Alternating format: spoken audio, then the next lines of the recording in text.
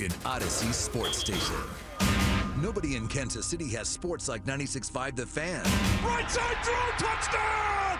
Kansas City, a 3-yard touchdown pass in overtime. Kansas City wins the game. Welcome into The Drive with Carrington Harrison. Back-to-back best sports talk hosts as voted on in the Pitch magazine. Live from the Fan Studios. Here's CDOT. Let's do this. Another day, another dollar, another edition of The Drive. You were listening to The Drive on 96.5 The Fan, 96.5thefan.com, and the Odyssey app. My name is Carrington Harrison. Excited, thrilled, delighted to be here. Now, it has been a while since I've been able to do this, but before we talk about the Kansas City Chiefs, as right now they stand as the only undefeated team in the National Football League, we got to do a roll call. Raise your hand if your favorite college football team won this weekend. I can put my hand up. Wildcat Willie, you can put your hand up. Rob, why is your hand up right now? You guys won this weekend? Back on winning ways, baby. I don't know if you saw, but Pro Football Focus says Jalen Daniels had the best weekend of any quarterback in college football. So just throwing that out there. Congratulations, KU, with a nice home win against Houston. I mean, that feeling you have, it is going to be very short-lived because I'm telling you that Avery Johnson, DJ Giddens, and the rest of those boys are about to give you a pummeling this weekend. But you know what? Congratulations to KU. They get their second win of the season. Missouri is bowl eligible. K-State is bowl eligible. And KU, well, they had late night at the Fog on Friday. So everything is good in college. We will talk a little college sports over the course of the show. We will get to the Chiefs coming up in a bit. We'll talk about Deshaun Watson as well, as he is one of the top stories in the National Football League. Mr. Nasty Man got injured. I don't know the next time we are going to see him play football. We'll get to that and a whole lot more after Rob gives you a chance to win a pizza. Pizza time on The Drive. Carrington, dial me up right now. Caller number 6, 913-586-7965. Caller number 6 wins a pizza from our friends over at Pizza Tassio. Pizza Tassio is Kansas City's best New York-style pizza, and they have taken over the town. They lovingly use 100% whole milk mozzarella, all organic tomato sauce with locally grown fresh ingredients, all made by KC guys who both know and love pizza. They also have a killer selection of craft and local beers, plus unique wines. So, Carrington, whether you're hungry enough for a whole pie or just want a slice or two, be sure to visit them now at pizzatasio.com. That's pizza, Tascio.com. I need you guys to do me a couple of favors. Number one, I need you listening to The Drive each day at 2 o'clock right here on 96.5 The Fan. Number two, I need you to tell one friend. I don't need you to tell one friend. I need you to tell one person in your life to be sure to check out The Drive each and every day if you want some of the best pizza in town and you also want to talk about the Chiefs, who have not lost a game yet. All right, this is where I would like to start today's show. The hardest thing in life to be is consistent. Consistent is a really difficult thing to achieve. You wake up every day, you follow a routine, and you do it. We all know someone in our life that had a good idea or had great talent but didn't have the drive-through and effort to see it all the way through. What we see every weekend in the National Football League is how inconsistent most teams are. Whether they get great quarterback play that week, they get bad quarterback play, an injury happens, something happens with their coaching, whatever it is, something causes them to be inconsistent. One team has shown us over the course of the last 5 years, 6 years, whenever you want to say the start point is, they have been the most consistent team in the National Football League. Now, I've told you guys that the Chiefs have the best quality of any team in American sports. Man, they just figure out a way to win. But it's a little bit deeper than that. It's the consistency about it.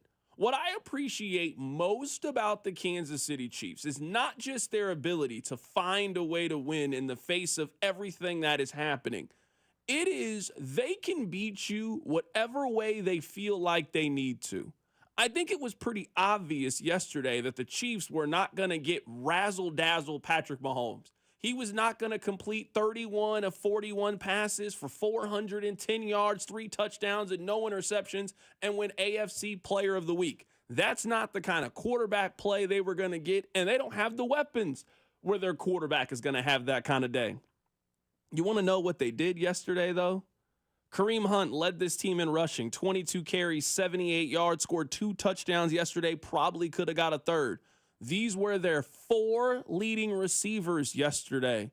Noah Gray, 4 catches, 66 yards. Samaje Perine, 1 catch, 22 yards. Xavier Worthy, 3 catches, 19 yards. Mecole Hardman, 1 catch, 17 yards. Those were the 4 leading receivers in the game yesterday on the road against the defending NFC champion, a team that is 3-3 right now and a team that desperately needed to get a win. We're talking about a team that had extra time to prepare. San Francisco was coming off a long week. You also were coming off a bye week. These were 2 very evenly matched teams. The Chiefs dominated this game. They were up 14-6 at halftime and took control in the fourth quarter late when they absolutely needed to. This was not an A-plus Chiefs game. This is not a Chiefs game that we are going to spend too much time talking about 5-6 months from now. But yesterday was the Chiefs in all of its glory. It was the good version of the Kansas City Chiefs and some of the problems and the flaws.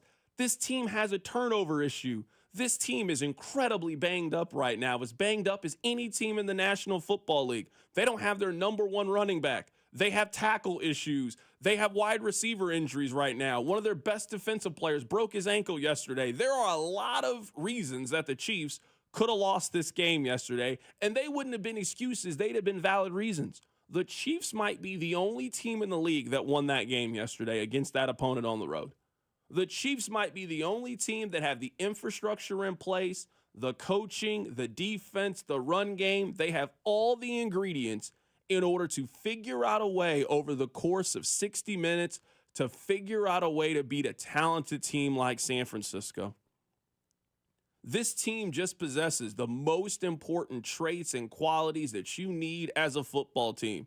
And it is not always pretty. In fact, over the course of this winning streak that the Chiefs are on, it hasn't really been pretty a whole lot of times.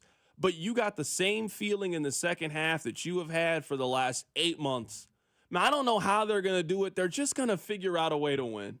We talked about it all week. It did not make sense to me why San Francisco was favorite to win this game. If you just do the say it out loud test, it never made sense. It didn't pass the eye test. It didn't pass the smell test. Any sense that you want to throw on top of it, it didn't pass it for me. We've seen Kansas City in these scenarios way too many times, and you were telling me to pick San Francisco in the middle of all of that? No, thanks. You can have it. You know you've done something well when yesterday on the call, Tom Brady acknowledges that you are the best team in the NFL at making adjustments on the fly, and you can do that because of the continuity and consistency that you have been able to create over the course of this run. And then when you get Bill Belichick, the most accomplished coach in all of the NFL, when he says something like this, this is when you know that you were on the right path. I think they found a way to win here in spite of the situation that they've been in. They had some receiver issues in this game, as did San Francisco. So they had a couple of guys that were hurt. Then Juju got hurt, and they've had issues at running back. I think once they get everybody back out there, they'll be better offensively. But in the meantime, they find a way to win. And I think if you look at the end of the game, where Patrick's rating is like 44 or whatever it was, he's over there celebrating, high-fiving, happiest guy on the field that they won. And you win in a kicking game, you win on defense, and then you do enough on offense to win. Sometimes it goes the other way around. Sometimes they score 45 points, and the defense gives up 42. But, it's in this he makes one play right here, and honestly, with everything else, it was one of the most important plays of the game down the sideline. So, a good team does what they have to do to win. That's what a good team does. That was Bill Belichick earlier today. He was on the Pat McAfee show talking about the Kansas City Chiefs. I just want you to remember that one of the hardest things in life to do is be consistent. Some of you started a weight loss journey at some point. Somewhere along the road, you fell off the wagon a little bit. It's okay. You can start and get back, but you understand what I'm talking about, how hard it is every day to keep that mindset and do something every single day, even when it's difficult. The NFL is not designed for you to be consistent. at least not when it comes to winning. I was watching the game with my cousin yesterday, and he was laughing. He was talking about, man, the Chiefs are the only consistent team. No, there's consistent teams on the other side. New England's pretty consistent every weekend. Carolina's pretty consistent every weekend. But I'm talking about doing it at this level and figuring out a way to win. And despite the talent, despite the coach, any of those things, the Chiefs just figure it out. The Chiefs just consistently make a way to win. And that was evident yesterday in a game in which none of us think they played their A game. I don't think they had the personnel and roster to play their A game yesterday. And they went on the road and beat San Francisco by double digits against a team that has been thinking about that game, has had that game circled. It's a Super Bowl rematch. You're back in their place. There's a lot of reasons how the Chiefs could have lost this game. Once again, the Chiefs figure out a way to win, and right now they're the only team that is undefeated in the National Football League in the face of all of the injuries that they have. This team has really been bitten by the injury bug over the course of the last month, and none of it matters. They just continue to find a way to win. Coming up on the other side, we'll continue to talk about the Chiefs' win yesterday, and we got to highlight Mecole Hardman, who I don't know what happens, but whenever they play San Francisco, he just turns into Minnesota Vikings Randy Moss. Keep it right here. It's The Drive. The Drive with Carrington Harrison This man was a bona fide scrub. on 96.5 The Fan. Brought to you by DM Injury Law. Have you or a loved one been in a car wreck? Contact DM Injury Law today and get the money you deserve. Car wreck? Remember, Mike's got this. Every 4 years, the world watches. Every corner kick, every save, every pass. The world watches its most beautiful game played at its highest level. And for a moment, the world stops turning for soccer. Bank of America is proud to be the official bank sponsor of FIFA World Cup 2026, helping to bring the game's biggest tournament to Kansas City. What would you like the power to do?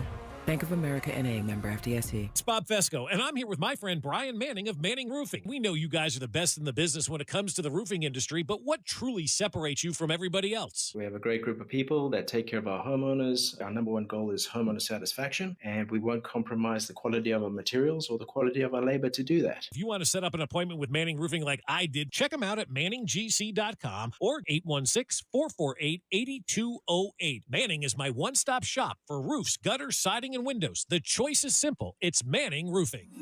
'Tis the season of giving from the Kansas Lottery. So instead of one gift, give 2 or 3. With holiday instant tickets from $1 to $20, don't sweat last-minute gifts because you will have plenty. Forget about Santa and his super fast sleigh when the folks on your list can win up to $100K. Give Kansas Lottery holiday instant tickets this season. They're festive as heck and the winnings are pleasing. See kslottery.com for all the details. Sorry, this holiday story has gone off the rails. The NBA is back, and FanDuel, America's #1 sportsbook, wants you to catch all the action. Because right now, FanDuel is giving all users 3 months of NBA League Pass. All you have to do to catch every tip-off and buzzer beater is place any $5 bet on the NBA. I'm really excited to see if the Knicks can back up what they did a season ago. And even the MVP market, where Luka's the favorite at plus 330. If you're new to FanDuel, just visit FanDuel.com/Alex to get 3 months of NBA League Pass courtesy of FanDuel. Make every moment more with FanDuel,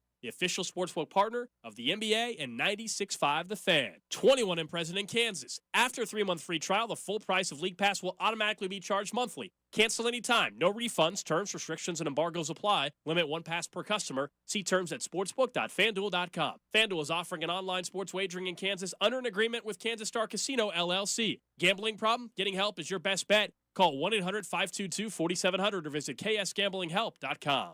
This is the story of the one. As a warehouse manager, her job is to transform chaos into clarity and to see patterns where others see problems. Luckily, she's got a partner who shares her perspective. Grainger offers over 1 million industrial-grade products, backed by real-person support and in-depth online resources, so she can tackle every task with precision and turn potential setbacks into streamlined success. Call clickgrainger.com or just stop by. Grainger, for the ones who get it done. It takes a lot to prepare for game day as a dedicated fan, and preparing the perfect tailgate meal might be most important of all. That's why Hellman's Real Mayonnaise is the MVP. Hellman's Mayonnaise is the secret to bring out the rich and creamy taste to all your game day dishes, from buffalo chicken dip to your favorite sub sandwich and everything in between. So give it a try, and mayo game day be delicious with Hellman's Real Mayonnaise. Shop at your local Walmart, Kroger, or grocery store, and add some extra deliciousness to your game day dishes this football season. Hey everyone, it's Ted from Consumer Cellular, the guy in the orange sweater, and this is your wake-up call. If you're paying too much for wireless service, you don't have to keep having that nightmare. Consumer Cellular has the same fast, reliable coverage as the leading carriers for up to half the cost. So why keep spending more than you have to? Seriously, wake up and call 1-888-FREEDOM or visit consumercellular.com. Savings based on cost of Consumer Cellular single line 1, 5, and 10 gig data plans with unlimited talk and text compared to lowest cost single line postpaid unlimited talk, text, and data plans offered by T-Mobile and Verizon January 2024. Why choose a Sleep Number smart bed? Can I make my side softer? Can I make my side firmer whenever I want? Can we sleep cooler? Sleep Number does that. Cools up to 8 times faster and lets you choose your ideal comfort on either side. 94% of Sleep Number smart sleepers report better sleep. And now, during our biggest sale of the year, save 50% on the Sleep Number limited edition smart bed. Plus free home delivery on select smart beds when you add any base. Ends Labor Day. To find a store near you, visit sleepnumber.com. Order for Jennifer C. Is this my double shot, double cream, double pump, double hot, double whip, double sleeve? Can you handle that much caffeine? Did you know Discover automatically doubles all the cash back you've earned at the end of your first year? I'm cutting you off. You earn, we match. Unlimited cashback match. See terms at discover.com/creditcard. I love this song! I love nachos. Loving everything? You might be buzzed. You know what I'd love? A ride when it's time to head out. If you see a buzzed warning sign, call for a ride when it's time to go home. Buzz driving is drunk driving. A message from NHTSA and the Ad Council. You're listening to 96.5 The Fan from the Mission Plumbing, Heating, and Cooling Studios. Chiefs fans, it's Trent McDuffie. Welcome to The Drive with C-Dot on your home for Chiefs football. 96.5 The Fan. I do want to talk about Mecole Hardman. We'll get to that here coming up in a bit. But before we do that, you know, I spend a lot of time, and I imagine you guys spend a lot of time listening to sports talk radio, and we try to find like all of these unique angles and takes and opinions. And you know what, man? Sometimes we just got to call it how it is. Man, the Chiefs are just better than San Francisco. I mean, that's really what it boils down to. I can go home after this take. They're just better than the Niners. Think about it. Patrick Mahomes and the Chiefs have played against Brock Purdy's Niners 3 times over the course of the last 24 months. They have beaten them 3 very different ways. The first matchup was the first game that they had Christian McCaffrey.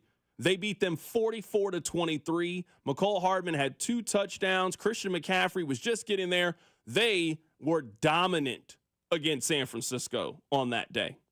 Fast forward to the Super Bowl. They win that game 25-22. And then you think about the weapons and the pieces in that game. You probably didn't remember this. Patrick Mahomes led them in rushing that day with 9 carries for 66 yards. Their leading receiver was Travis Kelce. Justin Watson was a major part of that. Rashee Rice played in that game. Like, this is how their roster has changed in just 6 months, 8 months from the Super Bowl back in Las Vegas.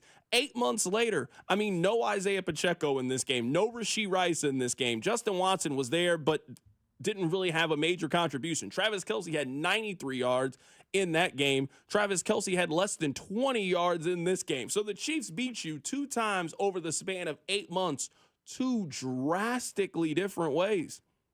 This was a grind it out kind of game, 28-18. Hey, we're going to run the football 30. The Chiefs ran it 40 times yesterday for 185 yards and 4 touchdowns yesterday. So if you need me to be the high flying, throw it all over the field, score almost 50 on you, we can do it that way. We can lead 2 come from behind drives to win the Super Bowl, which they did in February, or we can come back to your place, and I'm going to do it with completely new and different weapons than I had the last time that I was here, and we're still going to figure out a way to beat you. Now, I got other thoughts and opinions from the game, of course, but, I mean, it's really that simple. They're just better than San Francisco. They're just better than Baltimore. They've beat Baltimore a bunch of different ways, too. They've beat Buffalo a bunch of different ways, too. They've beat Buffalo running the ball with Clyde Edwards-Helaire. They've beat Buffalo with 13 seconds remaining on the clock. They just figure out a way to beat all of these teams. That's the real takeaway. Sure, the Chiefs deserve a lot of credit for how they've battled and how they've overcome the injuries. They deserve all the credit in the world. But the point just remains, Rob, man, they're just better than San Francisco. And San Francisco is really good. They've been the second best team in the NFL over the course of the last 5 years. It does not feel that way when these two teams play each other. We talked about this with Baltimore. It doesn't matter the how. It just seems to be the Chiefs have a mental advantage over that team because they don't lose to that team. At least with the Ravens, there was the one time the Ravens got them. The Niners never get them. I know it was a different era. It's not Brock Purdy at quarterback, but that throw that you say was when you knew Mahomes had made it. The play that he ran around against the Niners. Yeah. That's Kyle Shanahan's Niners. Chiefs beat them.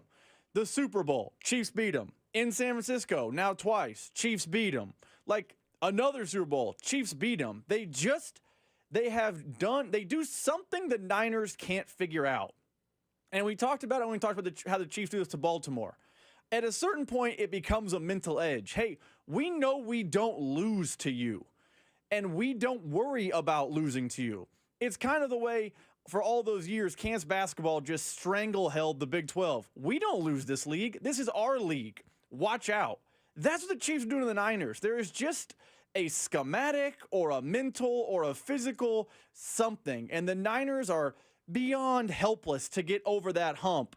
Because every time they get close, the Chiefs remind them, nuh-uh, we don't lose to San Francisco here. No thanks. What I really appreciate yesterday about the win, and I think it was very obvious on the Mahomes run, was the Chiefs were by far and away the more physical team. I know, Rob, you and I have our back and forth and we disagree, but yesterday the Chiefs won that game because they ran the football far more effectively than the team that is their calling card.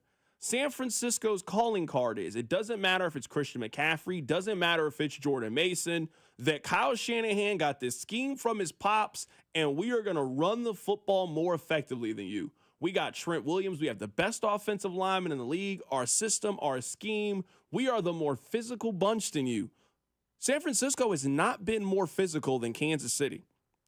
Kansas City outran them in the Super Bowl, 130 to 110. They outran them yesterday, 184 and 4 touchdowns to 101. Jordan Mason had his worst game since taking over via injury from Christian McCaffrey. Jordan Mason had a regular day, 14 carries, 58 yards. Only really had, I would say, 2 big runs. He had that one big run in the middle of the field where he made Brian Cook. He made him look kind of silly, honestly. He kind of put him on his knees a little bit. But that was it. I mean, 14 carries for 58 yards. You can live with that from another team's running back. The Chiefs yesterday deserve a lot of credit by just being the more physical bunch, whether it was on the defensive line and making San Francisco be largely one-dimensional and they couldn't really run the football effectively yesterday, or it was running the ball themselves. 39 yesterday, the Chiefs ran it 39 times and threw it 27. You know what the Chiefs look like? They're like the super Pittsburgh Steelers yesterday. They did not get great quarterback play, but you know what? We are going to grind you into the dirt. We're going to run the football effectively. We're going to play really good defense. We are going to beat you up, and we are going to win this game. That is exactly what they did yesterday. I don't want it to go unmentioned over the course of the 4 hours that the Chiefs were the more physical group. They were the more imposing group. They protected their quarterback. They gave him running room. They gave him room to operate in the pocket. They stayed committed to the run, never got away from it yesterday. They have continued to give Kareem Hunt the targets and opportunities that he needs to get going. He got 22 carries yesterday. He didn't have the greatest day, but that really set the tone and tempo with how physical he is as a runner. The Chiefs' offensive line and defensive line deserve a lot of credit for against a team that is their thing. Whether it's with Trent Williams, whether it's with the pieces that they have on the defensive line, that is where San Francisco usually beats everybody. We are the more physical, we are the more imposing group up front. They have not been that against Kansas City over the course of the last 8 months. And in a weird way, because the Chiefs have the best quarterback on earth, this is how Brett Veach has built the Chiefs. We're going to absolutely dominate you at the line of scrimmage. That's what we do. Think about how they have handled their drafts. Think about how they've handled their free agency dollars. Think about how they've handled everything. They spent a premium pick on Creed Humphrey. That's a round 2 pick. They gave tackle money. Offensive, left tackle money to Joe Thuney. They found Trey Smith, but he was a guy that everyone in college football knew, hey, if he's healthy, he's a mauler. Jawan Taylor has been so-so this year, but they spent big money to go get him. They dropped a bag at Chris Jones' feet when the text line was saying, well, he's 30, don't do that. Doesn't matter. They did that. They went out and they spent a first-round pick on Felix. They have done multiple draft picks along the offensive line, including George Karlaftis. And then they have invested in linebacker with multiple, top 2-day picks. They have built their team to physically dominate the line of scrimmage. And while me and you might at times complain that it's not the 18 team, which I wish it was the 18 team still because it's just aesthetically a better brand of football, they dominate the line of scrimmage. And you see it sometimes against teams like the Niners, who are built to dominate the line of scrimmage, but they can't out physical, they can't out tough, they can't out whatever old school football term you want, the Kansas City Chiefs. And right now, with that run pass, split being the way it is, and that defense playing the way it is, and that line on both sides of the ball playing the way it is, you know what the Chiefs are doing? They're winning by playing Marty Schottenheimer football. They just have a quarterback who can make more plays down the stretch if need be. I know that we all are entitled to our own opinion, and I can live with that. We spent a lot of time talking about wide receiver last week. We're not going to nearly spend as much time this week discussing it because we all are on the same page, right?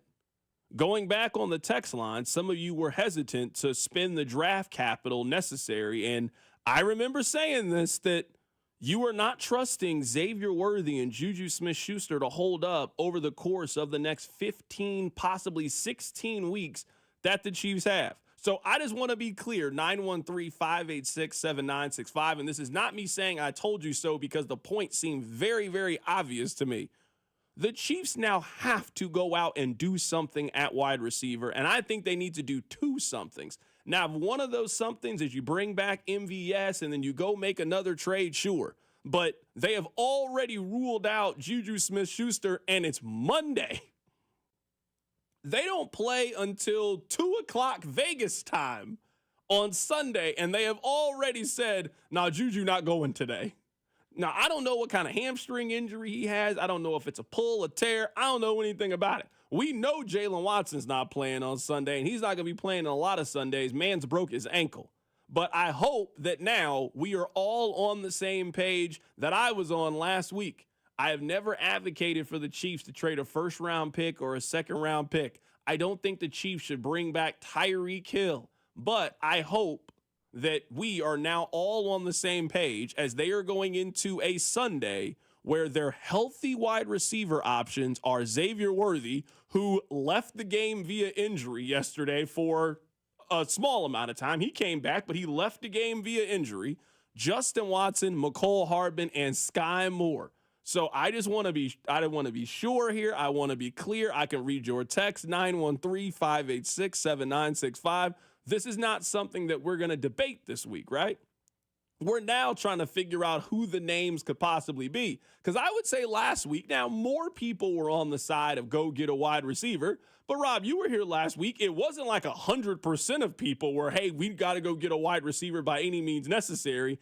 I hope that that's the point that we're at now. This team needs to go trade for Darius Slayton. This team needs to go trade for Demarcus Robinson. This team needs to go trade for Tutu Atwell. They just don't have bodies. I'm not here to make excuses for the way that Patrick Mahomes has played. And we can talk about the way that Patrick Mahomes has played because that is certainly not up to the standard that he has created, he has set for himself, and the player that we think is the best in the National Football League. But it's hard to be a great artist if you don't have the right utensils and the right tools. And we have gone from, over the course of the last 5-6 years, for seeing him play with prime Tyreek Hill and prime Travis Kelce, to now you're asking him to go out there and put up similar level of productions with Xavier Worthy, Mecole Hardman, and Justin Watson. That ain't how the NFL works. So I'm not surprised that Mahomes is not delivering typical Mahomes performances. you ain't giving them a whole lot of weapons right now. So hopefully the conversation at One Arrowhead Drive internally is, hey, we got to do something here. We need to start to piece some packages together. We need to call the Giants. We need to call the Rams. We need to call some of these teams, and we need to figure out what it would be to acquire some wide receivers. They are just running out of bodies right now in that room. They need multiple, Carrington. It's not one. It's not You're right. The text line pushed back, and I pushed back on a first-round, second-round pick, or even depending on the length of contract, a third-round pick. But I was of the mindset you have to get a receiver. Now, you physically have to get at least two. Because right now, you just laid out the room. There's Xavier Worthy, who, by the way, left the game at a certain point yesterday with an injury. He did return, but it's not surprising to me that a guy that's 5'10", 150 pounds soaking wet sometimes misses a few plays. Juju's hurt. They got injuries all abound. And also, Justin Watson continues to just, I don't know what he's doing out there. He's running around. I see him on the field, but he's invisible to everyone else. And Sky Moore's on the roster, and that doesn't count as a player on the roster. So in reality, the Chiefs are carrying two wideouts. That's the reality of the situation. They have Worthy and they have Hardman. Sky Moore doesn't count, and they don't throw it to Justin Watson, so he doesn't count. You cannot have just 2 and 3 bodies. You just can't. MVS is not an answer. MVS is not a solution. They need another body, and MVS is available. They need a trade for, I don't care if it's Deontay Johnson. I don't care if it's, Adam Thielen if he gets healthy. I don't care if it's, Darius Slayton. I don't care if it's whoever. Pick a player.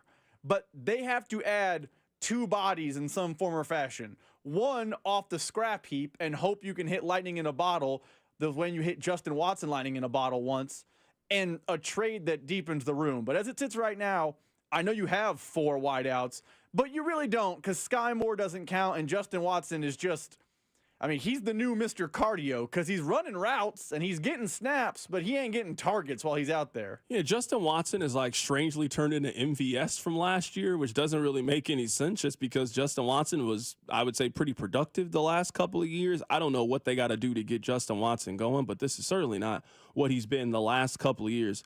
All right, let's talk about this. There have been certain guys who have just killed Kansas City over the course of their career. I remember Clinton Portis used to be this guy. You remember back in the day, Clinton Portis just used to run wild on the Kansas City Chiefs. Torrey Hunter in baseball. Torrey Hunter, I don't know what would happen, but whenever he would go up against the Royals, Torrey Hunter was a Royals killer. Ichiro was a Royals killer. And I'm sure you guys can probably think of individuals that fit this criteria, guys who have just dominated the hometown team. You know the conversation that they're having in San Francisco? The conversation that they are having is that's who Mecole Hardman is to them. That's what Mecole Hardman has been to San Francisco over the course of his career. I can't explain it. I don't know how. I don't know why. But the Mecole Hardman that plays against San Francisco, that's the guy we expected him to be when he came out of Georgia. He caught the game-winning catch in the Super Bowl. He was about to catch another touchdown pass yesterday, but he slipped a little bit, and then that threw the timing off. He had a rushing touchdown yesterday. He had a big punt return that got the Chiefs into scoring range. He scored in last year's Super Bowl. He scored 2 touchdowns the last regular season game between these two teams. I don't know what it is about San Francisco. I don't know what it is about the Bay Area. I don't know. Maybe he's got some family out there. He got some connections out there. Maybe he really likes E40. I don't know. I can't explain it. But I'm telling you that whenever Mecole Hardman goes up against San Francisco, he becomes a top 10 player in the league. I don't get it. It is unexplainable to me, the kind of stuff that he has done to San Francisco over the last couple of years. I will say this. And I hope that this continues over the course of the next couple of weeks or so while they're a little short on bodies. The Chiefs have figured out what Mecole Hardman is for this team. They have 100% figured out what his role should be. Now, some of it was they didn't really have a choice. They don't have a whole lot of other options. But they went from not using him before all of these other injuries to when they were forced to use him, they have found exactly what he can do. He had 4 catches for 33 yards against New Orleans. He had a big punt return yesterday, had a couple of big rushes yesterday, had a couple of catches yesterday. It has taken a long time and a very windy road to get to this point, at least when it comes with Mecole Hardman. But you know what? This player that they currently have, he's fine. He's not a guy that you should have used the top 75 pick on, but we are way past that point. For a guy who was on a 1-year, very, very team-friendly deal, a great locker room guy that everybody in that locker room has respect for, everybody likes being around, he is the perfect role player for this team. He doesn't try to do too much. He does exactly what his role is, keeps his head down, shows up to work every day. You know what? Mecole Hardman has turned from, I wouldn't say, he was outside the team circle of trust for a while, to now firmly putting himself inside the circle of trust. I like this version of Mecole Hardman. Is what happened to Mecole Hardman as simple as his first camp? There was that play where Pat is screaming at him up in St. Joe. It was 2019. You have to keep running. You have to keep running. You have to keep running. And from that moment on, it felt like Mahomes didn't trust him, so fans didn't either. Because in the pantheon of, wide receivers, he has not been good for a second-round pick. But you know what he's been? Fine. He's been fine. He is not a negative. He's not an overwhelming positive unless he's playing the Niners, and then he turns into, prime T.O. I can't explain it, but it happens. But he has been fine for this team. Last at the trade deadline, we're talking about trading for wide receiver earlier. They traded for Mecole Hardman. We thought, okay, they're bringing back part of the old band. He's one of the guys. This is definitely a move, but he's fine. There is nothing wrong with Mecole Hardman. I think, and I'm, victim of this as well, I think he gets labeled a second-round pick, and he's not DK Metcalf, and fans get angry with him. But you know what? I actually think he's that part is over. Receiver. Yeah, I think that part is over. I think that part was when he was on his. I think that was on his rookie deal. Since he's come back, I think fans have now put him into the proper perspective of what he is. I don't want to use the term gadget player. I don't think that's what he is. But he is a role guy in a basketball sense. You know what Mecole Hardman is? He is the 8th or 9th guy off the bench. He's going to come in. He's going to play a little bit of defense. He's going to knock down a couple of shots. He's going to play 12 minutes and have 6 points and 4 rebounds. And he's going to be a great team guy that gives you some hustle buckets and some energy. That's what Mecole Hardman has turned into this team. And right now, for a wide receiver group that just doesn't have a lot of bodies, you can live with that. We can talk about Sky Moore here. I would kind of lay off Sky Moore if that's what he was. I'm not trying to spin it like Mecole Hardman is going to have 700 yards receiving or anything, but over the course of the last 3 years, they still have absolutely no role for Sky Moore, and Sky Moore cannot help them. Right now, they need help. They need contribution. They need a guy who's reliable. Sky Moore has not shown an ability to help this team in any capacity. Mecole Hardman has a role. He's not going to have 100 yards receiving on this team, but you know what? Mecole Hardman, over the last 2 games, he has made one play that has helped the Chiefs win. If you can do that on a consistent week-in, week-out basis, we will never have a problem. Never have a problem. Big punt return, big kick return, rushing touchdown, catch a couple of screens, block, be a good teammate, stay healthy, stay on the field, be productive. We have seen Mecole Hardman go from being a little bit of a villain to now being one of the Chiefs' heroes. I thought he played exceptionally well yesterday. I think he has been that over the course of the last couple of weeks. And you know what, man? For whatever reason, he just kills the San Francisco 49ers. They got to hate to see Mecole Hardman coming. They really do. Mecole Hardman has been that guy in basketball that's the shooter in the corner. It's like, shooter, shooter. You know how against KU, it's always that small white kid that hits like 5 threes against KU? You guys know who I'm talking about. Keaton Page, Phil Forte. There's probably 8 different guys that I can name. That's who Mecole Hardman is.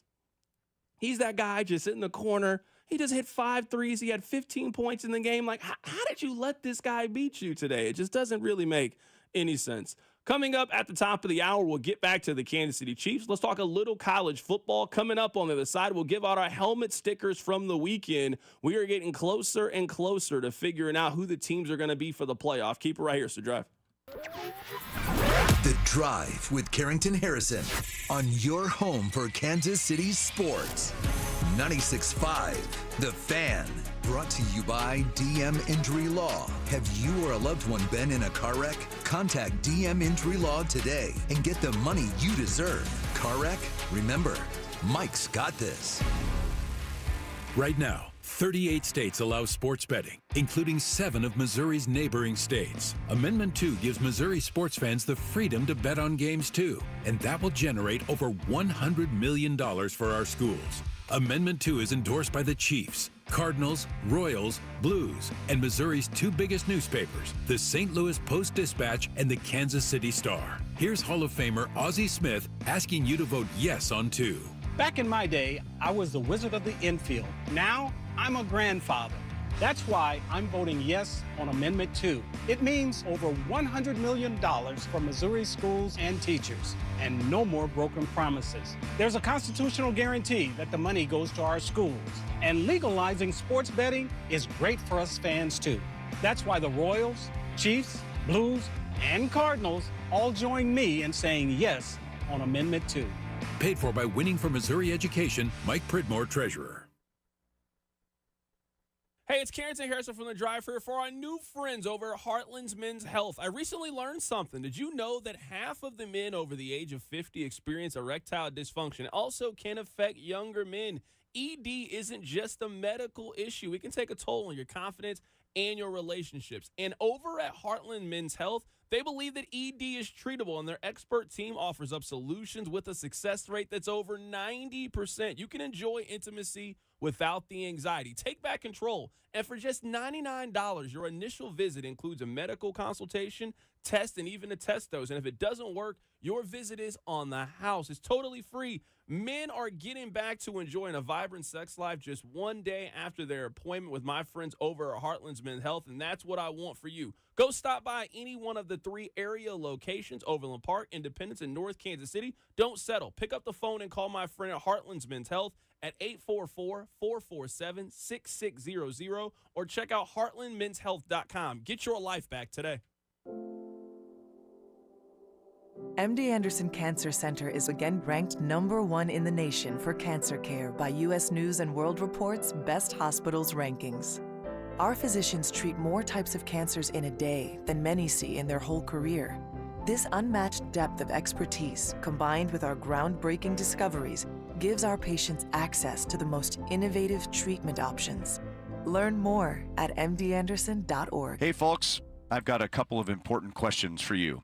Do you know how much money you need to retire? Do you have a plan in place for your loved ones? If your answer is no, it's time to get your financial planning on track with UMB Private Wealth. It's never too late to start. Plus, their team supports you at every step of the planning process. Go to umb.com/privatewealth to schedule your appointment. That's umb.com/privatewealth. Why not start today?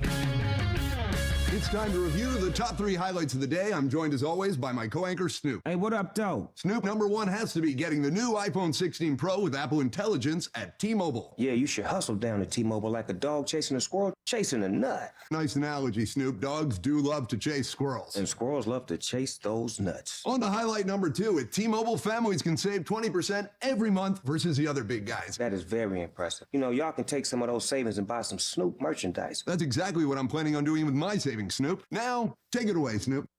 Head to T-Mobile.com and get the new iPhone 16 Pro with Apple Intelligence on them. Now drop that jingle. 24 monthly bill credits. Eligible trade-in on Go 5G Next. Well-qualified customers plus tax and $35 connection charge. Cancel entire account before receiving 24 bill credits, and credit stop and balance on required finance agreement due. Bill credits end if you pay off device early. See how you can save versus the other big guys at T-Mobile.com/switch. Apple Intelligence coming fall 2024.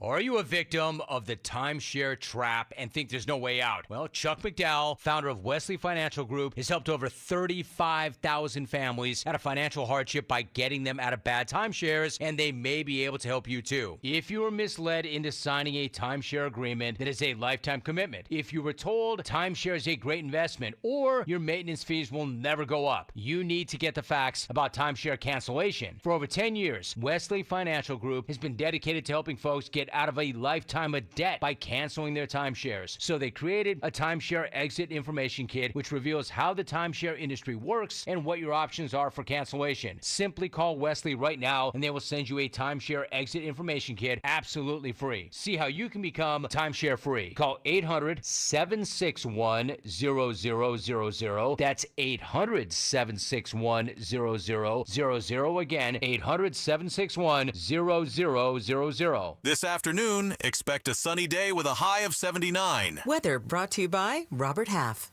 Robert Half's recruiting professionals use their award-winning AI to connect businesses with highly skilled talent. Learn more at roberthalf.com/talent today. The Drive with Carrington Harrison. Weekdays 2 to 6 on 96.5 The Fan. All right.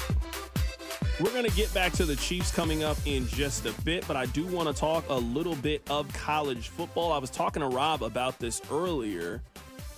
I think if we really sat here and narrowed it down, there's maybe 20 teams, maybe 25 that I would say realistically have a chance to make the college football playoff. Missouri is kind of in that conversation, but if Missouri loses this week to Alabama, I just don't really find a pathway for them to get there. They're just not going to have the wins. Their schedule is just so incredibly weak. Auburn ended up being a worse team than we anticipated. Also Oklahoma. So even if Missouri goes 10-2 this year, I think it's going to be really hard for them to have a pathway to the postseason. Now, you go on the road and you beat Alabama this week, you can re-enter the conversation of teams that are going to make the college football playoff. So I think we're starting to get this thing narrowed down just a little bit as we are past the halfway mark of college football. But I do want to give out a couple of helmet stickers to a couple of players who had a fantastic weekend. Hit the music, Rob.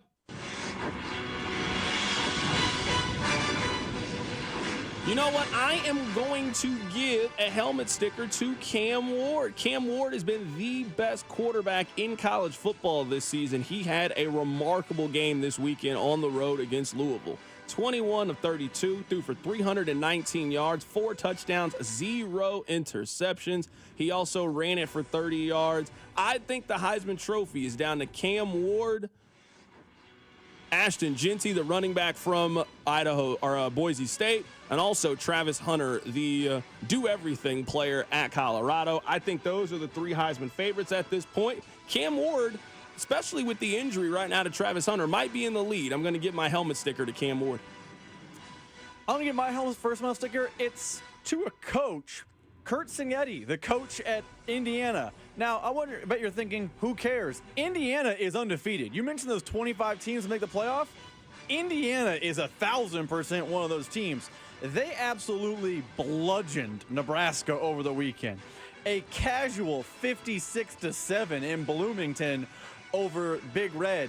And you know what? When he got hired, he was asked at his press conference, this is Kurt Cignetti, the coach of Indiana, hey, what's your pitch to recruits? He said, Google me. I win. It's a simple answer. Well, you know what? You can't win a press conference in December, but now he's winning games in October and November, it looks like. Indiana football, they get my first helmet sticker.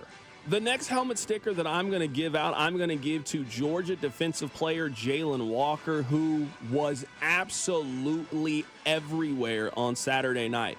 He led the Bulldogs in tackles. He also had 3 sacks. You want to talk about a guy who made himself a lot of money? He absolutely wrecked that Texas offensive line. Jalen Walker gets my helmet sticker. A very impressive win for Georgia. They go on the road, and they really dominated Texas 30-15. I think that Georgia is now a top 3 team. They firmly put themselves back into the playoff conversation, not that they were ever out of it. And Texas, you know what? This is what life is going to be like in the SEC. Sure, you beat up on Oklahoma and you beat up on Michigan. You didn't beat up against a team that really had the capability of punching back. Georgia's got the ability to punch back. I'm going to give my next helmet sticker to Rocco Becht. Listen, the Big 12 does not have the best team in college football. The winner of the league is not the best. But the winner of the league is going to get a first-round bye in the college football playoff, and they will have earned it in the topsy-turvy league. And Iowa State and Rocco Becht had a nice game. UCF is no world beater, but he led the team in passing with 274 and led the team in rushing with another 97 for a comeback win over the Knights at home, keeping them in first place in the league race. Listen, I've taken my cheap shots at Matt Campbell, probably a little bit unfairly over the years. But you know what? He and Rocco Beck seem to have something going up in Ames, and they right now seem like they're on the fast track to be your Big 12 champs, or at least go down and play in Arlington. Rocco Beck, you get my helmet sticker. Yeah, I don't know who's going to go to the Big 12 championship game. I mean, BYU, these are their remaining games. They have UCF. They go on the road to play Utah. You know that's a rivalry game. They have a home game against Kansas, on the road against Arizona State, and a home game against Houston. I think BYU was going undefeated in the regular season, but certainly wouldn't surprise me to see them lose on the road to Utah or Arizona State. I mean, this is going to be a major conversation over the course of the life of this playoff. Just so many of the good teams, because of how big these conferences are, they just don't play each other anymore, you know? They just don't play each other. So BYU doesn't play Iowa State this year. They don't play some of the other top teams in the Big 12. So it's just going to be a fight basically every single week in the conference. It's going to be a lot of fun. The Big 12 race has certainly been enjoyable. We'll get back to the Chiefs coming up in just a bit. I do want to play this conversation. This is Adam Schefter. He was on Pat McAfee's show earlier today talking about some trade possibilities for Kansas City. Here is Adam Schefter. I think that they're going to be checking around and asking about wide receivers. But here's the thing. Like, we could bring up some of these other wide receivers, but they like to get people who know that system, generally speaking, who Mahomes is comfortable working with. And we're seeing Josh Allen getting to know Amari Cooper right now. We know Aaron knows Devontae Adams. So everybody's different. I think in a perfect world, it's somebody like a DeMarcus Robinson that knows the system and knows the quarterback that would fit there that could provide some help. They still could use a little bit of help at the wide receiver position. It wouldn't be a surprise if they made a move. I don't know that it's going to be some big splashy move. They'll look into everything, of course, but I think it's more likely that it'll be a less heralded, more inexpensive, less draft capital player. I think that is pretty reasonable, and I would say in line with what the Chiefs are going to do. I mean, I've been saying this entire time. I'm not asking the Chiefs to go out and mortgage the future and spend a first and a third and make one of those kind of moves. They just need additional bodies. So the fact that that's what Adam Schefter is hearing in this, that seems to be in line with what I think the Chiefs are going to do. Go pick up Darius Slayton. You go pick up Darius Slayton, you get him at a reasonable price for a Giants team that looks like they're going to draft a quarterback this offseason, so they're going to need to put some more pieces around him. They're going to need to rebuild. He's a player who should be available. This is a team that go make a move for DeMarcus Robinson, go make a move for Tutu Atwell. There are players that you can go pick up that's in your price range. Sure, you're probably not going to get Tyreek Hill. He's out of your price range. I would say Christian Kirk, also probably out of the Chiefs' price range, based on what I think they want to spend from a draft pick compensation standpoint and the kind of contract that they want to take on. I would say Calvin Ridley is probably in that exact same conversation. If you wanted Calvin Ridley, you should have got him back in March when you had the opportunity to get him. Now is not the time to go get Calvin Ridley. But if you want to go further down the aisle and you want to find some things that you can afford that's in your price range, there are going to be a couple of wide receivers that make sense. It is not a shock to me that this week, you know what Amari Cooper did? He caught a touchdown. Now, he had a drop, and that is what Amari Cooper has done this season. I think he has 9 drops so far this year. But the Bills make a trade to go get a wide receiver. In game 1, he makes an impact on the team. I'm sure he doesn't know every single intricacy of the playbook and doesn't know all of the ins and outs. He was able to help them win a game on Sunday. That's what you're looking for. I don't know if there is an Amari Cooper type that's out there anymore, but there are definitely a handful of options that the Chiefs can add. They are not mortgaging their future. They trade a 4th or a 5th round pick, and they improve a room right now that just every single day is just losing bodies. Think about the amount of wide receivers. We are 6 games into the season. You have lost Rashee Rice. You have lost Hollywood Brown. And I would say you have lost Juju Smith-Schuster at least for some amount of time. If the team they have ruled you out on Monday for a Sunday game, I don't think that's a 1-week injury. I think that Juju is going to miss a couple of weeks. How many weeks? I don't think we have the answer to that. But you don't call out a player that quick. You're not even giving them the chance, we'll see. Usually they'll kind of string you along with the day-to-day and we'll see. They told you Monday at noon, hey, Juju's not playing. he's in the same conversation of a man who just broke his ankle in Jalen Watson. So I would not be counting on Juju Smith-Schuster to come back for Sunday's game, Monday Night Football against Tampa. I think he's going to miss a lot of time. You just don't have a lot of bodies. And with the trade deadline coming up in a couple of weeks, it is the perfect time to add a little bit of depth to that room. Coming up in about an hour or so, we're going to be joined by Mitch Holthus, voice of the Kansas City Chiefs. I also want to talk about Kareem Hunt, who I will admit is far better than I thought he was going to be for this team. Keep it right here. It's The Drive. The Drive with Carrington Harrison on your new home for Chiefs football.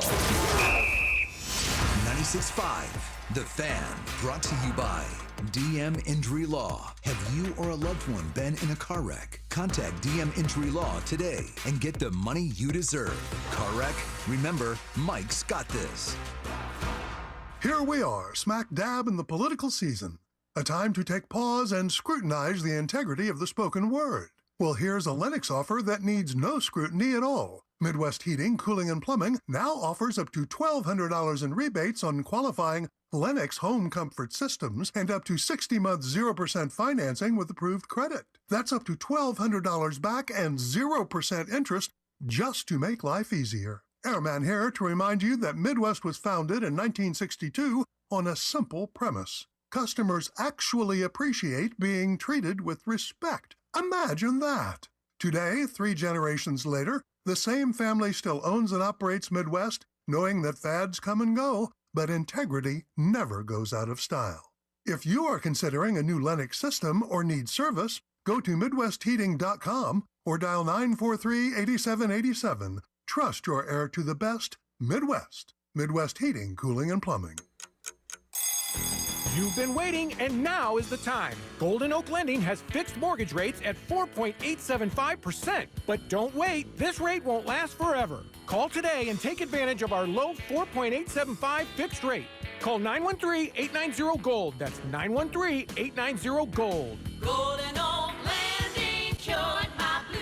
5.784 APR, FHA, 15-year, 20% equity, qualified credit. Additional terms apply. NMLS 114937. Is joint pain, soreness, and achiness getting in the way of your best life? Football legend Emmitt Smith refuses to back down to pain. That's why he's a huge advocate for QC Kinetics and their natural approach to getting you relief. Look, we get one trip around, so I wouldn't ever let pain stop me from hanging out with my race team, traveling with my family, or golfing with my friends. Emmitt's got it right. And QC Kinetics uses regenerative medicine to relieve that never-ending pain in your knees, hips, shoulders, and back. And the best news, there's nothing foreign being introduced into your body. Just your own body's natural healing properties. No surgery or no downtime. If pain's holding you back, maybe it's tennis, pickleball, running, hiking, or spending time with special people in your life, what are you waiting for? This is precious time. Get out there and get over to QC Kinetics. Call QC Kinetics, 816-412-6299. That's 816-412-6299. 816-412-6299. Hey, diamond lovers. Shane Company knows fine jewelry. That means a lot when you're looking for a dream engagement ring, a beautiful keepsake, or the perfect gift. When it's this important, you want someone who knows exactly how to work with your budget, not against it. Someone who knows you deserve a piece more beautiful than you've ever imagined. Through 4 generations as a family business, we've always sourced our diamonds and gemstones directly, cut out the middleman, and passed the savings on to you. Come see us in store and compare our wide selection of diamonds, rubies, and a rainbow of sapphires in different shapes and sizes. So many in stock and ready to take home today. Create your dream engagement ring in 3 easy steps, or pick a perfectly preset ring that's created by our in-house design team. Browse our selection of fine jewelry gifts for everyone in your life, from diamond and gemstone studs to must-have tennis bracelets and beautiful birthstone necklaces. With our everyday competitive prices and unmatched free lifetime warranty, Shane Company is your go-to destination for fine jewelry. Visit shaneco.com and come in to see for yourself. Shane Company, your friend and jeweler.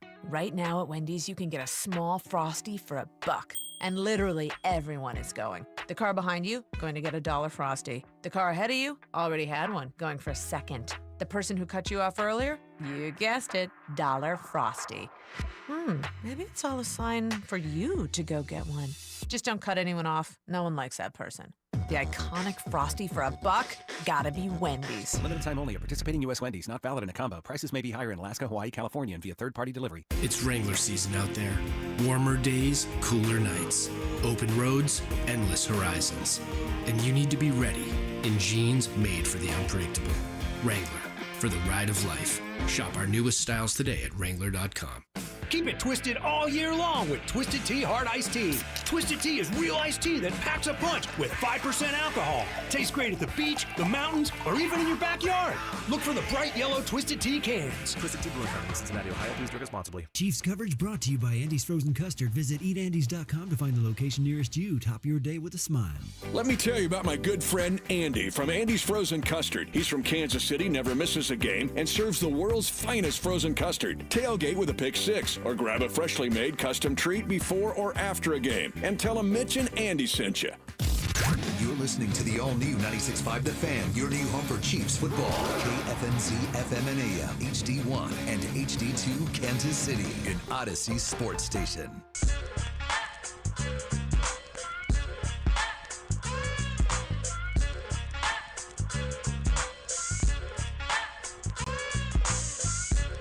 Welcome back into the drive on 96.5 The Fan. All right, I want to give you guys a stat, and I want to admit something that I was wrong about with Kareem Hunt.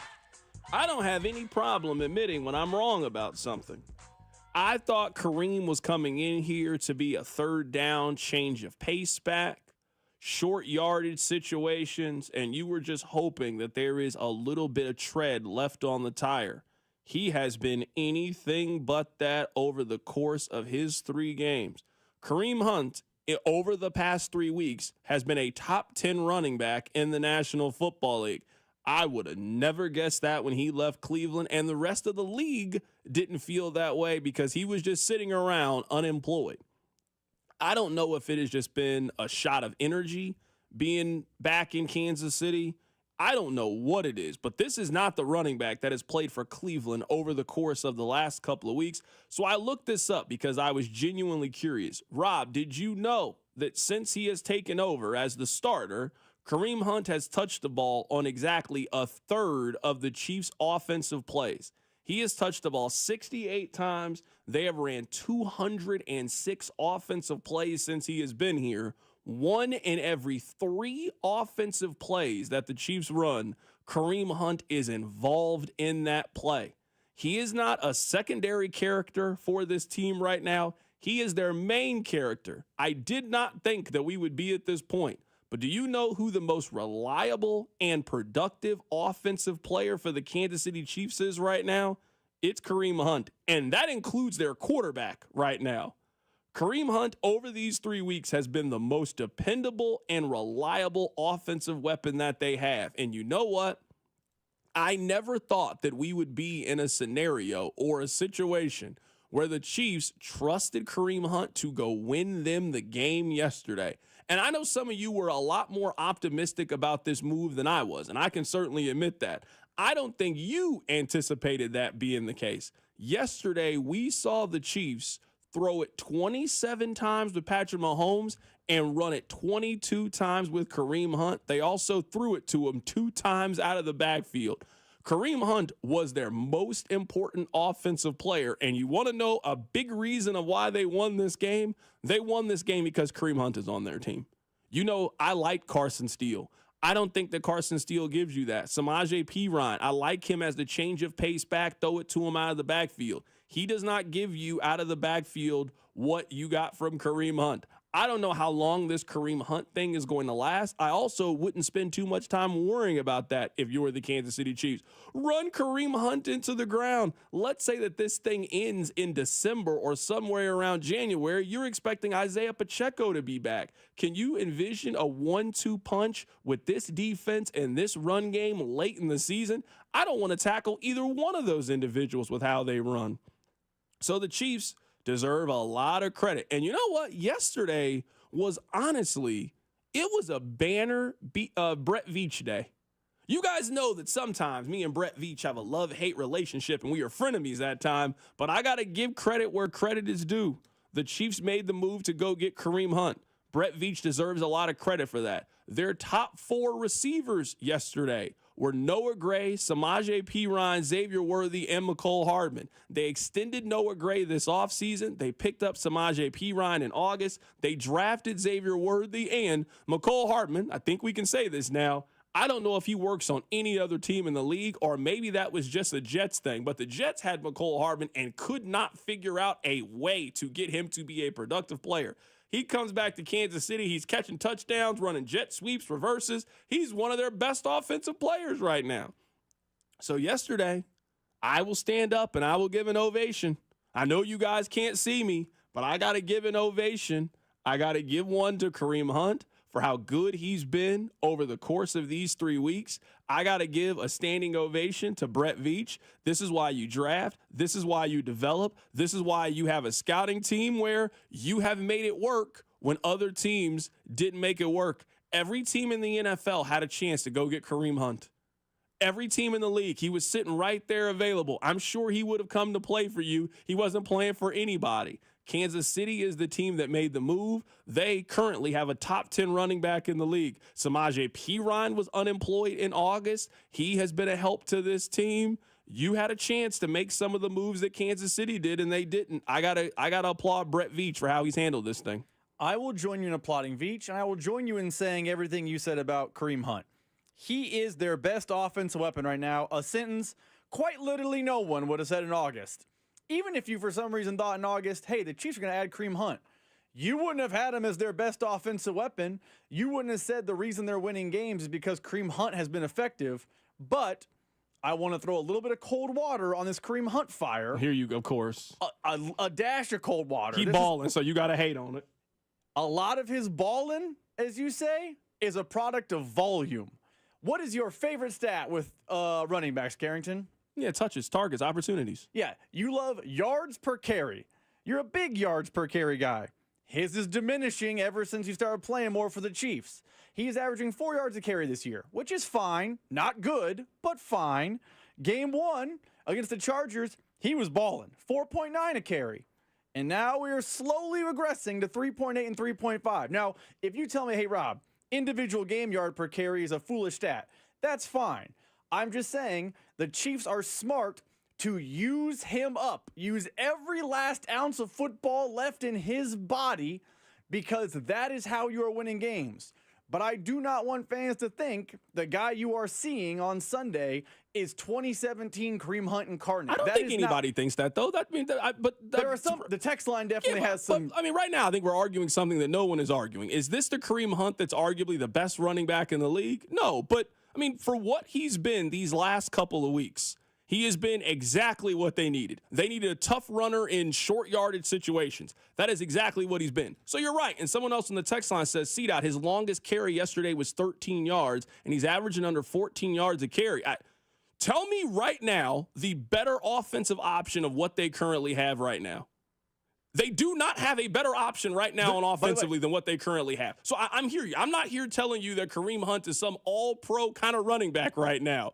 Travis Kelce had 4 catches for 17 yards yesterday. As good as Mecole Hardman has been, he had 1 catch for 17 yards. They ain't got a whole lot of productivity right now. I'm not going to be picking away at the one guy that's actually doing something for him offensively yesterday. Yesterday, their 2 leading offensive players were their backup tight end and a running back who was unemployed a month ago, and they figured out a way to score 28 points. They didn't get any points on defense yesterday. They didn't get a pick 6 or anything like that. They scored 28 points with an offense with production. Tell me how many teams would have scored 28 points with that group yesterday? Just the Chiefs.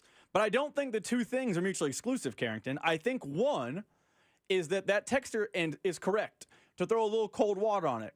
He is slowing a little bit from when he first came back. His longest run was 13 yards. He is at just a hair under 4 yards per carry. Those are fine stats, but it's not trending in a good direction. Those are the facts. But at the same time, everything you're saying is correct. They don't win without him yesterday. He's their best offensive weapon. I don't think the two things are mutually exclusive. I'm just saying let's as a community of Chiefs fans find a way to get the other offensive weapons to take the burden off of Kareem Hunt. I don't think they have the offensive weapons to take the burden off of him. They have a Hall of Fame tight end who it needs to fall on him. That's the answer to the question. They have the one. Kareem Hunt should not be listed in his top weapon over Travis Kelce. No, he shouldn't. That he is, but he shouldn't be. I don't think today that you can count on Travis Kelce to be the player that you were talking about. I know we did this. It was 1-2 weeks and not overreact. We're at Halloween right now, and Travis Kelce got 240 yards. So we can talk, and that's fine. If the whole play is they're winning, keep Travis Kelce upright. We just need Travis Kelce to help us in January. That is fine. But how many yards do we think Travis Kelce is starting with? We might be at the point where Kareem Hunt might rush for more yards this season than Travis Kelce has receiving. That is not a crazy take to have anymore. What is the number at right now? If we look it up right now, I don't have it. I guess I can pull it up really quickly. You look up Travis Kelce. I'll look up Kareem Hunt. How many yards rushing does Kareem Hunt have? How many yards receiving does Travis Kelce have? Kareem Hunt has 63 carries for 249 yards rushing. Kelce's got 28 for 245 catching. So you're telling me that Kelce's now supposed to – Kelce been here since day one. Kareem Hunt played 3 games with the Chiefs and already has more yards from scrimmage than he has. So I am not counting on Travis Kelce to come save the Chiefs offense. He hasn't caught a touchdown since the Super Bowl. He hasn't caught a regular season touchdown since Thanksgiving last year. I'm not counting on Travis Kelce to fly in and save the Chiefs. Maybe you guys are counting on him. 913-586-7965. I'm counting on Travis Kelce to give you 50, maybe 60 yards a game. I don't know if he's giving you too much more than that consistently. So if you're telling me right now they don't really have many great wide receiver options, I'm not really going to be mad at the one guy who has shown an ability to touch it 20, 25 times, hold on to the football, catch it out of the backfield, and the only player right now that is helping them fix some of their short yardage issues and some of their goal line issues in Kareem Hunt. So, no, he is not the guy that won the rushing title. He has been their most productive offensive player over the last 3 weeks, and right now he is their best option of winning games. If this team wants to keep winning games, you know what they need to do? Keep playing great defense, keep running the ball with Kareem Hunt. That is their way to do it. Keep it right here, it's The Drive. The Drive with Carrington Harrison on your new home for Royals baseball. 96.5 The Fan. Brought to you by DM Injury Law. Have you or a loved one been in a car wreck? Contact DM Injury Law today and get the money you deserve. Car wreck? Remember, Mike's got this. Kansas Lottery Play On app. Scan your tickets for more chances to win. Paid for client portrayal and endorsement. The choice of a lawyer is an important decision and should not be based solely upon advertisement. Past results afford no guarantee of future results, and every case is different and must be judged on its own merits. After my car wreck, there was a lot I didn't know. I do know. My team knows injury law. We can help you understand all of your legal rights so that you don't get cheated.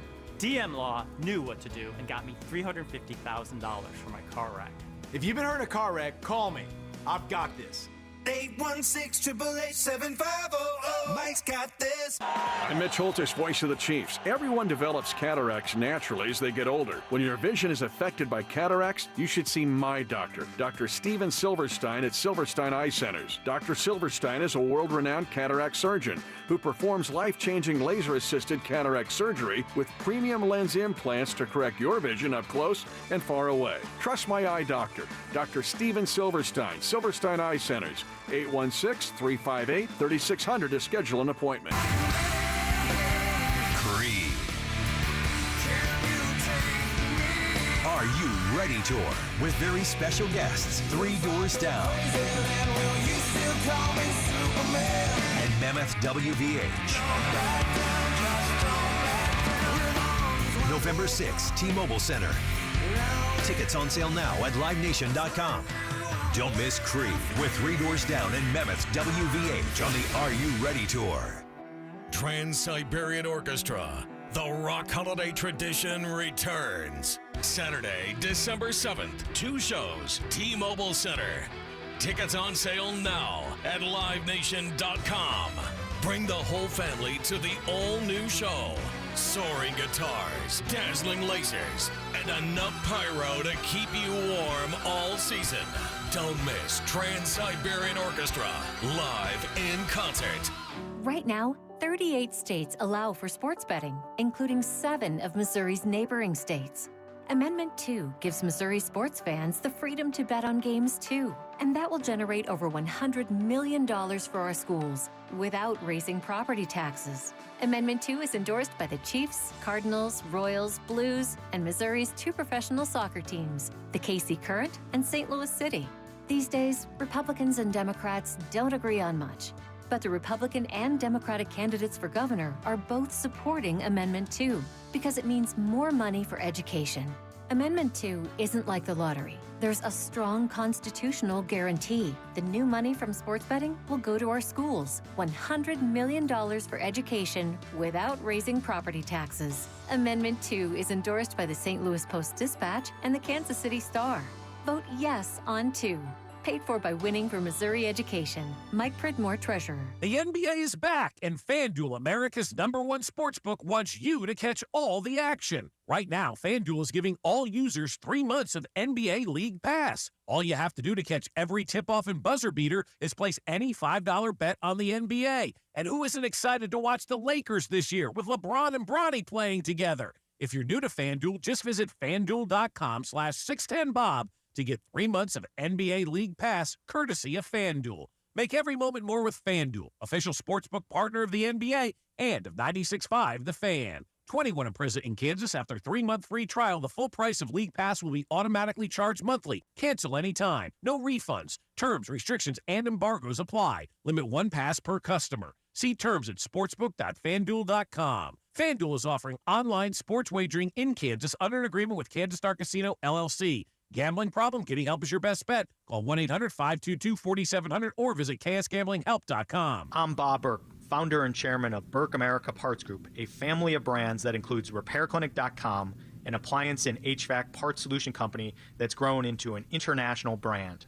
Before AmericanEagle.com, we partially launched a new technology platform developed by another firm. American Eagle helped take our technology to a whole new level with digital marketing, software development, and business insights into our key markets, appliances, HVAC, and outdoor power equipment, and did so both on time and on budget. AmericanEagle.com has the resources, experience, and talent needed to produce solutions.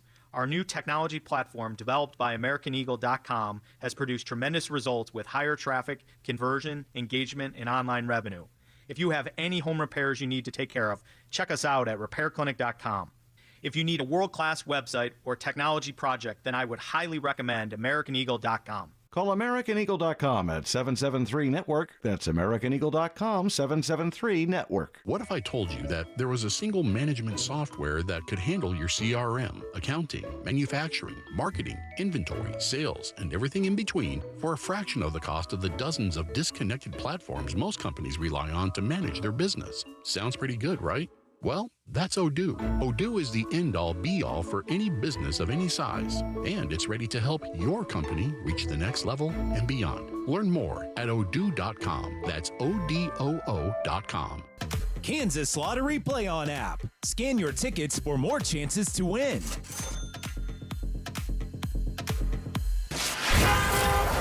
Here's traffic, brought to you by DM Injury Law. Have you or a loved one been in a car wreck? Contact DM Injury Law today and get the money you deserve. Car wreck? Remember, Mike's got this. Traffic sponsored by Park & Go, your top choice for all covered airport parking. Got a vehicle fire westbound 70 just past Jackson Avenue on the right shoulder, and then ahead of that, a 2-car crash westbound 70 right at Van Brunt Boulevard. That is stopping traffic. Tackle your airport parking needs at Park & Go. Always the best service, always the best price. Open 24/7, fast and free shuttle services. All spots are covered. Reserve your spot today at bookparkandgo.com. Park & Go, family owned and operated. I'm Lori Pearson for 96.5 The Fan Traffic. You're listening to 96.5 The Fan from the Mission Plumbing, Heating, and Cooling Studios.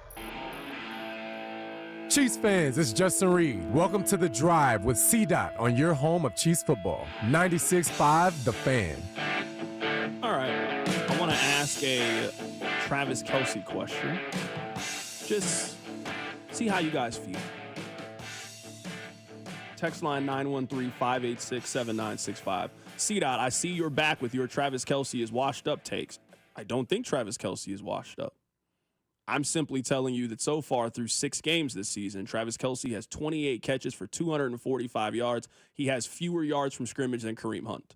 Nothing I've said is an opinion. These are all, you can look it up, that he's not scored a touchdown. He has scored 1 touchdown in his last 15 regular season games. If you think that's me saying Travis Kelce is washed up, I don't know what to tell you. I'm simply here passing on the information of what has happened.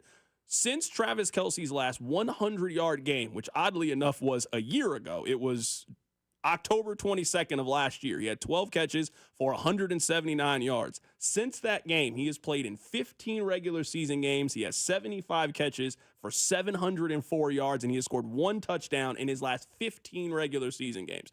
If you think that's me saying Travis Kelce is washed up, that is a you problem. I'm simply here sharing the information. This is now my opinion and what I want to talk to you about related to Travis Kelce. The most infuriating part, infuriating is not the right word. The frustrating thing about yesterday offensively is I saw the Chiefs get the most offensively out of every piece that they have except one. Think about the weapons that the Chiefs had yesterday that are healthy, right? Think about the weapons that they had of all the guys that touched the ball. And I want you to really think about it. Do you think they got the most out of that player and where he is physically and his skill set right now? Kareem Hunt. Kareem Hunt yesterday had 22 carries for 78 yards and scored 2 touchdowns. Do you think that they are getting the most right now out of Kareem Hunt? The answer for me is yes. Rob, looking at you, the answer is yes. They are getting the most out of Kareem Hunt offensively. Yesterday, Noah Gray had 4 catches for 66 yards. He was pretty good yesterday. He was their leading receiver. I don't think anybody is upset with the production that the Chiefs are getting from Noah Gray. He has been very solid, I would say, in the role that he currently has. Samaje Perine yesterday had 1 catch for 22 yards. He had 28 yards from scrimmage. Do you think they're getting the most out of Samaje Perine? Xavier Worthy, Mecole Hardman. Do you think they're getting the most out of Travis Kelce right now? And how is this offense capable of getting the most out of Noah Gray, getting the most that they can out of rookie Xavier Worthy, getting the most out of Mecole Hardman, getting the most out of Kareem Hunt? Why are they struggling so much to get the most out of Travis Kelce in a time right now where he should be eating? They don't have a whole lot of other options right now offensively. They don't have a lot of other players to throw the ball to right now, or guys that you think can get open, or guys that you think can beat man coverage or find the middle of the zone. They just don't have a lot of those individuals on their team. How are they getting the most out of Kareem Hunt and getting the most out of Mecole Hardman, getting the most out of Noah Gray, but right now they are struggling to get the most out of Travis Kelce? That is my question, Rob. What is your theory? You know, I don't know. I would tell you that before the Niners game, I would say Kelce started looking like the Kelce of old. And that is obviously wildly important for this team. As I pull up the stats, it's possible they were getting the most out of him. The Niners just didn't allow that because against the Chargers, who Travis Kelce, talk about Mecole Hardman owning the Niners. Travis Kelce owns the Chargers. He had 7 for 89. And against the Saints, he had 9 for 70. So they were starting to get more out of him. They were starting to maximize his value. They were starting to get him to be maybe not the Travis Kelce that we knew in 2017, but he was becoming that, he's their primary pass catcher guy. It is possible that after 2 snaps, or however many Juju Smith-Schuster played, the game plan changed and they will get back to doing what they were doing. But it is a little bit concerning to me that they are getting maximum value from a bunch of 65s on Madden, and their 91 on Madden is not producing to a 91 level, or at least he wasn't against the Niners. So a lot of people on the text line 913-586-7965. It is some combination of this. Teams are refusing to let Kelce beat them. They are okay with getting beat by Hardman, just not Travis Kelce. All right, that is a very fine theory. Then I need you guys to tell me how Travis Kelce was still able to beat these guys with a very similar cast around him in 2022.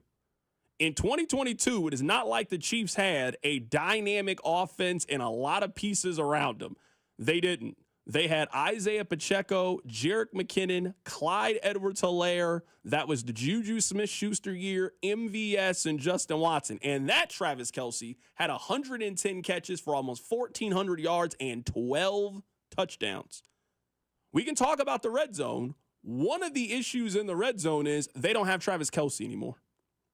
And Travis Kelce used to be the guy that you could line up on the outside one-on-one, kind of how the Patriots started to use Gronk and how the Buccaneers use Gronk. And one-on-one on the outside, you could throw it to him because he was bigger and more athletic than everybody else.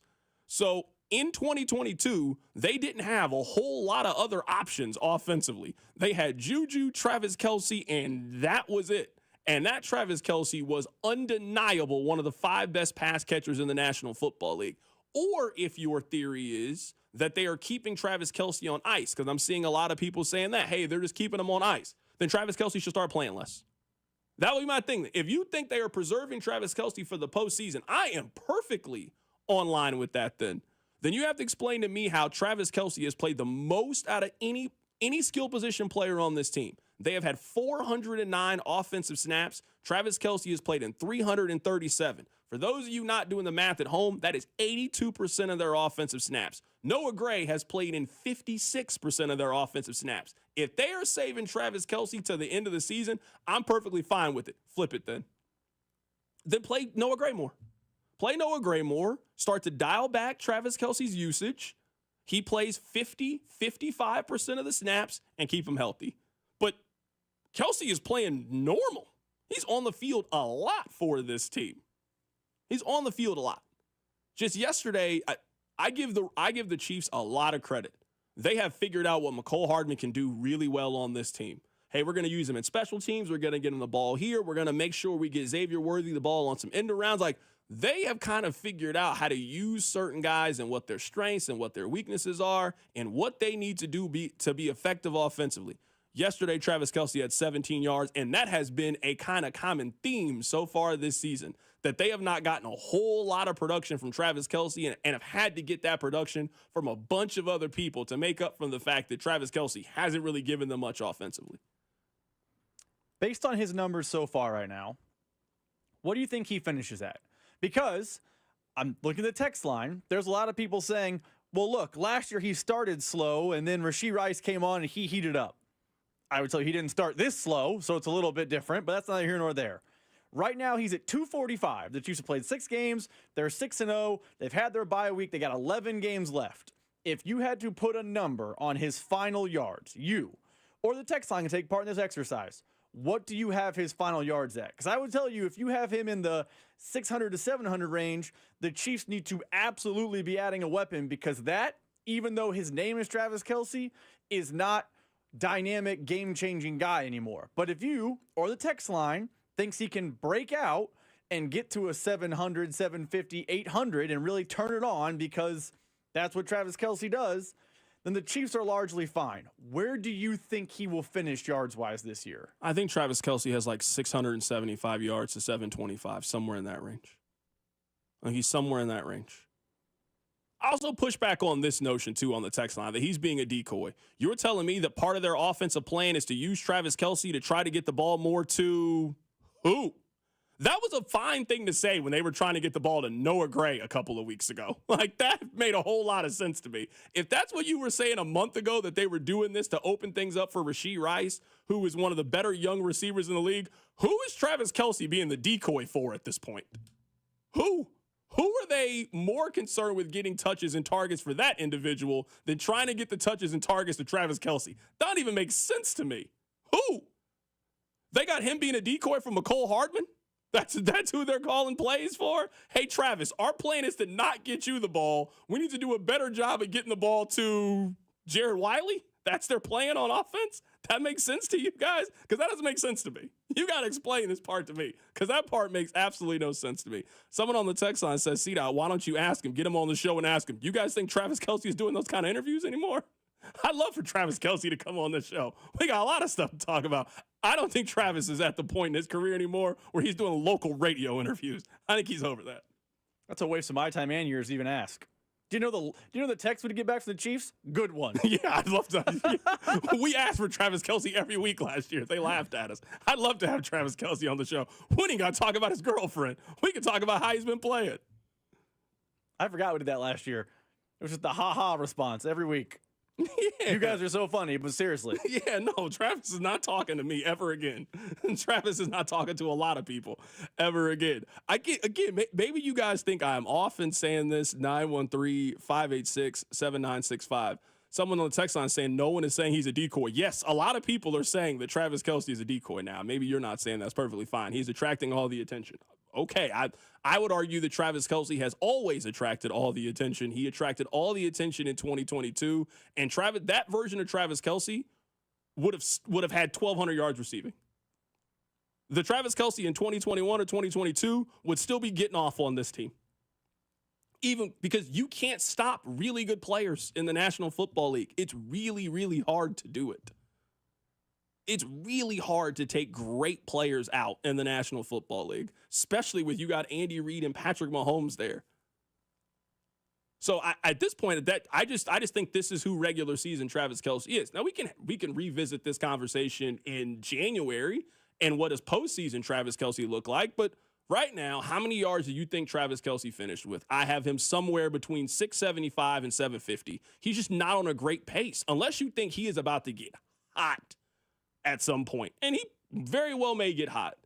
I'm not seeing it.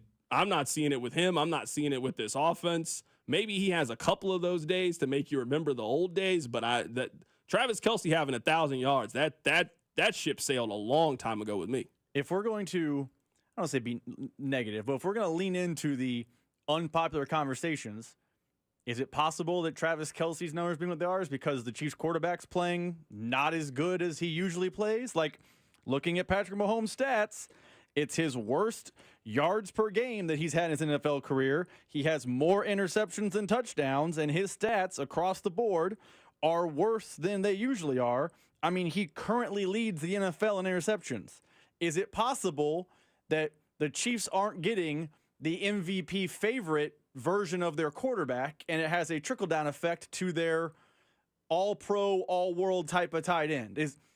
The two things seem to be working in some sort of tandem to me, because Patrick Mahomes has not been that guy this year yet.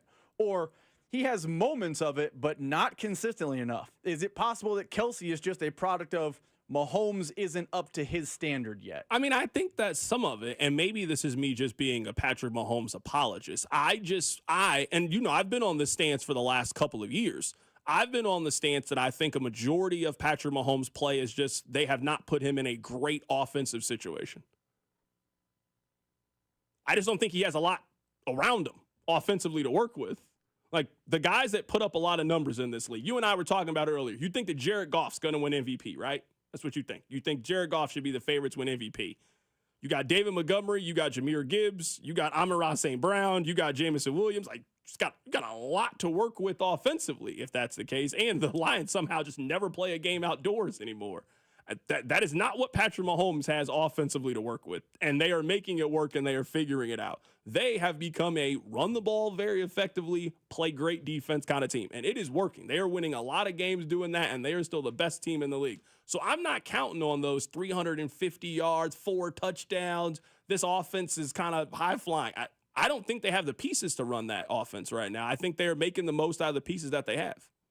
To your no weapons conversation, though, we were talking earlier in the office, just me and you said, hey, who do you think should be MVP right now? We're just, talking. You're right. I had Jared Goff, and you're right. The Lions' weaponry is light years better than the Chiefs' weaponry. But you told me you think Josh Allen's the MVP. I do. Up until last Thursday, he didn't have Amari Cooper. So let's take him out of the equation just for now. Are the Bills' weapons all that much better than the Chiefs? I mean, they're better, but it's not like Josh Allen's running around with the greatest show on turf team and Patrick Mahomes has this unit. To be fair, they also have a lot more, right? That's fair. Like, they have a lot more, right, than what they have. I mean, but more C+ doesn't mean more quality. Buffalo has 3 running backs. Chiefs have 1. They got James Cook, Ray Davis is pretty good, and Ty Johnson. They got 3 running backs right now, and they at least have like a viable. I mean, their guy Curtis Samuel would be the best wide receiver on this team, and Curtis Samuel's the 4th best wide receiver on Buffalo. So I'm with you. I don't think that Buffalo has all-world weapons either. Buffalo's got 6 or 7 viable options. I don't think the Chiefs have 6 or 7 viable options right now. That's fair. And maybe we just disagree because I've seen Patrick Mahomes do more with less, and I'm holding him to the standard of keep doing more with less. But right now, maybe it's weapons, maybe it's play, maybe it's I don't know what it is, but he is statistically having the worst season of his career. And I don't think the quarterback having the worst statistical season of his career, I think it has a trickle-down effect on the all-world tight end having the worst statistical season of his career. The two things seem to work in tandem to some extent to me. Coming up in just a little bit, we'll talk about Deshaun Watson. Deshaun Watson, who is going to miss the rest of the season. Really quick on Deshaun Watson. We'll spend more time talking about this. I'm typically a guy that tries to avoid seeing the injury. I don't need to see it. Some of the big injuries that have happened over the course of the last decade, I don't pay attention to it. I don't need to see what a guy's broken leg looks like. I can pretty much imagine what it looks like.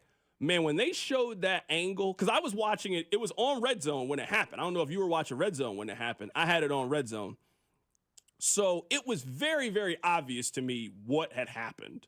Just the way that he fell to the ground and the area that he started grabbing on his body, it was very obvious that he had popped his Achilles. And then when they show that zoomed in angle on Deshaun Watson, and I mean, you could see it. I mean, I'm talking about it was in 4K. It was obvious that you could see that tendon right there just snap. And you saw the way that his body responded, the way that he fell to the ground.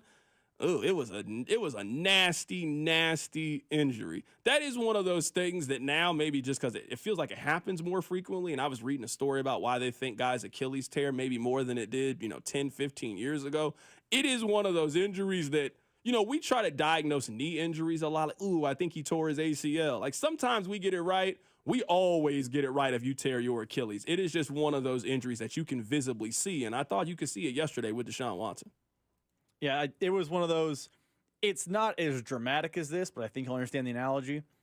It was one of those where they showed one replay and I was good. And I'm happy that Fox, I believe it was a Fox game, maybe it was CBS, stopped showing replays after that. It's not as bad as Gordon Hayward or Kevin Ware or the Joe Theismann one from back in the day, but it was one of those interviews where, we saw the ripple effect, for a very gross term, up his leg, and we were good. Nope, we don't need another replay. We're all set. Thank you. On to the next. That's exactly how I felt when I saw it happen the one time. Text line 913-586-7965. I don't make CDOT money. I can't afford Red Zone. I'm telling you that there are free ways to go get Red Zone, and Red Zone costs $10 a month. There are some things that are fancy, highfalutin. I'm telling you, Red Zone ain't one of those things, man. You can get Red Zone for the low. You can get it right there on YouTube TV. They offer, you can just get Red Zone. You don't have to get Sunday Ticket for $10.99 a month. You're telling me for $2 a week you can't get Red Zone? Yeah, I'm here to help you. Or, there's certain websites you can find if you want to watch Red Zone for free. But I just go ahead and pay for it because I don't want to have to deal with, how it is. You got to cancel all those little pop-up ads. It's a lot, man. You know what, man? Just spend the $10 and let me watch my Red Zone in peace. Yesterday was a decent Red Zone day, I would say. I enjoyed Red Zone yesterday. That was good because the Lions and Vikings game was good. Yes. The key game in the noon window carried a lot of the freight, and we got a lot of points. We got a last-second walk-off field goal. There have been some bad Red Zone weeks is because you look at the slate and you're like, oh, all the games stunk. Lions and Vikings carried a lot of the Red Zone freight this week. Rob, let me ask you a very important question, and we'll talk about Deshaun Watson more coming up in a bit.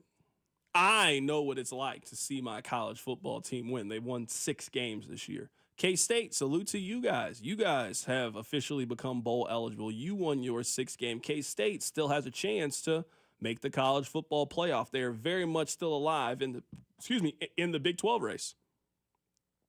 How happy was it to see your team win this weekend? And you were actually physically at the game. You went there. I saw the tens and tens of KU fans that were out there. How many KU fans you think went to the game on Saturday? Oh, not many. I mean, it was a spattering in the lower level. I will say this, bro. KU, I will give you KU fans. I know you guys think I give you a lot of grief. I'll give you a lot of credit. there is not a fan base that can hop on a bandwagon and off as quickly as KU football fans. Man, when KU football was hot, it was y'all hot. was showing up. It was 70,000 people out there. When y'all got back cold, y'all had 11,000 people out of Arrowhead a couple of days ago. I'm telling you guys do that better than the other fan bases. It usually takes Missouri fans a little bit to hop on the bandwagon. K-State fans, I will give you. You guys are always at these games. KU, you guys are quick to hop on the bandwagon. You'll put that KU blue on. You'll put those little face tattoos on to show how proud you are of your Jayhawks. When their football season was over, y'all gave up. It was more people at late night than was at that football game on Saturday. We're the opposite of Royals fans. We're all in when it's time to be all in. Oh, yeah. And then, if times aren't great, we're the first ones to jump out. Houston's real bad, by the way. I mean, no. They're real bad. Yeah, I mean, I would say they were handing out money for that KU first half line. I jumped all over KU first half. I didn't take the whole game because I don't trust KU in the second half. But that first half, when it was just 3 points, will they be up at least a field goal at halftime? They're always up at halftime in field goal. They're always up at half. So, yeah, I was all over it, man. I jumped all over it. All right, coming up in a bit, I do want to talk about Deshaun Watson. Mitch Holthus is going to join us in 20 minutes. I do want to give you guys my thoughts on the top story in the NFL. Keep it right here, it's The Drive. The Drive with Carrington Harrison on your new home for K-State Athletics, 96.5 The Fan.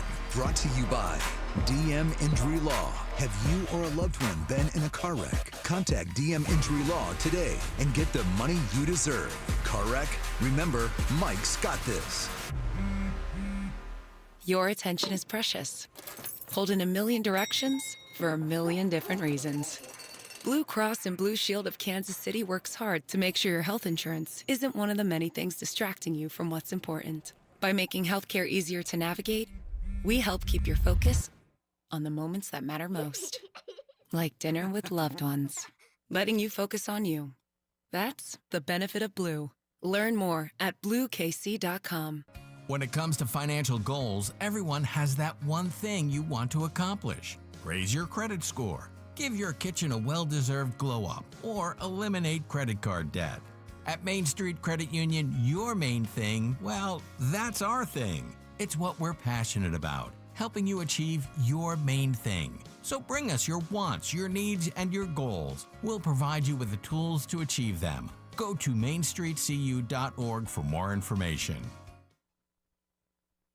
This is an exciting time in the sports calendar. Enjoy all the NFL action with a chance to win on FanDuel, America's #1 sportsbook app. New customers can bet $5 and you'll get $300 back in bonus bets if you win a bet on this week's game. Some of my favorite features in the app. You can create your own same-game parlay. I love to do the player props, over-under. You also can bet on who you think is going to get into the end zone. I also like to take a bet on who you think's going to get a catch in the first drive. I like to do this in primetime games. It just really locks you in for the first part of the game. You can place this bet and more. All you need to do is visit FanDuel.com/CDOT. Use my promo code to make every moment more this season. FanDuel, an official sportsbook partner of the NFL, and also 96.5 The Fan. 21 and present in Kansas. First online real money wager only. $5 first deposit required. Bonus issue is non-withdrawable bonus bets, which expires 7 days after restrictions apply. See terms at sportsbook.fanduel.com. FanDuel is offering online sports wagering in Kansas under agreement with Kansas Star Casino, LLC. Gambling problem? Can help us your best bet. Call 1-800-522-4700. Visit ksgamblinghelp.com. We hear a lot from our patients after we've successfully treated their erectile dysfunction. But one thing we hear the most is, why didn't I get treated sooner? This is Jeff for Heartland Men's Health. And if you're suffering with ED and all the emotional and relationship problems it causes, don't wait. Call us today. ED is simply a medical condition like any other. And for most men, it's fully treatable, which means you can get your sex life back. And I'm not talking about sex that's just okay, by the way. I'm talking about good sex with the ability to enjoy intimacy without the anxiety that affects so many men who have ED. In fact, you might find you're performing like you haven't in years. At Heartland Men's Health, we're ED experts. We've successfully treated thousands of men with protocols that are successful in well over 90% of cases. And we have a variety of treatments and treatment combinations so you can get the one that's right for you. So stop waiting and call us. Your first visit includes blood work, a medical consult, and if medically advised, a test dose. And if that test dose doesn't work in the office, your visit is free. Call 844-447-6600 or go to heartlandmenshealth.com. As a mom, comforting my family is what I do best. Vicks Vapor Stick provides soothing, non-medicated Vicks vapors in an easy-to to apply stick, and it dries fast, so there's no mess. I use it to comfort myself and my family. Thanks, Mom. Vicks VapoStick, soothing comfort for the whole family. And when you need more comfort for yourself, try Vicks Vapo Shower Max for steamy Vicks vapors. Use as directed. VapoStick for use ages 4 and up. Vapo Shower Max use for adults only. Space may be the final frontier, but it's also what a lot of us lack in our basement or garage. By switching to a Navien tankless water heater, not only will you have all the hot water you need whenever you need it, but you'll gain storage area as well. Maybe a place to display your space collectibles. Highly logical. Learn about Navien's series of high-efficiency tankless water heaters and how they don't just save space, but save dollars on your utility bills too. For more, go to tanklessmadesimple.com. O'Reilly. You've got questions? O'Reilly Auto Parts has answers. Need a pro you can trust? We've got that too. No matter what you need, our professional parts people have the training and expertise to help you do things right. Deep automotive knowledge. Just one part that makes O'Reilly stand apart. The professional parts people. O'Reilly Auto Parts. Guess what, people? Wendy's has new saucy nugs. You heard me. Wendy's nugs now come in 7 saucy flavors. Buffalo, honey barbecue, garlic parm, spicy ghost pepper. You can literally hear your taste buds after every bite. I'm serious. Listen to mine. Okay, that's just me playing with sound effects, but you got the idea. For a whole new way to nug, gotta be Wendy's. Participating U.S. Wendy's. Chiefs coverage is brought to you by Dury Vision. Schedule your free consultation today. DuryVision.com. Make the best decision ever like I did. That was calling up Dury Vision for a free consultation to find out how I can see better, and in my case, how I could get rid of my contacts and glasses. Give them a call, 913-491-3330, or go online to DuryVision.com. Here's traffic, brought to you by DM Injury Law. Have you or a loved one been in a car wreck? Contact DM Injury Law today and get the money you deserve. Car wreck? Remember, Mike's got this. Got debris in the roadway, causing some slowdowns into downtown, northbound 71. This is at 22nd Street that is definitely stopping traffic. Heavy northbound 35 into downtown, also the southern lanes of the downtown loop, and a 2-car crash westbound 70 at Van Brunt on the right shoulder. I'm Lori Pearson for 96.5 The Fan Traffic. Kane is in the building. Welcome to your home for Kansas City sports. 96.5 The Fan. Coming up in about 15 minutes, we're going to be joined by Mitch Holthus, voice of the Kansas City Chiefs. We'll get his thoughts on yesterday's win over San Francisco. I want to take you guys through my full range of emotions in what we saw yesterday with Deshaun Watson, who they have not announced it yet, but Deshaun Watson tore his Achilles yesterday, and he is not going to play the remainder of the season. We also got a Jameis Winston sermon yesterday. If you have not heard it, we cut a part of it. Oh, Jameis was in full-on Jameis mode yesterday. The way I was raised, I was taught to love no matter the circumstances, especially for people who do right by you. I'm grateful that I had a chance to serve Deshaun, but I am very upset with the reaction to a man that has had the world against him for the past 4 years, and he put his body and life on the line for this city every single day, regardless of your perception, regardless of what you thought should happen with him. He committed every single day that I've been here to be the best that he can be for this team. And I know I come from the deep south, Birmingham, Alabama, Belchmont, Alabama. So I know the standard that hungry fans want. But the way I was raised, I will never pull on a man when he's down. All right, that was Jameis Winston yesterday. I'm going to take you through everything I thought as I was watching this live when it happened. I was happy to see Deshaun Watson injured yesterday. I'll be real with you guys. I was happy to see that. I'm a big believer that you get the energy back that you put into the world. And over the course of the last 3 to 4 years, all of the energy that we have received from Deshaun Watson has been negative energy. At almost every single turn, that's what we have gotten. So maybe you call that karma, whatever words you want to use. That was my initial reaction. It's aside from how he has played. Deshaun Watson has destroyed so many lives over the course of the last 4 years that in that moment, seeing Deshaun Watson, which looks like his life, at least his professional life, is now going to be destroyed, it did make me happy in a way. I understand why Cleveland fans, some of them expressed the same feeling that I had. But I honestly, as he was getting carted off the field and he was crying, I felt sad for Deshaun Watson in a couple of different ways. Man, Deshaun Watson not that long ago was one of the faces of the National Football League. He really was. He was in the Patrick Mahomes, Lamar Jackson conversation. He was one of the crowning examples of a changing league and a new face of the NFL that coming off of Tom Brady and Peyton Manning, he was going to be one of the leaders and he was at the front of the pack. And through his own decisions, he has completely left that conversation. And a big part of why it made me sad for Deshaun as he was walking off the field and got carted off and was crying, clearly knowing what we all know about his body is. He had so many opportunities to either apologize or show some level of remorse for what had happened.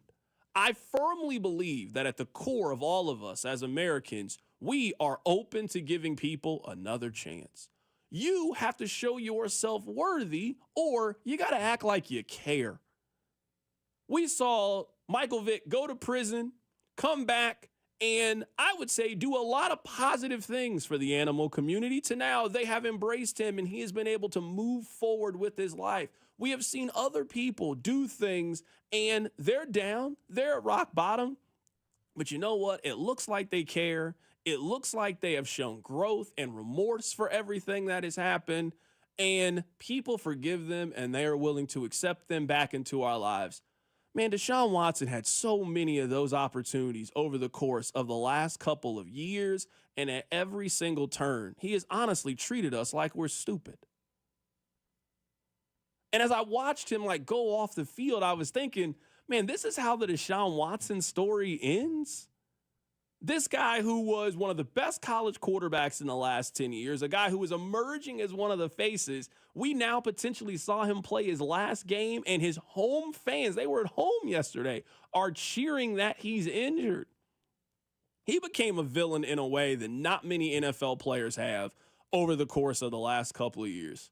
So I know that we're supposed to say, oh, man, you can't cheer for somebody to get injured. I'm different than you guys. Sometimes I want to see bad things happen to bad people. And the energy that we have gotten from Deshaun Watson over the course of the last 4 or 5 years is that he is a bad person and that he is one of the absolute worst people in the National Football League. So I'm not going to sit there and be neutral about it. Good. I'm happy Deshaun Watson is out of the National Football League, at least for the time being, and we'll see what it looks like when he comes back. And I hope that all of these things have just simply been a lesson.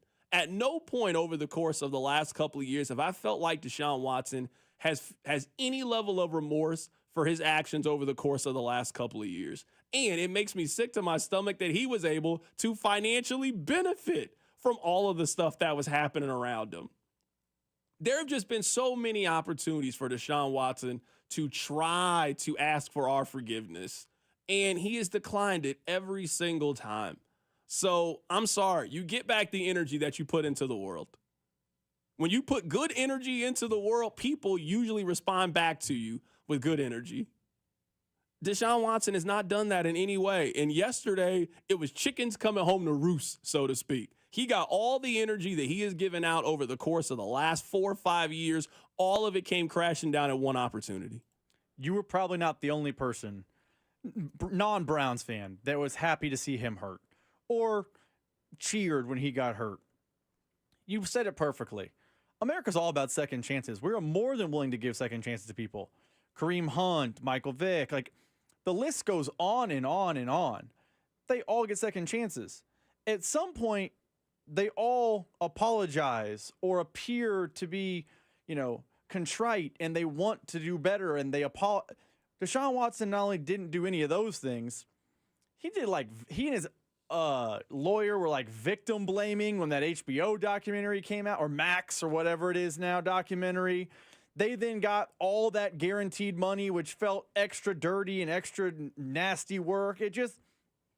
Deshaun Watson was a player that I can't speak for you. I was cheering for him to beat Alabama in that national title game. I like Deshaun Watson. Bama was like the dynasty no one liked, and he was going to beat Bama. And then he, as you said, came in the NFL, and he was changing the face of the NFL. And it was going to be he and Mahomes for all these years. And then we find out he's just gross. And he didn't seem to care that we found out he was gross. He just seemed interested in getting paid. And I didn't cheer when he got hurt, but I definitely didn't feel any sadness that he got carted off the field. But I understand why his teammate, and maybe it's two separate conversations to me. People mad at his teammates for supporting him, I think, are odd, because I get why Jameis said what Jameis says. There's probably a side of Deshaun Watson we don't see. But he should have shown that side to us, and I think society and the NFL fan base would have felt a different way watching him get hurt. Text line 913-586-7965. CDOT, has it ever occurred to you that Deshaun Watson hasn't apologized because he's innocent? No, I don't think he's apologized because he is an abuser, and I think that abusers get off on power, and I think that's what we have seen Deshaun Watson do in front of us for the last handful of years. I don't want to hear this. He's never apologized because he's innocent. This is the same world we live in which P. Diddy sweared to us via statement that he had never been inappropriate with women, and then we saw a video of him pushing Cassie down. I don't want to hear that. No. Deshaun Watson is an abuser. We have far too much evidence to suggest that he is an abuser, and at no point has he ever apologized for being an abuser. So we can play this. Come on, C-Dot, you're being low rent. That man has never been proven guilty of a crime. He's a pervert. He is an abuser. So I'm sorry that I don't feel bad that Deshaun Watson, who made $220 million guaranteed, who renegotiated his contract after settling over 20 sexual assaults, I'm sorry the football hasn't worked out for him. We got Mitch Holthus coming up next. It's The Drive. The Drive with Carrington Harrison. This man was a bona fide scrub. On 96.5 The Fan, brought to you by DM Injury Law. Have you or a loved one been in a car wreck? Contact DM Injury Law today and get the money you deserve. Car wreck? Remember, Mike's got this. Here's traffic, brought to you by DM Injury Law. Have you or a loved one been in a car wreck? Contact DM Injury Law today and get the money you deserve. Car wreck? Remember, Mike's got this. Got debris in the roadway, causing some slowdowns into downtown, northbound 71. This is at 22nd Street that is definitely stopping traffic. Heavy northbound 35 into downtown, also the southern lanes of the downtown loop, and a two-car crash westbound 70 at Van Brunt on the right shoulder. I'm Lori Pearson for 96.5 The Fan Traffic. Brought to you by Gomer's. 5 locations in the KC Metro or online at gomers.com. Stock up for your tailgate or Halloween party with Gomer's. 5 great locations in the Kansas City Metro. Voted KC's #1 liquor store in Kansas City again for 2024. Excellent in price, selection, and service. 5 locations in the KC Metro and online at gomers.com. Right now, 38 states allow sports betting, including 7 of Missouri's neighboring states. Amendment 2 gives Missouri sports fans the freedom to bet on games too, and that will generate over $100 million for our schools. Amendment 2 is endorsed by the Chiefs, Cardinals, Royals, Blues, and Missouri's 2 biggest newspapers, the St. Louis Post-Dispatch and the Kansas City Star. Here's Hall of Famer Ozzie Smith asking you to vote yes on 2. Back in my day, I was the wizard of the infield. Now, I'm a grandfather. That's why I'm voting yes on Amendment 2. It means over $100 million for Missouri schools and teachers, and no more broken promises. There's a constitutional guarantee that the money goes to our schools, and legalizing sports betting is great for us fans too. That's why the Royals, Chiefs, Blues, and Cardinals all join me in saying yes on Amendment 2. Paid for by Winning for Missouri Education, Mike Pridmore, Treasurer. It's Carrington Harrison from The Drive here now on 96.5 The Fan, telling you guys about my friends over at Window World. Window World is the official window of the Kansas City Chiefs. Pick up the phone right now and call Window World today at 816-799-0820 or check out the website, windowskansascity.com. And remember this, when you call Window World, be sure to mention that you heard this on The Drive with me, and you'll be entered into a drawing for 4 Chiefs tickets during the upcoming season. You know they got some big games, and you're going to want to be there. So call my friends over at Window World. They're offering right now 36 months, same as cash financing, with approved credit. In over 20 years of business, Window World has improved the look and thermal efficiency of over 54,000 homes right here in the Kansas City metro. So pick up the phone today at 816-799-0820 for a free home estimate. Call to be entered into a drawing for 4 Chiefs tickets. Remember, Window World, simply the best for less. And the official window of your Kansas City Chiefs. It's Wrangler season out there. Warmer days, cooler nights. Open roads, endless horizons. And you need to be ready in jeans made for the unpredictable. Wrangler, for the ride of life. Shop our newest styles today at Wrangler.com. O'Reilly. Did you know 1 in 4 car batteries is weak and needs to be replaced? O'Reilly Auto Parts will test your battery for free in or out of your vehicle. We can help you find the best battery for your vehicle and budget. O'Reilly Auto Parts has batteries starting at just $79.99. Get your battery tested for free today at O'Reilly Auto Parts. O'Reilly Auto Parts. Keep it twisted all year long with Twisted Tea Hard Iced Tea. Twisted Tea is real iced tea that packs a punch with 5% alcohol. Tastes great at the beach, the mountains, or even in your backyard. Look for the bright yellow Twisted Tea cans. Twisted Tea Brewing Company, Cincinnati, Ohio. Please drink responsibly. Hey everyone, it's Ted from Consumer Cellular, the guy in the orange sweater, and this is your wake-up call. If you're paying too much for wireless service, you don't have to keep having that nightmare. Consumer Cellular has the same fast, reliable coverage as the leading carriers for up to half the cost. So why keep spending more than you have to? Seriously, wake up and call 1-888-FREEDOM or visit consumercellular.com. Savings based on cost of Consumer Cellular single line 1, 5, and 10 gig data plans with unlimited talk and text compared to lowest cost single line postpaid unlimited talk, text, and data plans offered by T-Mobile and Verizon January 2024. Get in zone, AutoZone. Welcome to AutoZone. What are you working on today?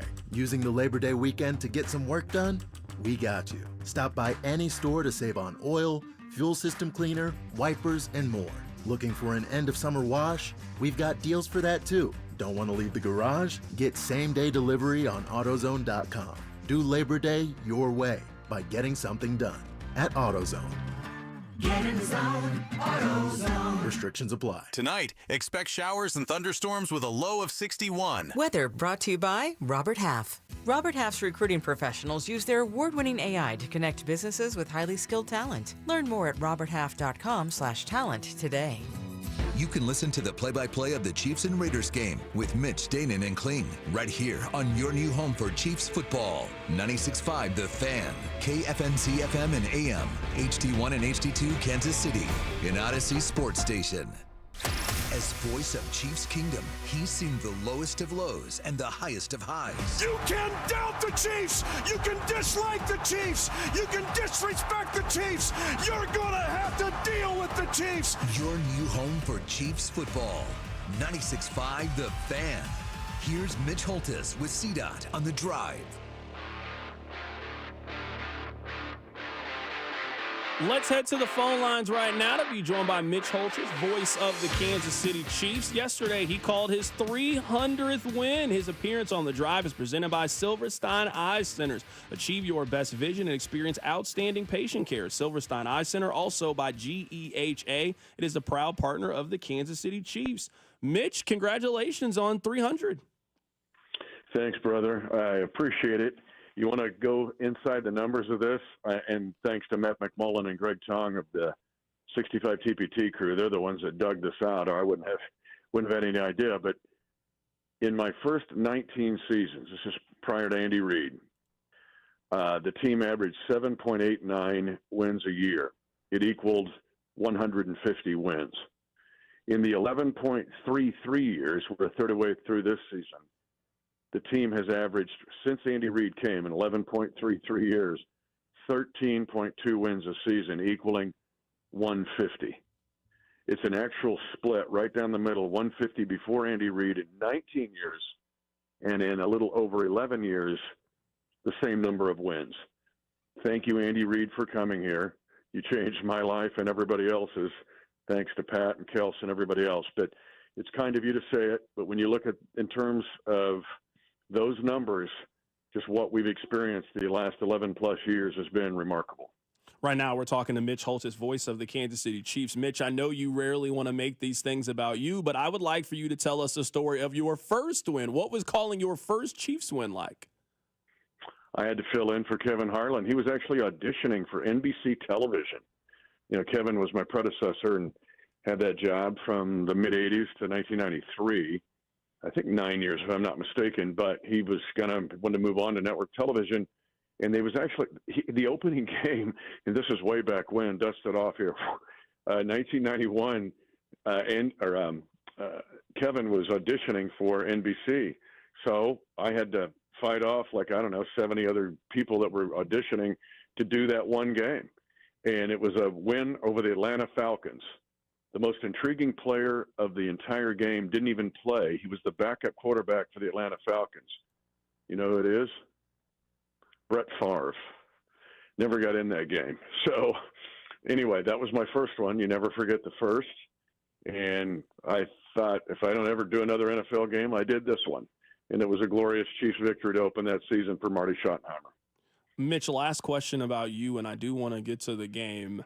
How have you noticed you changed as a broadcaster over the course of 300? Like, you are a different person now at 300 wins than you were at the very beginning. You have seen different things. You have different experiences, different relationships, all of those things. How do you think you're a better broadcaster now calling 300 wins than you were during the first one?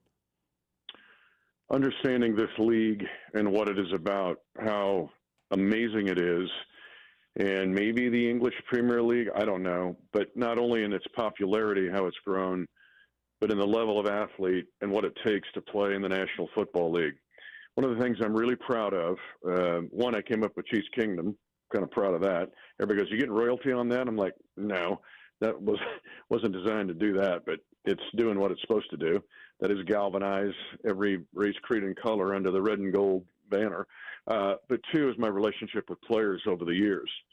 I have come to respect and appreciate how hard it is to play this game. And to see what we've done the last 11-plus years with the coaches that we've had, especially Andy, and then also the remarkable players that we've had, and the skill that it takes, the mental, physical, and emotional toughness it takes, to see guys come from nowhere to thrive, to bounce back and come back. Mecole Hardman yesterday, I mean, he was nowhere a year ago at this time, and all of a sudden he's been a Super Bowl champion receiver and caught the game-winning catch, and yesterday might have been the biggest difference in the game. And just to see those stories over and over again have been amazing to me and remarkable for me, but that's how I've grown to learn and love not only the players, but how hard it is to play the game. Finally, I would tell you this, and people have asked me nationally the same question, since the Chiefs have been in this mode, since really Pat became QB1 in 2018, and the fact that here we're chasing history, here's where it's really changed, C-Dot, from when I began and really the first 18 years. Every game matters in the NFL, but every game since 2019 feels like a playoff game. The intensity of which I did my first playoff games is every week now, because every week this team is chasing history. There's only one team that gets a bye. You play one extra number one team from the NFC every year. We just did that yesterday with San Francisco. Every game means so much when you're in the position of the Kansas City Chiefs. And to win consistently and to win 12 straight is also a testimony to this Chiefs team now. But for me, the way I prepare, the way I approach it, to go in and realize every snap matters, it is as if I'm doing a playoff game every single week. That's the life we're living right now in the Chiefs Kingdom.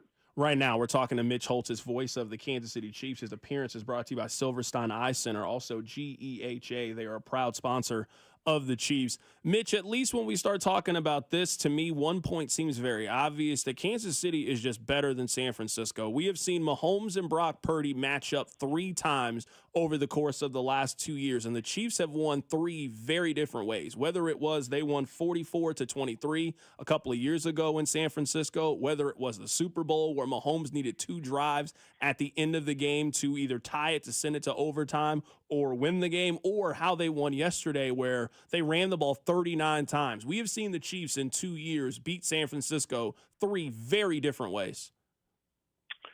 And I think it's a testimony also to the infrastructure of the organization. I think it's very different. It seems more solid than San Francisco.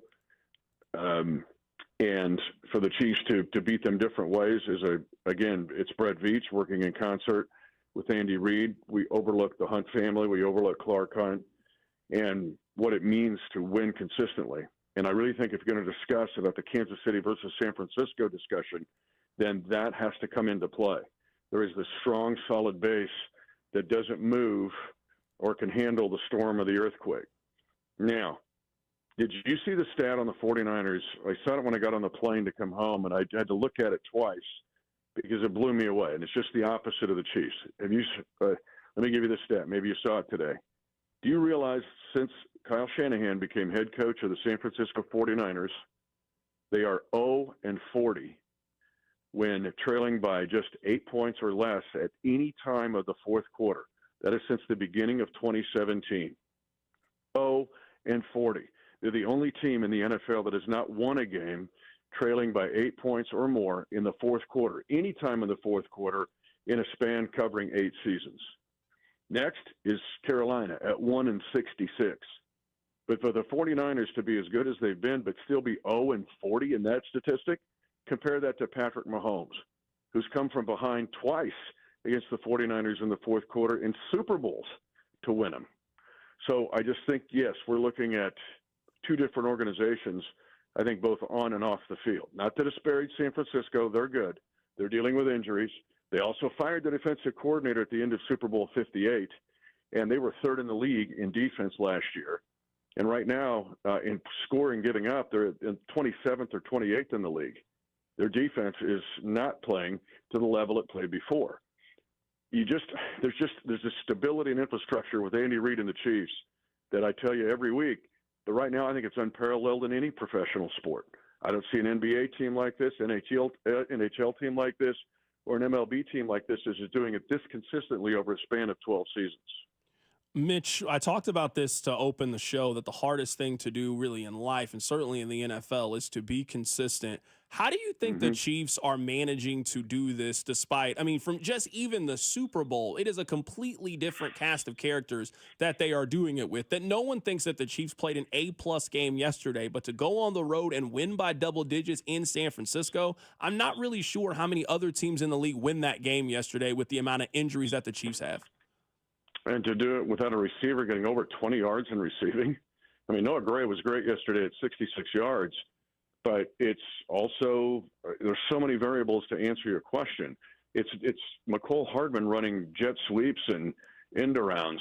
He's had 3 rushing touchdowns in his career. Get this, all of them at San Francisco. All of them, 3. In an NFC team's visiting venue. That's just ridiculous. But again, it's finding a way and figuring out the formula to win. It's also the way there is respect every day you walk into the facility. Everything you do, every meeting, every practice, there is this permeation, just permeates throughout the entire team of respect and purpose and stay on it.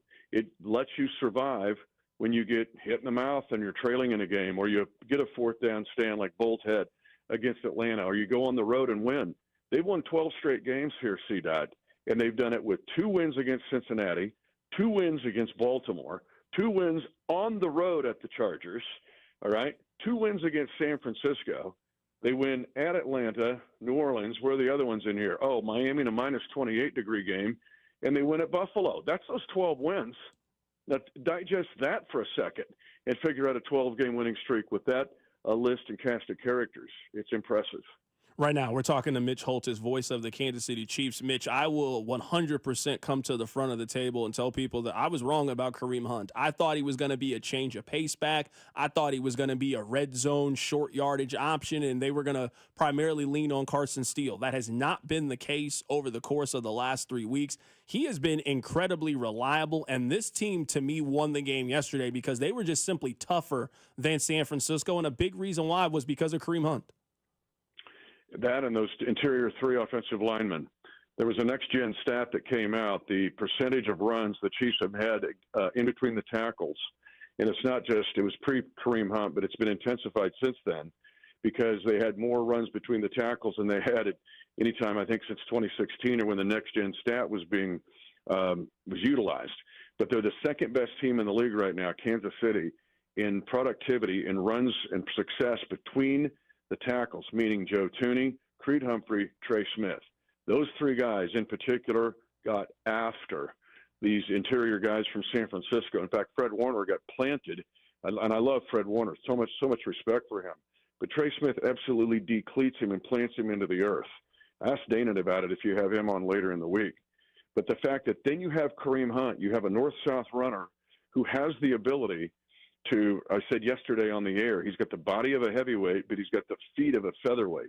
Like he's able to move on a dime, jump cut, whether there's zone blocking or power blocking. All this is kind of coming together to create this inside running attack, which is right now not a luxury for the Chiefs. It's a necessity, and it's been a sight to see. Right now, we're talking to Mitch Holthus here for a couple more minutes, getting his thoughts and take on everything that happened yesterday. You and I haven't really had the opportunity to talk about it. I'm looking at this team right now. I would like to see them make a move at wide receiver. And at this point, it's just they don't have a lot of bodies in that room anymore. I mean, if Juju's going to be out, they've already announced it out. And, Mitch, you've covered this sport long enough. Whenever they make that announcement on Monday, something is wrong. They usually wait to do that to like a Thursday or a Friday. They've already come out and said that Juju isn't playing. At some point, to me, they're going to need to make a couple of moves just to kind of strengthen that room because injuries have just really, really brought this offense down. Yeah, it's just easier said than done right now. I mean, there's so many dynamics in making that move. And I've told you before, if it doesn't happen, it doesn't mean Brett Veach and his staff is not trying to do that. But it's got to fit with the cap. How much equity to give up? These are all decision boxes, a flow chart, if you will. The receiver really has to fit into this offense, meaning in Andy Reid's system, it's so effective that it's effective because every receiver can play every spot, meaning Mecole Hardman has to line up as an X receiver. That means on the line of scrimmage as a true split end, but he's best in the slot and moving around and likes to line up as a flanker. So to bring in a guy that you're just going to – now, Mike Evans might be an exception. I don't know. If you can, you're not going to be able to get him. We'll see him in 2 weeks. But the point here is all these boxes have to be checked. And then you have to find a trade partner, which is the biggest box to check. And that trade partner has to have the receiver that you want to have in your system. And then it has to fit your culture. It's so complicated to pull it off. I'm not saying they won't, and I'm not saying they're not trying. But I will tell you that it's easier said than done. And Brett Veach is always spinning the wheel. He's always doing it. Whether we have these injuries at wide receiver or not, it's just the way he does things every day. He's always churning and burning. So if it doesn't happen, it doesn't mean they're not trying, but it's more complicated, I think, than ever, especially where the Chiefs are in position, because you're going to face a big PR challenge if you do a deal for the Chiefs that takes them over the top. Mitch, I've got a couple more questions before I want to learn a little bit more about Chiefs Kingdom and who you guys have on today. I feel like I've asked you this in now consecutive weeks. I mean, I think it's safe to say that Patrick Mahomes is not playing to anybody's expectations, not even his own. He has 6 touchdown passes, 8 interceptions. He is 16th in yards passed so far this year. This is not a vintage Patrick Mahomes kind of year. What are you seeing a little bit different from Mahomes than you've seen in years past when the numbers were 5,000 yards, 50 touchdown passes? I apologize if I'm going to give you the same analogy, but you're a Mizzou guy. You like Max Scherzer. Max Scherzer can throw 95 to 97 on the black. But when people catch up to the fastball, he's got the cutter, the slider, the changeup that's going to move around, the backdoor slider. he's got different pitches to get you out, even though he's not burning up the jugs gun. So with Patrick Mahomes, to me, that analogy, and I'm going to tell you, I'm super proud of him. I don't think I've ever been more proud of that guy because of how he's adjusted his game to figure out a way to win. That 33-yard run yesterday was spectacular. That wasn't a mundane run, man. And he's trying to figure out, he sees he's got Xavier Worthy in cover 0. He's trying to throw him open across the field. So you had the whole half of the field. You basically got 37 yards to try to throw him open. Xavier has to catch up with that ball. He's got to go get it. The other interception comes when Xavier stumbles. Now, Xavier could make those plays this week, and Pat knows it. So Pat's thinking, they're setting on my fastball. So I'm going to throw this cutter and get him out. And now all of a sudden you've really screwed up the hitter. That's what Patrick has done. He has adjusted his game to fit the situation, to fit his surroundings and circumstances. And he doesn't have this itch to go, I better throw for 300 yards or everybody's going to be mad. If I throw for $150 and make an amazing 33-yard run, and we went on the road 28-18 to get a 12th straight win over a team that's a Super Bowl rematch, I'll take it. I'll fly home and eat my Chick-fil-A sandwich on the way home. That's the way Patrick is right now, and I think it's awesome. And when I see him, I'll tell him the same thing in person. I'm super proud of him and the way he's playing and the ways he's adjusted. Mitch, where does the run that he had yesterday, and not the first one, he had 2 incredible runs. He had the run that kind of reminded you of the Titans run. I know it wasn't obviously the same implications, but just it was a fun run down the sideline. And, you know, Patrick gets a lot of grief for having the dad bod. He used all of that weight to run that guy over when he scored a touchdown yesterday. Do we need to go back and watch the quarterback and his crazy workouts with that nutty personal trainer guy he's got? I mean, he hadn't stopped those, right? So I think Pat's sneaky strong. I think his lower body is strong, and he's also sneaky athletic. I mean, this is a guy that could have been a Division I point guard in college basketball. He could have been either a shortstop or a pitcher in baseball, and he was drafted to do so. I just think there's more than meets the eye. And you hear about functional football speed. Is he fast? Well, no, he's not lightning fast, but he's got football speed, like at 10 or 12 yards. That 33-yard run yesterday, if you hear me describe it, he gets to the edge, he makes a guy miss, he stops and goes, he hip drops, like he gives a false hip, like he drops it down to deke the defender. And I made the mistake of the Tennessee game thinking he's going to go out of bounds in the 2019 AFC Championship game. And then I go, no, he's not. He's still in bounds. He didn't go out of bounds. This year, I didn't do that. In fact, I said somewhere Tennessee Titan fans are going, we've seen that before. They're yelling, he ain't going out of bounds. And Andy Reid actually gave me, he goes, you thought you were going out of bounds, right? So I'm like, I'm not going to have Andy get me again.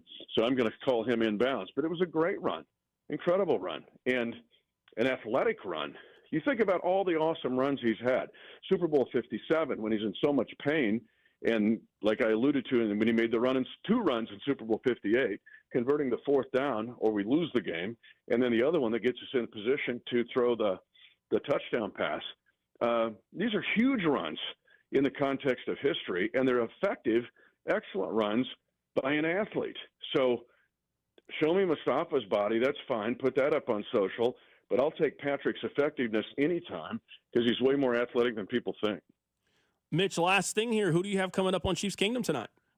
Nick Bolton. And perfect to have Bolt on because we're going to dive into this defense and what makes it work. If you look at the defense in the numbers, and yesterday, remarkably, was the 27th consecutive game where they have held an opponent of 28 points or less. You're going back to the Ravens of the mid-2000s since this has happened in the history of professional football, at least in recent history. And in this day and age of offenses, it's really crazy if they pulled that off. But what makes these guys tick? Why is this working? And rushing defense, these guys, even better than last year, they're only giving up 90.5 yards a game rushing, and they've played Derrick Henry, Bijan Robinson, J.K. Dobbins, Alvin Kamara, and Jordan Mason. That's 5 dudes they've faced in their 6 wins. And they're only giving up 90 yards a game? That's stupid. So we're going to dive in with Bolt tonight. Blue Springs, Hy-Vee, come join us, MIZ, right? And we'll try to see what Bolt thinks about all this. That is Mitch Holthus, voice of the Kansas City Chiefs, joining us on the show today. His appearance is brought to you by Silverstein Eye Center. Achieve your best vision and experience outstanding patient care at Silverstein Eye Center. Also by GEHA. They are a proud partner of the Kansas City Chiefs. Mitch, I look forward to seeing you in studio next week. I appreciate you. We'll do it, man. We'll keep cooking. All right. Absolutely. That is Mitch Holthus, voice of the Kansas City Chiefs, joining us on the show today. I do want to get back to the Chiefs for just a little bit, but one of the beautiful things about having your own show is, you know what? You can talk about whatever you want to talk about. Rob, I would like to put a very, very small bow on our Deshaun Watson conversation from earlier because the text line is very much split on my take and opinion towards Deshaun Watson. This is what I'll say, and I promise you we will not talk about Deshaun Watson anymore for the rest of the year. There is no reason to talk about Deshaun Watson anymore for the rest of the year because he will not be playing football. We all have been around the musty guy. You know, maybe you like the musty guy a lot. But if 22 separate people are coming up to you and saying, hey, man, maybe you should put on some deodorant, maybe you should. Now, we have an example of an individual that 22 women have told us that Deshaun Watson is a creep. 22 individuals. I am inclined to believe the 22 individuals, and I also encourage you to believe the 22 individuals. And not just that, we have given Deshaun Watson so many chances to apologize and at least show us that he has learned from the last year and a half, and he has thumbed his nose at us at every single turn. So I'm sorry if you are offended by my stance toward Deshaun Watson, and you are entitled to feel the way that you feel. I do not feel an ounce of remorse for Deshaun Watson that he is hurt. I am happy that he is hurt, and I am happy that bad things happen to bad people, and Deshaun Watson has showed us that he is a bad person and a bad individual. Coming up on the other side, we will talk about Patrick Mahomes, who is not playing like Patrick Mahomes. Keep it right here, so drive. The Drive with Carrington Harrison on your home for Kansas City sports. 96.5 The Fan. Brought to you by DM Injury Law. Have you or a loved one been in a car wreck? Contact DM Injury Law today and get the money you deserve. Car wreck? Remember, Mike's got this. You could be on the 50 at GEHA Field for the official coin toss at a Chiefs home game this season. Enter to win at Chiefs.com/GEHA. GEHA is the proud partner of the Kansas City Chiefs. Hey, diamond lovers. Shane Company knows fine jewelry. That means a lot when you're looking for a dream engagement ring, a beautiful keepsake, or the perfect gift. When it's this important, you want someone who knows exactly how to work with your budget. Not against it. Someone who knows you deserve a piece more beautiful than you've ever imagined. Through 4 generations as a family business, we've always sourced our diamonds and gemstones directly, cut out the middleman, and passed the savings on to you. Come see us in store and compare our wide selection of diamonds, rubies, and a rainbow of sapphires in different shapes and sizes. So many in stock and ready to take home today. Create your dream engagement ring in 3 easy steps. Or pick a perfectly preset ring that's created by our in-house design team. Browse our selection of fine jewelry gifts for everyone in your life, from diamond and gemstone studs to must-have tennis bracelets and beautiful birthstone necklaces. With our everyday competitive prices and unmatched free lifetime warranty, Shane Company is your go-to destination for fine jewelry. Visit shaneco.com and come in to see for yourself. Shane Company, your friend and jeweler. MD Anderson Cancer Center is again ranked #1 in the nation for cancer care by U.S. News & World Report's Best Hospitals rankings. Our physicians treat more types of cancers in a day than many see in their whole career. This unmatched depth of expertise, combined with our groundbreaking discoveries, gives our patients access to the most innovative treatment options. Learn more at mdanderson.org. Pizza Taccio, the king of Kansas City's New York-style pizza scene, has taken KC by storm. Pizza Taccio uses the highest quality local and organic ingredients, hand-tossed by KC natives. Oh, and did I mention they were voted KC's favorite pizza? Place your order now for pickup or delivery at pizzataccio.com, or stop in for a slice at any of their locations in OP, Midtown, North KC, St. Joe, Waldo, or Belton, and dive into the taste that's conquering Kansas City. one slice at a time. It's Derek Johnson, and this season, Sheep Metalworkers Local Number 2 are awarding one lucky school a $15,000 facilities enrichment grant. Tell us in 100 words why your school deserves the grant at helpmymokenschool.com and make this the best school season ever. The IRS is ramping up collection, and if you owe back taxes or have years of unfiled tax returns, listen carefully. Before it's too late, check your eligibility for the Fresh Start program still offered by the IRS to reduce or even eliminate your tax problems. Call our special hotline number now and find out in minutes if you qualify for these life-changing debt reduction programs. Business or personal, if you're in a payment plan with no end in sight, have unfiled tax returns, under audit, have a wage or bank levy, or finally just want to know your options, call the experts at Republic Tax Relief and stop collections immediately. A-plus rated by the Better Business Bureau with a 5-star rating from Yelp, this veteran-owned company has the fight you need to take on the IRS. Don't go at it alone. Call their hotline number now, 800-554-6899. That's 800-554-6899. Find out if you qualify today. Call 800-554-6899 or go to republictaxrelief.com. Hi, this is Toby Tobin along with Jason Goodenkoff from Lewisburg Ford in Lewisburg, Kansas. Hi, Jason. Hello, Toby. Let's talk about the buying experience at Lewisburg Ford. It's the best anywhere. Just ask all our customers, Toby. It is hands down the best experience you can have buying a new car. We have the no-hassle Toby Tobin price that we've had for 35 years now. Nobody else can say that.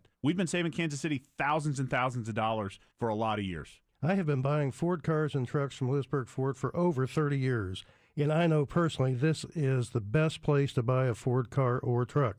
Great prices, but there's a whole lot more than that. It doesn't just stop at price, Toby. Yeah. There's other factors to this equation, and it's trade-in allowance, financing, and the experience of how knowledgeable the people are that you're dealing with. And we surpass everybody in all those areas. We always have. We always will. That's why calling us is important. Do you have that new pickup? Absolutely. And it's dynamite. Okay. Lewisburg Ford is your best place to buy a Ford car or truck. What's your toll-free number? 816-444-2300. Lewisburg Ford or lewisburgford.com.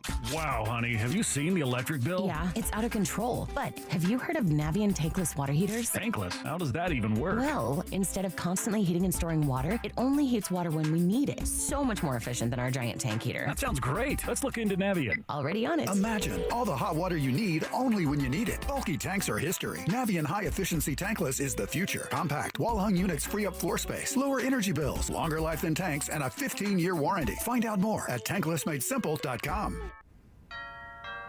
Pizza just goes better with Pepsi Zero Sugar. Pizza. Thank you. But don't take our word for it. In fact, don't take any words for it.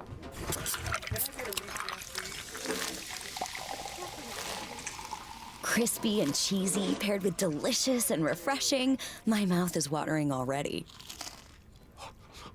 Ooh, too high. Yeah, we've all been there.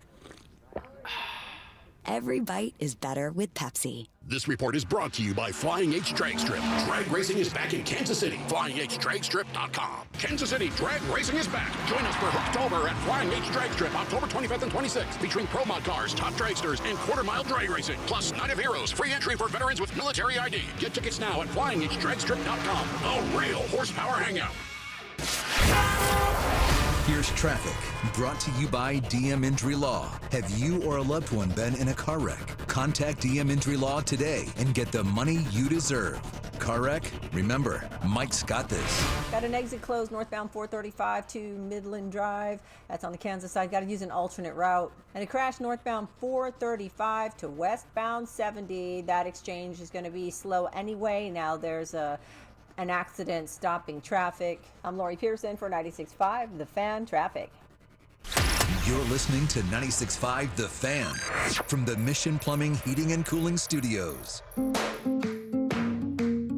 Chiefs fans, it's Hollywood Brown. Welcome to The Drive with Carrington Harrison on your home for Chiefs football. 96.5 The Fan. Let's talk about the quarterback of the Kansas City Chiefs, Patrick Mahomes. I don't think I am speaking out of turn.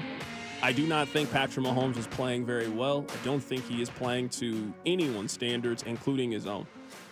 So far this season, he has 1,300 passing yards. That is good for 16th in the National Football League. He has 6 passing touchdowns this year. That is tied for 21st in the league.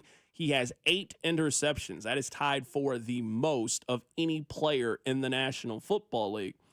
There was a tweet yesterday from Kevin Wildes, who co-hosts First Things First with Nick Wright, and it almost perfectly sums up how I currently feel about the way that Patrick Mahomes is playing. Wildes tweeted, Patrick Mahomes literally has no league-leading stat besides interceptions. There is also no one better because quarterback wins aren't just a stat. Quarterback wins are the stat. Yesterday, I think you saw the Chiefs offense, and it makes sense. They basically took the shape of Patrick Mahomes. This offense and this team, well, defensively, they've played well for a year and a half. This game was 14-12 late in the third quarter. It felt like the Chiefs were going to win this game, but it just takes one interception, one mistake, one anything to happen that can flip the course of the game. It was 14-12 with 5:56 left in the third quarter. The Chiefs get the ball back after yet another Brock Purdy interception. He had a bunch of those yesterday. And you know what Patrick Mahomes kind of said? We're about to score on this drive. That's simple. We're about to score here. They go on a 13-play, 79-yard drive in which the two biggest plays were Patrick Mahomes running the football. He had the 33-yard run, which is his longest regular season run. Rob, was that run longer than the one against Tennessee? I know it was the longest regular season run. Is that his longest run, period? I'm looking up the Tennessee run real quick. So give me the number whenever you have it. So they go on this 13-play, 79-yard drive that takes up almost 7 minutes of the clock. Their longest gain was a Patrick Mahomes run. Hey, the passing offense, it just wasn't popping yesterday for the Chiefs. But you know what the Chiefs could do? They could run the football effectively yesterday. So Patrick Mahomes, they run the football 33 yards. It's first and goal now from the 4-yard line. By the way, it was a 27-yard run. Okay, so the longest run of his career. They tried to run the ball 2 times with Kareem Hunt. They didn't get in the end zone. They tried to run basically the same route that worked in the Super Bowl, and I think they complete that. If Mecole Hardman stays upright the whole time, he slipped, that happens, it's an incompletion. The Chiefs are then forced with a decision. Now, Andy is usually team take the points, but it's 4th and goal from the 1-yard line, and you have run the football effectively all day. Now, I believe it was a design run play. Maybe I'm the only one that thinks that. 913-586-7965. I think it was a quarterback draw play.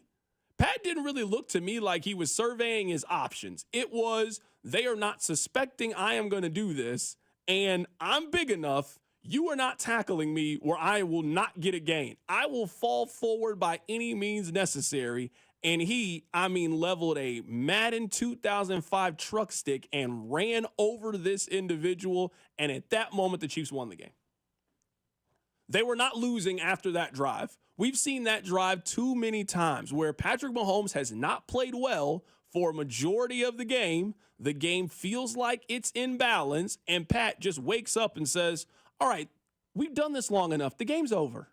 Let me go win this game, and we can deal with all the other stuff later. They then get the ball back after another Brock Purdy interception. And, well, what do you know? They go down the field again, 12 plays, 80 yards, 6 minutes and 20 seconds, and they win the football game. I am not telling you that Patrick Mahomes has played well. He has not played well. The numbers will suggest that he has not played well, and for a second consecutive season, this is the worst version of Patrick Mahomes in the regular season that we have seen. But very similar to the Chiefs, it does not matter what happens for 2.5 quarters, 3.5 quarters. They always just have 1 or 2 drives, and they are going to figure out a way to score. You know, we love our cross-sport comparisons. You know what they went on? They went on the Allen Fieldhouse run at the end of the game. They shot 20-something% from the field. KU's up 4 against TCU, and they go on an 11-2 run. The crowd starts to go crazy. You've seen that KU game 50 times in your lifetime. That's what the Chiefs do. It feels like every single Sunday. Their offense was blah for the first 8 possessions of the game. The last 2 possessions, we're about to score. And they did this by running the football on a majority of these plays. Rob, I'm sitting here, I'm looking at the game sheets. They ran out of their first I guess 7 plays of the drive. They ran it 6 times. Kareem Hunt for 6 yards. Kareem Hunt for 6 yards. Carson Steele for 7 yards. I mean, they won this game because they were just more physical than San Francisco was yesterday. They didn't win it for any other reason. Over the course of 60 minutes, they were the better offensive line. They were the better defensive line. They controlled the line of scrimmage. They ran the football more effectively from the team that runs the football. And they beat San Francisco playing San Francisco football. San Francisco is the team that runs the football effectively and plays good defense and gets just enough from their quarterback. That's what the Chiefs were yesterday. The Chiefs have the ability to take whatever style you win with and beat you with your style. If they need to beat you 45-44, they would have figured it out yesterday. I don't know how or with who, but they would have figured it out yesterday. If they need to beat you in a grind it out, run the football, we're going to run it 40 times game, they got the ability to do that. San Francisco was never beating Kansas City yesterday. I've seen too many instances of these two teams play each other. I told you guys all week because you kept asking, hey, is Vegas telling you that you're wrong? San Francisco under no scenario should never be favored over Kansas City. If you want to tell me that Cincinnati is at home, sure, I'll listen to that. You cannot convince me that Brock Purdy and Kyle Shanahan should be favored in any game over Kansas City. I don't care where that game is played. I don't care who's healthy for Kansas City. There should not be a scenario in which San Francisco is favored to beat the Chiefs. I've seen them play now 3 separate times with these two same quarterbacks and these two coaches. Kansas City has won a shootout. Kansas City has won a come-from-behind victory in overtime. And after the first 3 points of the game, they never trailed after that. And they outscored San Francisco 14-3 in the second quarter of the game and never relinquished the lead at any point. Whatever style you want to play, you want to stand in the middle of the ring and slug it out, you want to jab and be defensive, whatever you need to do, I'm just better than you at this. Have you ever had the little brother that he is convinced he's going to beat you in this game? He has been practicing his heart out. He is convinced he is going to beat you, and you're going to show up on Thanksgiving. You haven't played the game in 6 months, and you're going to beat him. I'm just better than you. The Chiefs are just better than San Francisco. I really don't know how else to phrase it. We often in sports say, usually, fighting, styles make fights. It does not matter what style the Niners want to play with the Chiefs. They can't beat them. It kind of reminds me of, we talked about it after week 1. It does not matter what style of game the Ravens play against the Chiefs. They cannot beat them. Styles make fights. I agree with that. But the Chiefs, for whatever reason, are able to just, you want a slugfest today? We're ready. Oh, it's going to be a low scoring. We got to make some plays late. We'll get it. Hey, it's going to be up-tempo, back and forth like it's Oklahoma versus Tech. We got that one too. Styles make fights. Except for when the Chiefs play the Ravens or the Niners, because no matter what style the opponent plays, the Chiefs just, okay, we're doing that today, and they just shrug and win that style of game. It's almost like the Chiefs sort of get off on, you guys aren't picking us, or someone got injured and now you don't think we're going to win? Here, we're going to show you. There is not another team in the league who I think win without their starting running back, their number 1 and number 2 wide receiver, their number 2 corner went out yesterday. Their number 1 pass catcher gives you 17 yards on 2 catches. There is not another team that scores 28 points on the road and wins other than the team that you cheer for. That is not. The team they just beat, San Francisco, does not win that game. Detroit does not win that game. The Commanders, other good teams in the league, they do not win if you take all of those parts off the team. That is a game yesterday that only Andy Reid wins, that Patrick Mahomes wins, and the Kansas City Chiefs. Coming up at the top of the hour, we're going to get to the top stories of the day in Kansas City. Keep it right here, so Drive. The Drive with Carrington Harrison on your new home for Chiefs football. 96.5, The Fan, brought to you by DM Injury Law. Have you or a loved one been in a car wreck? Contact DM Injury Law today and get the money you deserve. Car wreck? Remember, Mike's got this. Mommy, want to play a game with me and Dad? Mommy's not feeling good. You need to vaporize that cold. Vaporize? Yeah, with Dayquil VapoCool. It's Dayquil plus a rush of Vicks vapors. Whoa. Come on, honey. Let's let Mommy rest. You guys are amazing. And so is Dayquil VapoCool. Dayquil VapoCool, the vaporizing daytime coughing, aching, fever, power through your day medicine. And to vaporize sore throat pain, try Vicks VapoCool drops. Use as directed. Keep out of reach of children.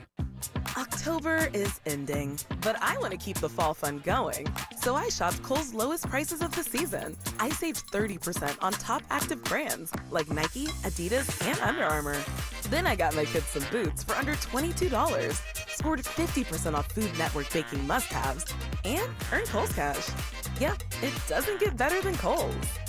Select styles. Offers end October 27th. Coupons do not apply to Nike, Adidas, and Under Armour. See store or Kohl's.com for details.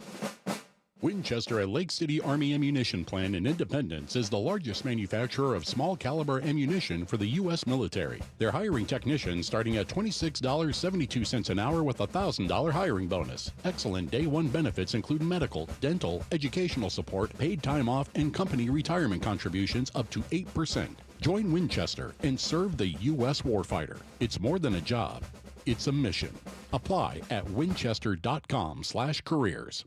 Right now, 38 states allow sports betting, including 7 of Missouri's neighboring states. Amendment 2 gives Missouri sports fans the freedom to bet on games too, and that will generate over $100 million for our schools. Amendment 2 is endorsed by the Chiefs, Cardinals, Royals, Blues, and Missouri's 2 biggest newspapers, the St. Louis Post-Dispatch and the Kansas City Star. Here's Hall of Famer Ozzie Smith asking you to vote yes on 2. Back in my day, I was the wizard of the infield. Now, I'm a grandfather. That's why I'm voting yes on Amendment 2. It means over $100 million for Missouri schools and teachers, and no more broken promises. There's a constitutional guarantee that the money goes to our schools, and legalizing sports betting is great for us fans too. That's why the Royals, Chiefs, Blues, and Cardinals all join me in saying yes on Amendment 2. Paid for by Winning for Missouri Education, Mike Pridmore, Treasurer. I'm Mitch Holthus, voice of the Kansas City Chiefs. Choosing the best doctor for your eyes is one of the most important medical decisions you'll ever make. Whether you're considering blade-free LASIK, all laser cataract surgery, and premium lens implants, or want a world-renowned doctor to help with your glaucoma, macular degeneration, dry eyes, or diabetes, trust my doctor, Dr. Steven Silverstein. Call Silverstein Eye Centers to make an appointment, 816-358-3600. Experience the best eye care in Kansas City. Hey friends, it's noisy out there with information coming at us all day, every day. It's hard to know what to trust, and the world of wealth management is no exception. That's why UMB Private Wealth Management helps you tune out the noise and tune into what matters most. They'll create a financial plan based on your unique goals. So it's your voice that comes through loud and clear. Get financial clarity. Go to umb.com/private wealth to schedule an appointment. That's umb.com/private wealth. O'Reilly. Extend the life of your engine with a full synthetic oil change and save at O'Reilly Auto Parts. Right now, pick up 5 quarts of O'Reilly full synthetic motor oil and a MicroGuard oil filter for $29.99. Or upgrade to a MicroGuard Select filter for just $2 more. Limit supply. Offer in-store only at O'Reilly Auto Parts. O'Reilly Auto Parts. Balance of Nature supplements, changing the world one life at a time. Well, I'm Phil Sims. I played pro football for 15 years. People always ask me, what am I doing now? And I tell them about Balance of Nature, that I'm taking that. I try to eat right. I would say Balance of Nature is a big part of having a happy life because I know I'm doing something that's really good for me. It's going to help me in many aspects of my life. I do it. Go to balanceofnature.com and get 35% off with your first order as a preferred customer by using discount code Phil. Here's traffic, brought to you by DM Injury Law. Have you or a loved one been in a car wreck? Contact DM Injury Law today and get the money you deserve. Car wreck? Remember, Mike's got this. Traffic brought to you by Park and Go, your top choice for all covered airport parking. On the Kansas side, got an exit closed northbound 435 to Midland. Seeing traffic back up behind that a little bit. And that crash northbound 435 at westbound 70, stopping traffic, slowing things down through that entire exchange. Tackle your airport parking needs at Park and Go. Always the best service, always the best price. Open 24/7, fast and free shuttle services. All spots are covered. Reserve your spot today at bookparkandgo.com. Park and Go, family owned and operated. I'm Lori Pearson for 96.5 The Fan Traffic. Make sure to follow The Drive on the Odyssey app or wherever you get your podcasts. Coming up in about 15 minutes, we'll get to the top stories of the day in Kansas City. Before we do that, I want to play what Adam Schefter had to say earlier today. He was on Pat McAfee's show. The only reason I am playing this is because I hope that we all are on the same page. Now, last week, and maybe this was just a vocal minority of people, some of you didn't want the Chiefs to trade any assets to go get a wide receiver. Now that Juju Smith-Schuster is out, Xavier Worthy, at least there was a time there, left the game with injury. The Chiefs just don't have a lot of healthy, viable options at wide receiver. I can get you the number here, but yesterday, their leading wide receiver, their number one wide receiver yesterday, got 19 yards. They need a little bit of help and a little bit of boost in the room. Now, I know people like Rob are usually, they don't want to trade draft picks. Well, the purpose of draft picks are to help your roster. Their roster right now needs some help. I know what you're thinking. They're 6-0. How can you say that? We all watch the National Football League. They need a little bit of help right now. I'm not saying you got to break the bank. I'm not saying you got to trade 2 first-round picks or a second-round pick. I'm not here advocating for them to bring back Tyreek Hill. I simply want them to do something to help this wide receiver room out because they are currently down Rashee Rice, Hollywood Brown, and Juju Smith-Schuster. There is not a lot of proven production in that room. And right now, almost everybody in that room is under 6'1" and weighs less than 200 pounds. I would just like for you to get a little bit of reinforcements. Go get Darius Slayton. Go get Demarcus Robinson. I don't care.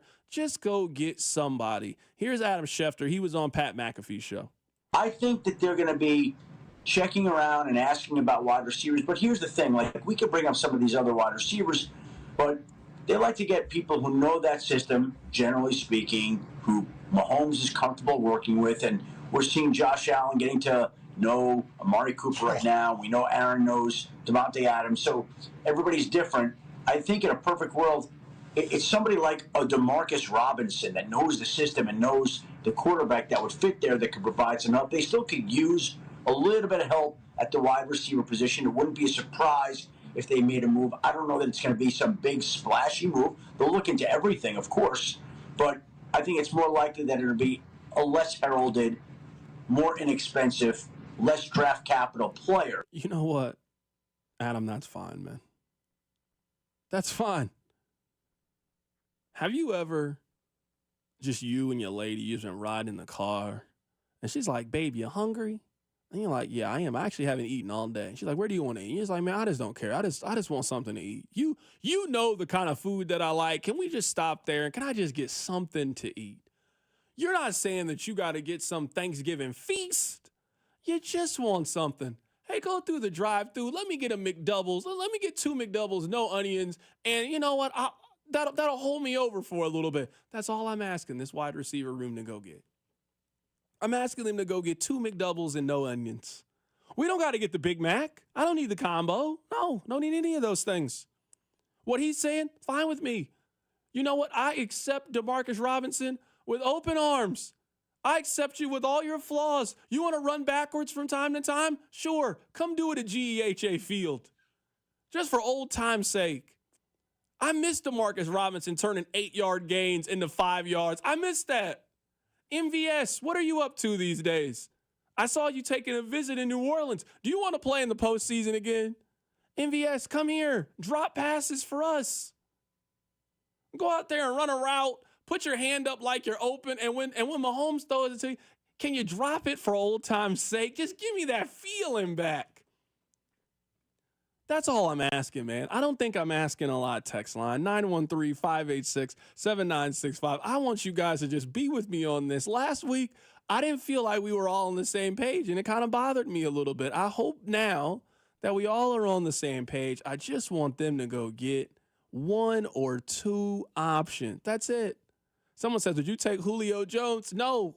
You know what? I will set one small caveat. I don't think that's that big of a deal. I would like for you to have been in the NFL last year. I also will like for you to currently be in the National Football League. and I would count MVS as currently being on the league. He was on a team. Have you played in a game this season? Did you play last year? If you check those two boxes, I'm open to you coming to the Kansas City Chiefs. If you don't check those boxes, I'm not interested. I know you're joking and getting your shots off of me not wanting to trade draft capital for a wideout, but in all seriousness, what Adam Schefter just said is me and Brett Veach are on the same team. It's not going to be a splash move, is what I heard him say. That's fine. I can live with that. It's going to be a low pick type of move. So, yeah, Demarcus Robinson, Darius Slayton, sign me up. Julio Jones, do not sign me up. No, thank you. Hard pass. Deontay Johnson, if the price is right, I'm there. Adam Thielen, if you can get off IR and I can tell that you're actually healthy, cool. Let's do that. Cooper Kupp, probably not going to happen. Just doesn't seem like that's the result they're going to get. You know what? I actually don't want Cooper Kupp just because, I mean, at this point, Cooper Kupp, what's different than him than Juju Smith-Schuster? You can't trust that man's limbs to hold up. Price is going to be different. That man's limbs have been falling apart. They've been falling off the bone for the last 2 years. He signed that new contract extension after an incredible 2022 season, and his limbs just completely gave out. No, I'm not interested in him. Text line 913-586-7965. C-Dot, why can't they bring up Justin Ross? I want you guys to really think about this. I really want you to think about this because I don't think you're thinking about this enough. They rather play Sky Moore than play Justin Ross. I'm not joking. I know it's funny to me too. It makes me laugh too. I really want you to think about this. Every week, Justin Ross is right there in the same locker room as everybody else, and they walk past Justin Ross to go talk to Sky Moore. They do that every single week. I don't think this Sky Moore is helping them, man. I don't think that Justin Ross is helping them. They need somebody else is what they need. So I don't know exactly who that person is going to be. But I'm telling you at this point, they have 3 healthy wide receivers on their team. We spent half of the summer debating wide receiver 8 and wide receiver 9. They have 3 at this point. Like literally 3 wide receivers. I mean, is it technically even 3? Because does Justin Watson count? Yeah, I mean, he's there. I mean, is he? Has anyone seen him? Yeah, no, he's there. I know that Pro Football Reference says he's getting a lot of snaps, but if you're never targeted, it's a tree falls in a forest type of deal, right? He's MVS. He's cardio. Someone on the text line says, C-Dot, it doesn't matter who the wide receiver is. It's just a degree of difficulty for 15. He can win the Super Bowl with everyone that is currently here. I mean, if you guys want to continue this, let's give Patrick Mahomes as few weapons as possible and see if he can win the Super Bowl challenge. You guys go right ahead. That's not a challenge I want to see them do again. They won that challenge last year. I am not in the, hey, let's see if we can remove all of the talented players that we thought he was going to be playing with at the beginning of the season, and let's see if we can just – I'm not trying to have Patrick Mahomes play wide receiver fear factor the way that you guys are. No, I would like for him to play with good players.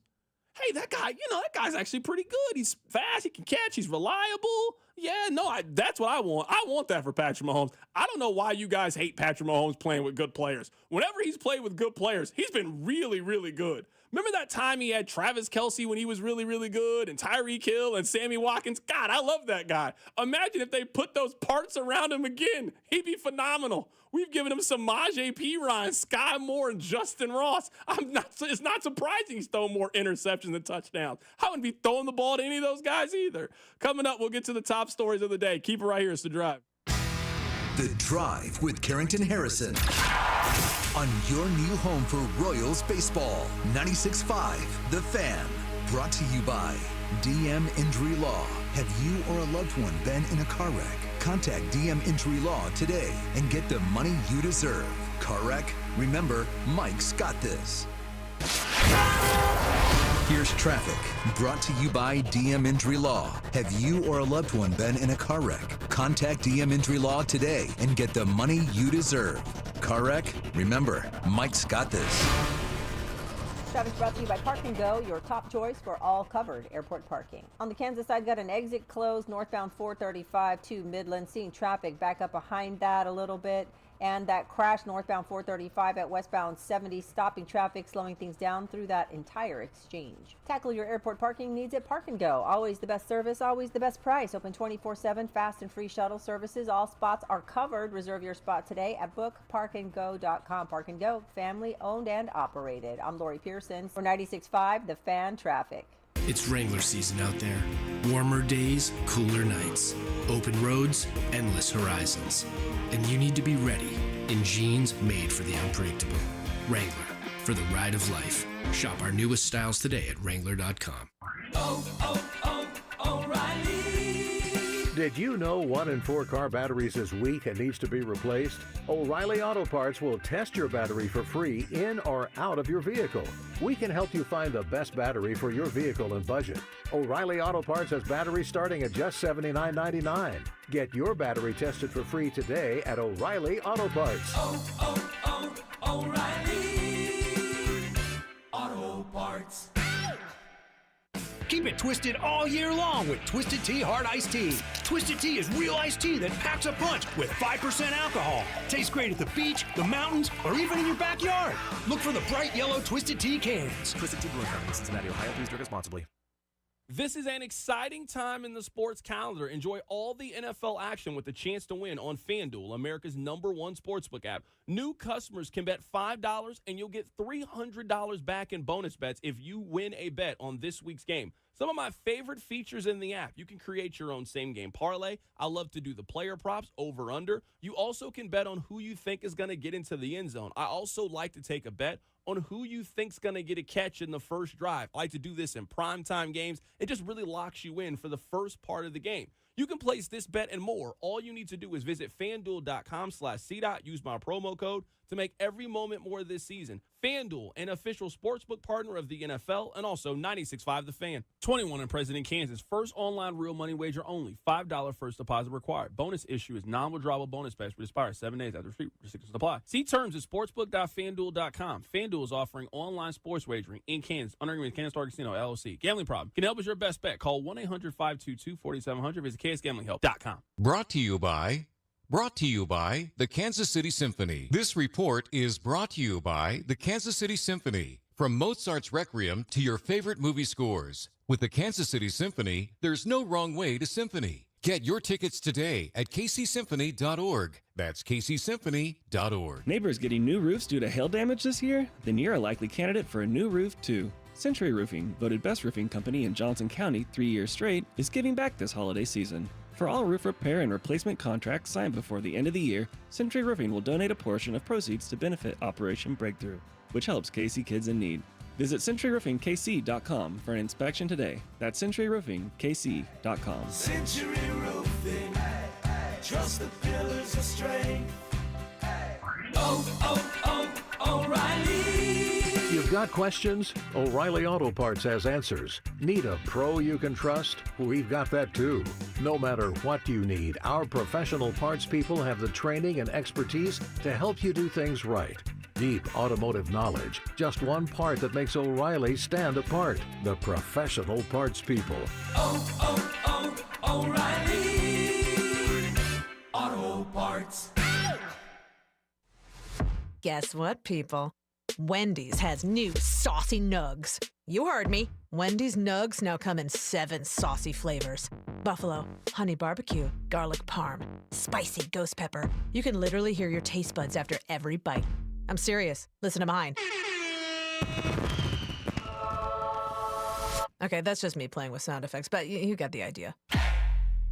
For a whole new way to nug, gotta be Wendy's.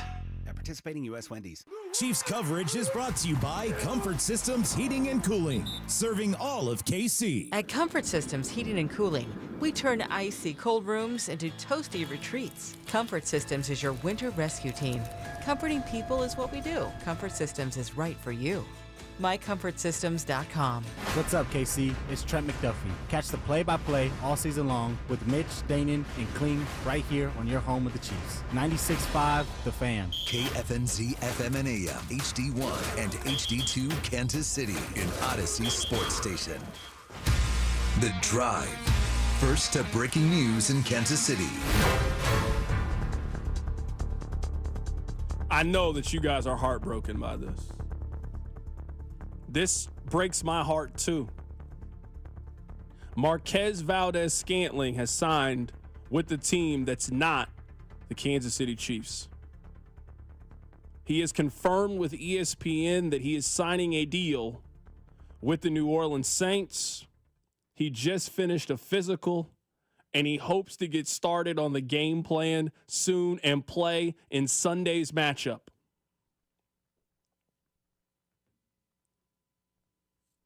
How could he do this to me? How could he do this to this offense? This is when Pat needs you the most. You see the wide receivers they have out there, and you know that your expertise and your veteran leadership was needed. And you make the decision to go sign with the New Orleans Saints and leave the Kansas City Chiefs high and dry. You know what? I hope the Saints lose every game the remainder of the season. You had a choice to go play with Patrick Mahomes and you pick Spencer Rattler? I'm disgusted. I'm dumbfounded by this. I'm crestfallen by this. Marquez Valdes-Scantling, Chiefs legend, borderline Chiefs Hall of Famer, postseason extraordinaire. He signed with the Saints, man, during the Chiefs' most vulnerable time of need when they desperately needed his contribution. He had the gall to go sign with the Saints? Take it from here, Rob. I don't even know. I don't know how I can move forward with the hits here, knowing that they lost out on MVS. Is it lost out, or did they even try? Someone said, C-Dot, you talked all that on MVS, now you're begging him to come back. Now they need him. What do you think that physical consisted of for MVS? Do you think they had him run through the jugs machine just to see how it worked?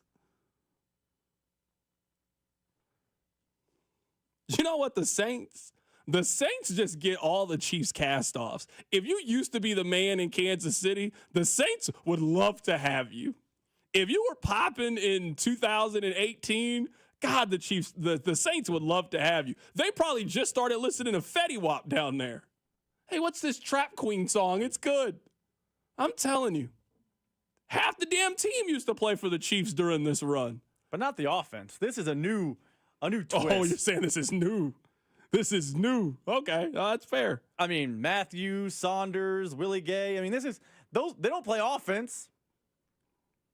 Someone on the text line said, no, how could we lose out on Mr. Cardio? Come on now, that's not his name. You guys know who MVS is. He's Mr. Applebee's because he's always good for 2 for $20. That's who he is. I can't believe they didn't go get Mr. Applebee's. I can't believe it. I will say this. I will say this. The fact that the Chiefs are this down bad at wide receiver and they still don't want MVS validates everything I said last year. You know, let me figure out a way to make this about me.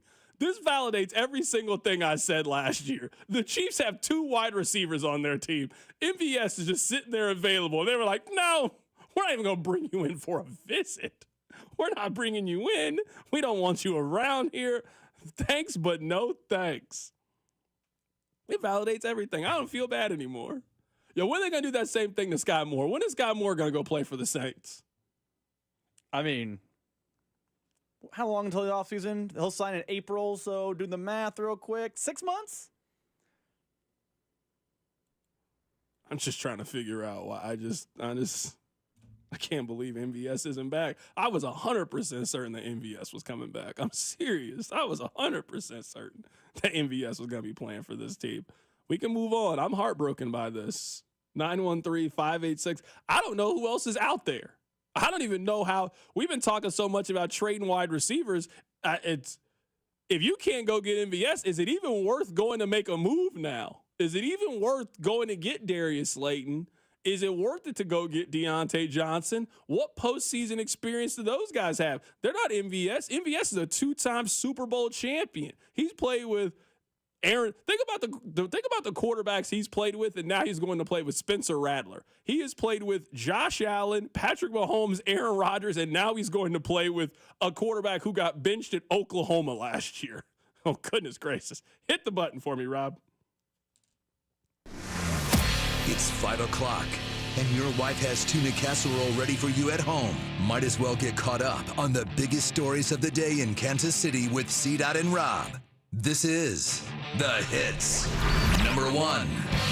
You know what? I would like to make hit number 1 this. Shout out to Baker University. Rob, do all the little sponsor stuff we got to do here. We got to do some sponsor stuff. We got to pay bills, too. They prefer to be shouted out. But yeah, shout them out. Yeah, shout out to Baker. Speaking of Baker, they present the hits where graduates earn salaries and land jobs faster than any other university in Kansas. Apply today at bakeru.edu. You know what? Can you fade the music down for a little bit? Because on a very, very serious note, I want to thank Brett Veach, and I want to give him credit. Before we move forward in today's show, I would like to spend the very first part of the hits thanking Brett Veach and giving him credit, because I tell you guys all the time that a hater is somebody who is incapable of giving credit. I don't like KU, but I can admit that their basketball games are fun because I'm not a hater. Let me tell you about Brett Veach yesterday and how much credit he deserves for the win that they had yesterday, and how yesterday was a banner Brett Veach day. Think about if you just go back to the Super Bowl. So not that long ago, like you guys tell me, hey, how can you say this about Travis Kelce? Just 8 months ago, he was dominant in the Super Bowl, and you are right. Look at the guys who got opportunities in the Super Bowl, and then fast forward 8 months later to the guys that Patrick Mahomes is playing with. Isaiah Pacheco had 18 carries in that game. Their leading receiver was Travis Kelce. Mecole Hardman had 57 yards. Justin Watson had 3 catches for 54 yards. Rashee Rice had 6 catches for 39 yards in the game. Those were the first top 4 receivers in the game and their number 1 running back. Fast forward, they have played 6 games since then, and 8 months have passed. Kareem Hunt was their leading running back yesterday. Their top 4 receivers were Noah Gray, Samaje Perine, Xavier Worthy, and Mecole Hardman. That is the offense that the Chiefs scored 28 points with and went on the road yesterday against San Francisco and outscored them by 10 points. So Kareem Hunt, a Brett Veach, a guy who was unemployed. Every team in the NFL could have got Kareem Hunt. The Chiefs were the ones that actually did it. Look at what he's turned into.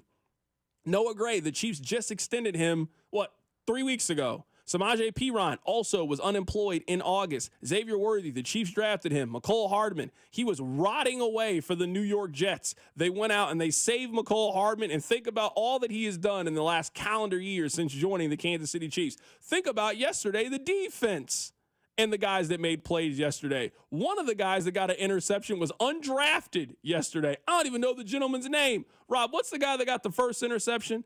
Wallace? Something Wallace? We've never talked about that man a single day on this show. I didn't know who he was before he got the interception. And you can be honest, you didn't know who the man was yesterday either. And one of their draft picks, I actually really like him, he also got an interception yesterday. Yesterday was the most banner Brett Veach day that we have possibly ever seen. You want to talk about the value of drafting. You want to talk about the value of depth. You want to talk about scouting effectively.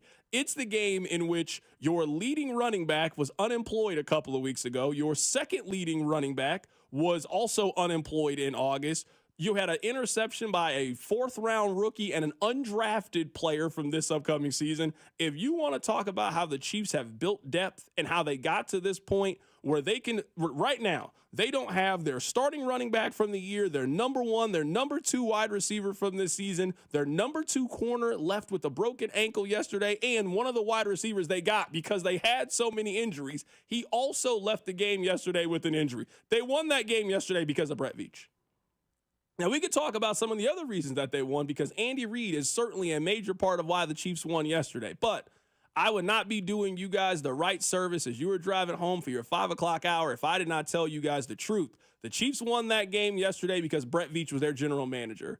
And the way that they have been able to overcome all of the injuries that they have, there is not a team currently in the league that is dealing with the injuries that the Chiefs have. And there's a lot of teams banged up. San Francisco was banged up. They just lost Brandon Ayuk, who tore his ACL yesterday, and Christian McCaffrey has not played this season. So there are a lot of other teams that are banged up yesterday. San Francisco was super banged up. They scored 18 points yesterday. The Chiefs are super banged up. They scored 28 points yesterday. There is a difference between what the Chiefs are doing and what everybody else is doing. I know he will not win the award, but Andy Reid should be in consideration for Coach of the Year. The fact that this team, we all believe, is going to win 13, 14 games, and right now you got Patrick Mahomes playing with a true cast of who knows who you were throwing the football to. That is a Brett Veach creation. Congratulations. Number 2. Carrington, you said it better and in much more words, but as time has gone on, have we learned a very simple fact about the Kansas City Chiefs? It does not matter the style, it does not matter the where, it does not matter really who's playing for the Kansas City Chiefs. Is sometimes yesterday's game as simple as this, and we spend 4 hours talking regardless, man, the Chiefs are just better than the San Francisco 49ers. I mean, we can look at the 3 games in which Patrick Mahomes and Brock Purdy have gone up against each other as the quarterback of their respective teams. On one side, the Chiefs won a game. They won 44-23, and the Chiefs just went up and down the field and scored at will against San Francisco. The second time that these two quarterbacks went up against each other was in the Super Bowl. The Chiefs were down at halftime. They needed 2 miraculous drives from Patrick Mahomes at the end of the game. They win the Super Bowl. Yesterday, Patrick Mahomes is maybe, we could probably look this up, that might be the worst supporting cast of offensive skill position players that Patrick Mahomes has played with, probably since that game against the Indianapolis Colts. Remember that game? It was at home. It was Sunday Night Football. The Chiefs were super banged up in that one, and they lost. What I give the Chiefs a lot of credit for, and we could talk more about this after the hits, is that the Chiefs yesterday figured out who they are and how this version of the Chiefs need to win. That is different, and the Chiefs have shown the ability to be able to fight different styles. They can fight right-handed, they can fight southpaw, they can fight unorthodox. Whatever style they need to figure out a way to beat you, they are going to figure it out. But the Chiefs won that game yesterday because they have embraced who they are. They are the super version of the Pittsburgh Steelers. You know what the Pittsburgh Steelers are? A run-the-football, play-defense kind of team. You want to know what the Chiefs were yesterday? They were a run-the-ball, play-defense kind of team. They ran the ball 39 times, and they continue to have the best defense in the National Football League. I think we all identified pretty early on that the Chiefs, they were not going to win that game because Patrick was going to throw for 300 yards and 4 touchdowns and no interceptions. No, they were going to have to get in the mud a little bit, and that is exactly what they did. 39 carries, 184 yards, and 4 rushing touchdowns. They outran San Francisco by 83 yards yesterday, and they were the better version of San Francisco. San Francisco was the team with the heralded offensive line with Trent Williams. They're the team with the great defensive line. The Chiefs won that game yesterday because they were the more physical of the two teams. Sometimes they've won it because their offense was more potent. In the Super Bowl, they won because their quarterback is the best player in the world. They have found 3 different ways to beat the second best team in the NFL over the last 5-6 years. Number 3. All right, Ken, let's talk about it, because when they did beat the San Francisco 49ers, it seems like every time they do it, every style they do it in, one player has shined brighter. Hold on. I got to throw a challenge flag here. Jeremy Fowler says, at least he did not mention. Did you see this? I did not see So this. he followed it up. Jeremy Fowler of ESPN.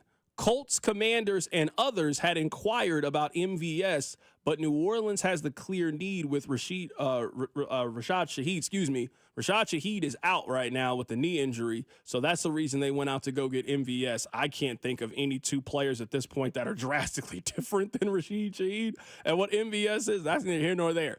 It is interesting to me that Jeremy Fowler did not include the Chiefs, because if the Chiefs had inquired about MVS, they obviously would have been first on the list. Right? I mean, he said others. Colts, Commanders, and others. Yeah, but I just don't know why. Because to me, the news would be Hey, he just won a Super Bowl with this team. That's fair. That team reached out to go get MVS to come back on the team, and he decided that he did not want to play for them. At least how I read it, and maybe I'm putting my own thoughts into this, and I'm editorializing what he just said. But the fact that he did not include the the Chiefs as one of the teams that reached out to MVS tells me the Chiefs were not interested in MVS. Because why would you join New Orleans if Kansas City is available? And you know the system and you know the scheme and there's a clear need. I mean, if they got MVS, he'd be playing this week for Kansas City. They need bodies. They need help. He'd be starting. And this just tells me the Chiefs were not interested really in any capacity to bring MVS back, which is kind of what Nate Taylor told us. It is possible that when he says and others, there were different levels of intrigue and thus inquiry. Maybe the Colts and Commanders called and said, like, hey, you want to come in? You want to do a visit? Like, they were more seriously talking, where the Chiefs called and said, we hear you're unemployed. Like, it could be the levels to this, and that's why those two got named and Chiefs fall into others, but may the Chiefs just have no interest at all in MVS. Yeah, I mean, I'm just assuming at the price in which he signed with for the Saints, I'm assuming he signed for the veteran minimum. That if Kansas City really wanted MVS, and that's where he would be playing. I don't think the Chiefs really had much interest in a reunion between him, because this did not happen with Juju. This did not happen with Mecole Hardman. When those guys were available, the Chiefs were at the front of the list and went out and got who they wanted. The fact that MVS is not in Kansas City, I think should answer our question. So you know what? I'm fine with moving on from MVS. I did think he was going to be back. That kind of fits the Chiefs' MO. I mean, they were really over what happened last year. They were done with him. All right, I apologize for interrupting hit number 3. Quick, that's my bad. The fact that Adam Schefter is saying the Chiefs are sniffing around and interested in DeMarcus Robinson, but they weren't MVS, just shows you how little they view MVS, because it wasn't like when DeMarcus left, there was any, let's stay on good terms. DeMarcus is still a good receiver. He was running backwards most of the time in Kansas City. Yeah, DeMarcus is still a good receiver. Someone on the text line says, if the Commanders are interested, why would you go to the Saints? Your guess is as good as mine. Money? Yeah, I mean, we think the money's that much different going to New Orleans. I don't think you got that much. I mean, I'm just guessing that at a certain point, money becomes king. Yeah, I'm just guessing he likes to roll, and he thinks that he's going to be Shaheed, even though he probably will not be Shaheed, because Shaheed is, actually a pretty good player. He had a long touchdown against the Chiefs. I like him. Shaheed's a very good player. Yeah, I like him. He's done for the year, right? I mean, he tore his knee or hurt his knee or whatever. What was the hit, man? My bad. I'm number 3. Interrupting with the MVS news. You know, the good thing about this is we will not talk about MVS anymore. I mean, I don't know if that's cause for music or a celebration, but now that MVS is signed with another team and we don't believe the Chiefs are interested, we will not bring up MVS anymore. We have eliminated 2 people off show topics. We have eliminated Mr. Nasty Man. We will not talk about him anymore the rest of the season. We have also eliminated Mr. Applebee's Marquez Valdez-Scantling. Speaking of wide receivers and reunions to the Chiefs, let's talk about it. It doesn't matter the style of the fight. It seems like no matter when, where, how, whatever, Mecole Hardman turns into Randy Moss when he plays against the San Francisco 49ers. Or he's Calvin Johnson. Or he's Jerry Rice. Pick a Hall of Famer. His name's Mecole Hardman when he's against the team in the Bay Area. Yeah, 913-586-7965. And Rob, you can fade the music down and we can just conclude the hits for the day. If you guys can tell me who Mecole Hardman reminds you of, because we have certainly seen this player to our teams, right? Like Torrey Hunter used to be a royal killer when he was in the league. Ichiro used to be a royal killer when he was in the league. Jose Ramirez, that plays for the Guardians. Just whatever reason, man, he knocks the cover off the ball when they're going against the Kansas City Royals. The Chiefs have had a couple of people like that. It used to be for a stretch there, man. If you played running back for the Broncos, you were going to have a good day against the Chiefs. You were going to run for 150 yards. They were must plays in fantasy. You know that San Francisco has to hate to see Mecole Hardman coming, right? They have to hate it. It doesn't make any sense. Mecole Hardman has played against them 3 times. In the first game, he had 2 touchdowns. In the second game, he caught the game-winning touch in the Super Bowl. And yesterday, he had a great punt return, and then he scored a rushing touchdown against them. Whenever he plays San Francisco, he plays like the player that they originally drafted him to be. I give the Chiefs a lot of credit for this, and this is actually very serious. I think they figured out how to use Mecole Hardman. I really do. I think they figured it out. I think it took them a long time to be able to figure it out. And I think there was a time there where they were trying to make him a certain kind of wide receiver, and that is never who he turned out and developed to be. And I get it. If you can go back in time, you would draft DK Metcalf over drafting Mecole Hardman. But for this team, for the acquisition that they have made, for the price in which they are paying Mecole Hardman, he has turned out to be a pretty helpful member of the team. He had a game-winning catch in the Super Bowl. A couple of weeks ago against the Saints, he had 4 catches for 44 yards. He had a big punt return that set up points yesterday. He scored a touchdown. I don't think you're asking Mecole Hardman to do anything than make 1 or possibly 2 plays that help and the Chiefs win. You know we love a good basketball analogy on this show. You know who he is? Remember that KU player you guys used to have, Kevin Young? Remember him? That's who Mecole Hardman has turned into. Just come in, play a little bit of defense, knock down a couple of shots, be a glue guy. That's who Mecole Hardman has been.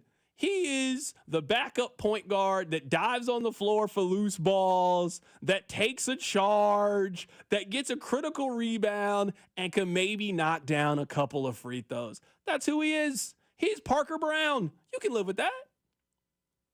Who's that one Timberlake kid you guys had last year? Nick Timberlake, that's who he is. No one liked Nick Timberlake. Don't do that. Don't put that evil on Mecole Hardman. Okay, well, I'm trying to meet you where you are right now with examples. Help me out here. I'm trying to find a KU player that makes sense here, and you've offered me no help. You the one got season tickets. I don't follow them. If for an older generation, there's Jared Haas. If you prefer that, you go. Thank you. He's Jared Haas. That's who he is. You were trying to sneak some sly. This guy's not actually good for KU jokes in there. No, I wasn't. I was trying to find an analogy about a glue. He's a glue guy. He's Travis Relaford. Yeah, no. Okay, he ain't as good as Travis Relaford was. I ain't gonna let you do that. You know what, man? Mecole this season, he's gonna have. Right now, he has 50 yards receiving. He's probably gonna end with like 217 yards receiving. He's going to sprinkle in another 200 yards rushing potentially for this team. He's going to help you a little bit in special teams. Mecole Hardman has become a great glue guy for this team. I like Mecole.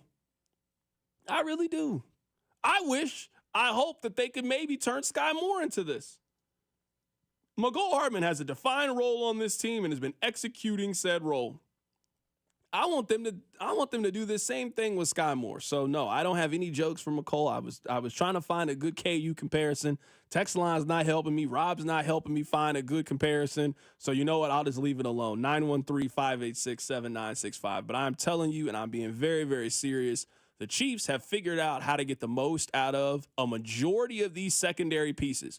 Over the course of the last 4 weeks, and we'll talk more about Kareem Hunt coming up in a bit because I was 100% wrong about Kareem Hunt. They have figured out how to get the most out of Mecole Hardman. They have figured out how to get the most out of Kareem Hunt. They have gotten the most out of Noah Gray. Most of their secondary players and role guys, they have figured out a way to use them to the best of their skill set and get a lot of production from each of those players. Coming up on the other side, let's talk about Kareem Hunt, who has turned into one of the more reliable players on the team. Keep it right here. It's The Drive. The Drive with Carrington Harrison on your new home for K-State Athletics, 96.5. The Fan, brought to you by DM Injury Law. Have you or a loved one been in a car wreck? Contact DM Injury Law today and get the money you deserve. Car wreck? Remember, Mike's got this. MD Anderson Cancer Center is again ranked #1 in the nation for cancer care by U.S. News & World Report's Best Hospitals rankings. Our physicians treat more types of cancers in a day than many see in their whole career. This unmatched depth of expertise, combined with our groundbreaking discoveries, gives our patients access to the most innovative treatment options. Learn more at mdanderson.org. Hey, it's Rex here with RexBuysKC.com, your local KC homebuyer. If you own a property in the Kansas City or surrounding area and want to sell it fast and at a fair price, write this number down, 816-330-6000. I'm a private real estate investor, not some hedge fund or large national chain. My family and I live right here in KC. I can pay cash and close on your timeline. even in as little as 3 days. Here at RexBuysKC.com, we're improving Kansas City one house at a time. I buy inherited houses, vacant houses, foreclosure houses, behind in payment houses, my tenant won't pay the rent houses, and properties that need complete rehabs. Do you own a house that's trashed and needs thousands of dollars in repairs? Great. If you own a house and want to sell it fast, call me at this number, 816-330-6000. That's 816-330-6000, or go to RexBuysKC.com. That's RexBuysKC.com, and I look forward to working with you. When a KU versus K-State rivalry game begins, emotions run high, legends are created, school pride hangs in the balance, memories that last a lifetime will be made, because each game is the most important game in history, at least until the next one. Get in the game with your chance to win up to $50,000. The Rivalry Riches instant ticket from the Kansas Lottery. See kslottery.com for details. Pizza Taccio, the king of Kansas City's New York-style pizza scene, has taken KC by storm. Pizza Taccio uses the highest quality local and organic ingredients, hand-tossed by KC natives. Oh, and did I mention they were voted KC's favorite pizza? Place your order now for pickup or delivery at pizzataccio.com, or stop in for a slice at any of their locations in OP, Midtown, North KC, St. Joe, Waldo, or Belton, and dive into the taste that's conquering Kansas City, one slice at a time. Right now, 38 states allow for sports betting, including 7 of Missouri's neighboring states. Amendment 2 gives Missouri sports fans the freedom to bet on games too, and that will generate over $100 million for our schools without raising property taxes. Amendment 2 is endorsed by the Chiefs, Cardinals, Royals, Blues, and Missouri's 2 professional soccer teams, the KC Current and St. Louis City. These days, Republicans and Democrats don't agree on much, but the Republican and Democratic candidates for governor are both supporting Amendment 2 because it means more money for education. Amendment 2 isn't like the lottery. There's a strong constitutional guarantee. The new money from sports betting will go to our schools. $100 million for education without raising property taxes. Amendment 2 is endorsed by the St. Louis Post-Dispatch and the Kansas City Star. Vote yes on 2. Paid for by Winning for Missouri Education. Mike Pridmore, Treasurer. What's better than 1 win? 3 wins. With Straight Savings, you keep your own phone, get 1 line for only $25 a month with real unlimited data, and get rewarded with a $200 phone credit after 12 months. It's a win-win-win. Head to Walmart or visit straighttalk.com today. Switch to Straight Talk. Less dollars, more sense. Straight Savings Plan enrollment requires compatible unlocked device and new line of service. Bonus device credit requires 12 months of active service. Offer ends if eligibility requirements are no longer met. Taxes and fees apply. For network management practices, see Straight Talk's terms and conditions. Let's face it. Nowadays, most companies have to rely on dozens of expensive, disconnected platforms to run their business. And even then, things can get a little, well, stressful. But with Odoo's all-in-one management software, packed with a suite of fully integrated business applications, every process is streamlined. Tasks are automated, and success is just a few clicks away. See how Odoo can take your business to the next level at odoo.com. That's ODOO.com. Meet Cheryl. Hey. She's on vacation and lost in the moment. Unfortunately, so is her Chase debit card. It's gotta be somewhere. Maybe she lost it at salsa night. These skirts should have pockets. Or maybe she lost it at Pilates. 3 and 2 and... But she's not worried. With the Chase mobile app, she can lock her card till it turns up. Tools that help protect. One bank that puts you in control. Visit chase.com/checking. Chase, make more of what's yours. Chase mobile app is available for select mobile devices. Message and data rates may apply. JP Morgan Chase Bank, N.A. member FDIC. Join 96.5 The Fan and Bud Light for the Fans Football Show with Mitchell Schwartz or Sean Barber and Jay Binkley. Every Friday this football season starting at 6 at participating Buffalo Wild Wings locations. Enjoy $5 talls, prizes, and Chiefs gear. For a list of locations, go to 965thefan.com. Here's traffic, brought to you by DM Injury Law. Have you or a loved one been in a car wreck? Contact DM Injury Law today and get the money you deserve. Car wreck? Remember, Mike's got this. This traffic is sponsored by Park & Go, your top choice for all covered airport parking. Cordell and Cordell traffic cams showing emergency vehicles slowing traffic down a little northbound 35 just before 435 on the Metro's west side, and things looking heavy into downtown via northbound 35. Tackle your airport parking needs at Park and Go. Always the best service, always the best price. Open 24/7, fast and free shuttle services. All spots are covered. Reserve your spot today at bookparkandgo.com. Park and Go, family owned and operated. I'm Lori Pearson for 96.5 The Fan Traffic. Chiefs fans, it's Trey Smith. Welcome to The Drive with C-Dot on your home for Chiefs football. 96.5 The Fan.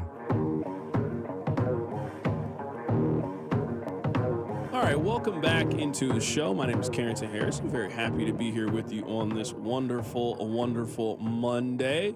All right, you know what? As I said earlier today, I want to give a lot of credit to Brett Veach. I think they won this game because of Brett Veach and a lot of the moves that he has made over the course of the last couple of weeks. I looked this up because I was really, really curious. Since Kareem Hunt has taken over as the starting running back of the Kansas City Chiefs, he has touched the ball on 33% of their offensive plays. 1 of every 3 plays that the Chiefs call, they either hand it to him or run it to him.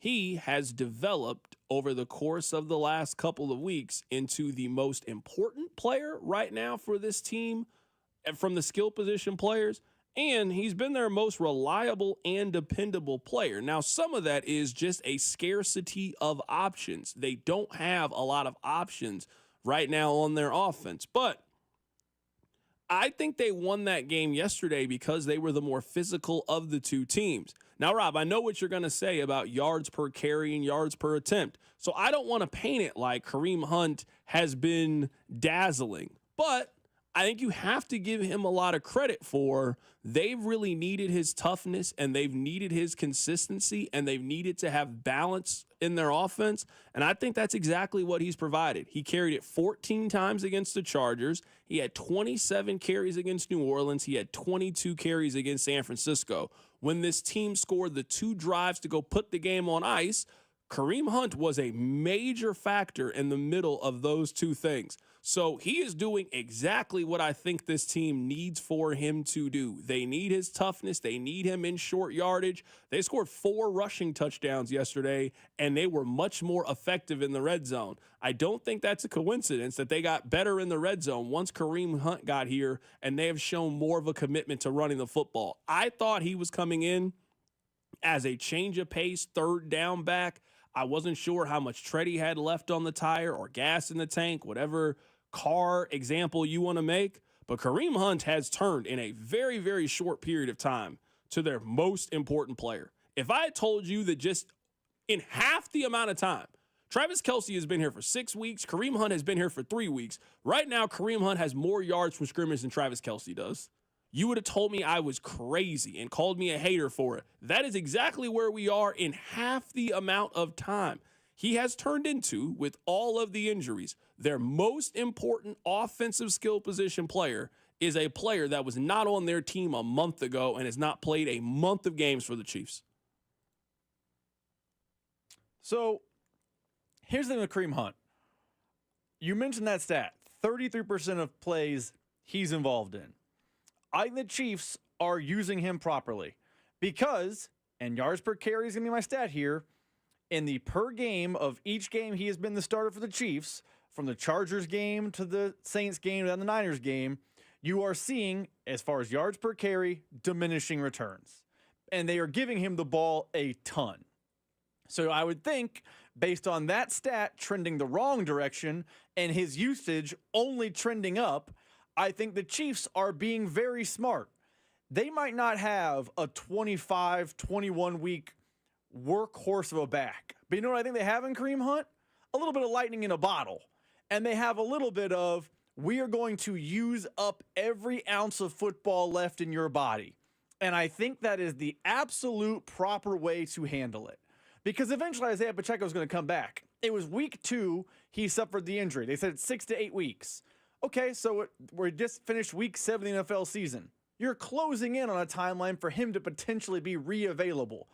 I think the Chiefs are like that scene from Moneyball. You know where Billy Beane, Brad Pitt's character, sits down with David Justice and he goes, let's be honest about what we want from each other. You want to stay in the show, and I want to get the last good baseball out of your body. So let's be honest with one another. That's what I think the Chiefs and Kareem Hunt are doing. Kareem Hunt was honest. I want to be on a winner again. I want to be back here, and I want to feel useful again. And the Chiefs said, cool. We're going to play you in 33% of our offensive snaps, and then we know time's going to eventually get you. But both things can be true. He is vital to the offense now, but based on his usage and his age and how the position works, that does not seem sustainable. And I think the team knows that, and that's why his usage is as high as it is right now. I don't care. I'm not saying what you're saying is not accurate. I'm not saying what you're saying is not valid. I don't care. This is the analogy I would make. I'm sure you've been to the circus before. I'm sure some of you have taken your kids to the circus. Have you been to the circus before and all the kids have those little light-up toys?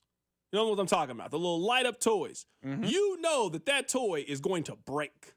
But you know what? You paid for it anyway. You know why? Because your kid has been screaming his head off. And you know the one way to get him to stop screaming is to buy that toy, and maybe that toy lasts the whole circus. Maybe your kid can take it home and play with it for the next week, but you know that toy is about to break sooner rather than later. If you're telling me that Kareem Hunt right now is serving its purpose and he's going to break in late November, okay. You got him for a veteran minimum, and you think that Isaiah Pacheco's coming back during that time anyway. So go get him. I would use Kareem Hunt over the next month exactly how they're doing it. Someone on the text line says, C-Dot, why do you think they're running the ball so much lately? Andy's never done this before. Andy's wide receivers have never been as bad. What is the option other than giving the ball to Kareem Hunt? You want them throwing the ball more? To who?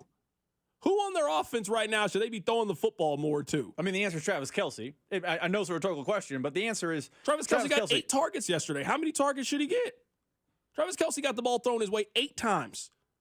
It wasn't working yesterday. You know what was working? Running the football. They ran it 39 times for 150 yards and scored 4 rushing touchdowns. So you tell me how many targets we should be giving some of these other guys. If you are worried about preserving Kareem Hunt, all right, cool. You tell me who else should be getting the football, because I'm not worried about it being sustainable at this point. Maybe this thing ends in December. Again, you were expecting Isaiah Pacheco to run back. So give Kareem Hunt his 150, 175 yards, and maybe by the time, you know what, and it sounds callous to say, but this is how we deem running back all the time, you throw him away and you get another one. Right now, he is serving a purpose. He is a bridge until you get your back. And I know this whole he's better than Isaiah Pacheco. Isaiah Pacheco ain't never got this kind of usage in offense. They've always had a better. We cannot find a whole lot of 2-game stretches in which they gave Isaiah Pacheco 49 carries the way that they have with Kareem Hunt. They're giving Kareem Hunt a lot of usage, and great. They should be giving Kareem Hunt a lot of usage. We've never seen Andy Reid with that level of usage to any back. It's going to be a fruitless exercise. If we went through Brian Westbrook usage, it ain't going to be 49 carries in 2 games. Jamal Charles, he ain't getting 49. I think what you're saying is correct. It is I don't care. Use him and abuse him and then on to the next. But I think that's what the Chiefs are doing on purpose. We are going to get through this storm and we're going to lean heavily on this. We know this will end, but we got to get through the storm, and that's what Kareem Hunt is doing. So it's a positive on both ends. Kareem is doing his job. Jump on my back right now. I'll take the ball 50 times over 2 games. Why not? Give it to me 28, 29 times a game. Give it to me 30 times a game. Let's rock. I think the Chiefs know, okay, that gets us through this bad part. But eventually, we can't do that anymore. But the hope is by the time they can't do that anymore, they've had found other options. Yeah, I'm just looking at the way that the usage was yesterday. I mean, someone saying, C-Dot, why don't they throw it to Noah Gray more? Noah Gray got thrown the ball 4 times yesterday. I like Noah Gray. I don't know how many more times, 6 times? Noah Gray is not a guy that should be getting 8 to 10 targets in a game. I genuinely feel like right now they are using everybody how they should be using other than Travis Kelce. I think they are using Samaje Perine exactly how he should be used. He's not a rushing option for your team. You throw it to him out of the backfield a couple of times, you see what you got. They tried to give Xavier Worthy got carries yesterday, and they threw it to him 8 times yesterday. They tried to get Xavier Worthy the ball. They didn't have a whole lot of success doing it yesterday. The one thing they had consistent success yesterday doing was running the football. Yesterday, Patrick Mahomes threw it 27 times and had 154 yards. He didn't have a touchdown pass. He did 2 interceptions. I did not want more of a passing offense. I don't think they ran it enough, to be completely honest with you, yesterday. They didn't run. Xavier Worthy only got 1 carry. He should have got 4 yesterday. I would have ran the ball more if I was the Chiefs. Their running game is what helped them win that game yesterday by being the more physical team and outrunning San Francisco again for the 3rd consecutive time. Coming up on the other side, Rob and I will give you a parlay. We'll give you one for each of the Monday Night Football games. I'll also tell you who I got winning tonight. Keep it right here, so drive. The Drive with Carrington Harrison. This man was a bona fide scrub. On 96.5 The Fan, brought to you by DM Injury Law. Have you or a loved one been in a car wreck? Contact DM Injury Law today and get the money you deserve. Car wreck? Remember, Mike's got this. Your attention is precious. Pulled in a million directions for a million different reasons.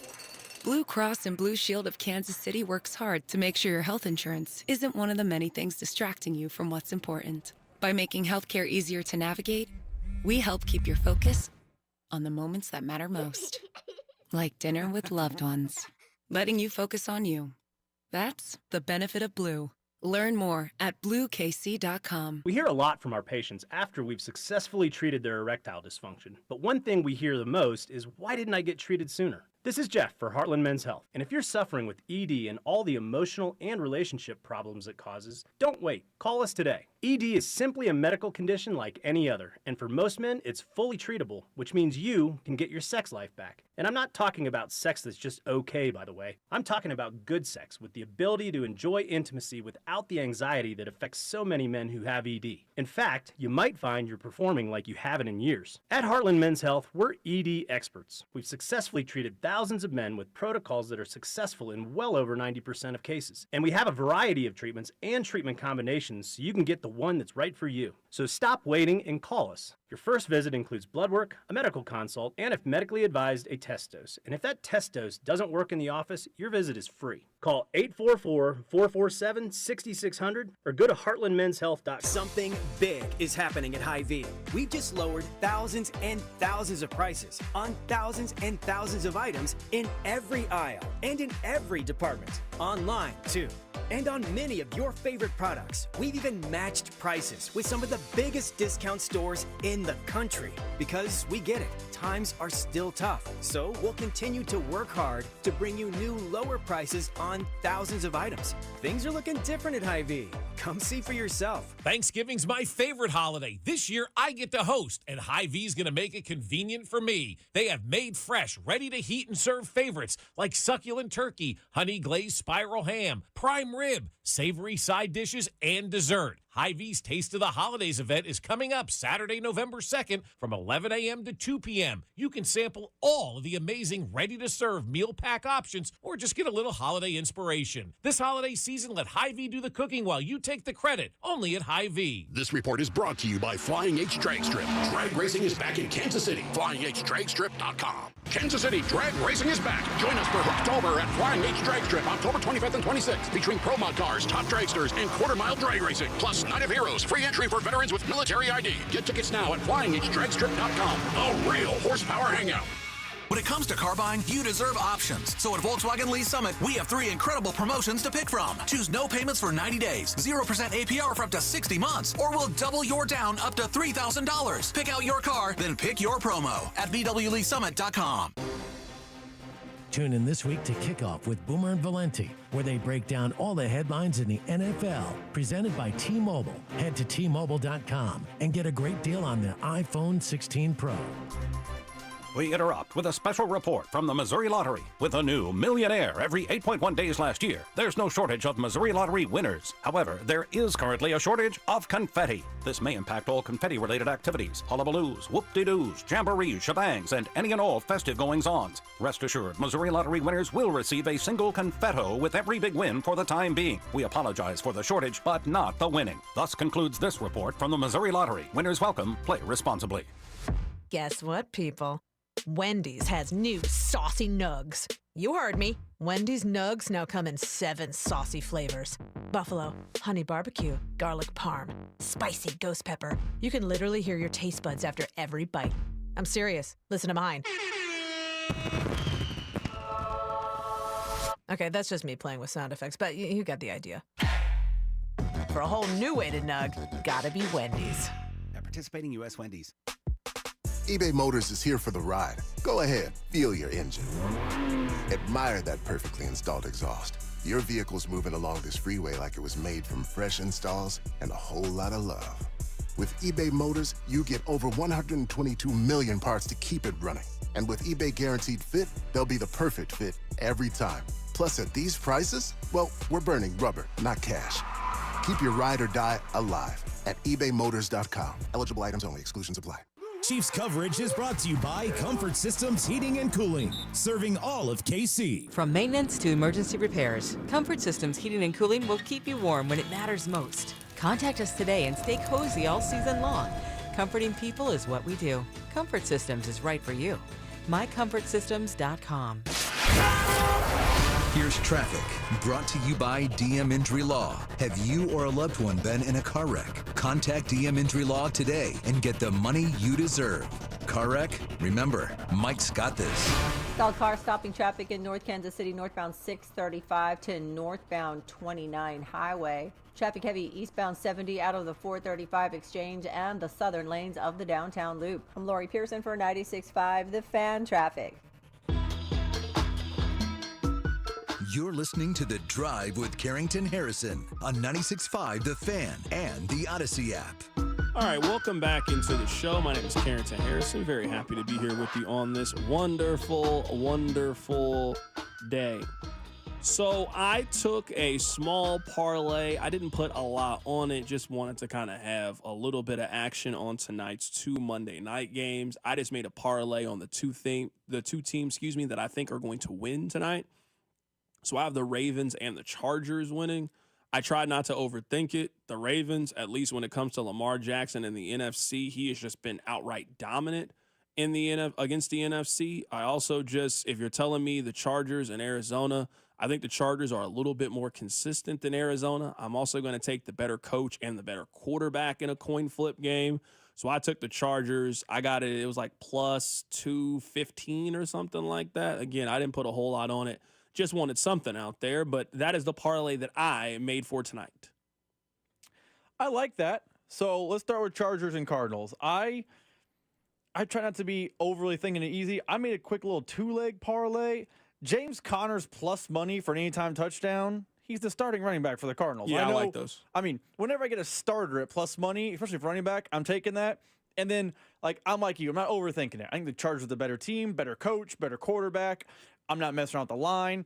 I'm just going to take them on the money line. But Connor anytime touchdown, Chargers money line's plus 314 for me. So it's a little something to have on there, but it's not like put the bank on this one. Yeah, no, I'm with you. I would bet on James Conner to score 2. I also like J.K. Dobbins to score in this too, so I would be open to taking both of those guys. I do think Dobbins has a pretty decent day against them as well. I mean, if you're going to play a Tampa Bay Buccaneers game at this point, if you're going to keep giving me plus money on Mike Evans or Chris Godwin, I think you roll the dice and you take either one of those two individuals. I always get it wrong. Sometimes I bet on Godwin and then Evans will score, and then vice versa. I've hit a couple times on it, but that's what I would do today for Monday Night Football. I am excited for it. I wish we had more Monday doubleheaders. This one's a little bit different because one of them is on regular television, and the other one is a ESPN Plus exclusive.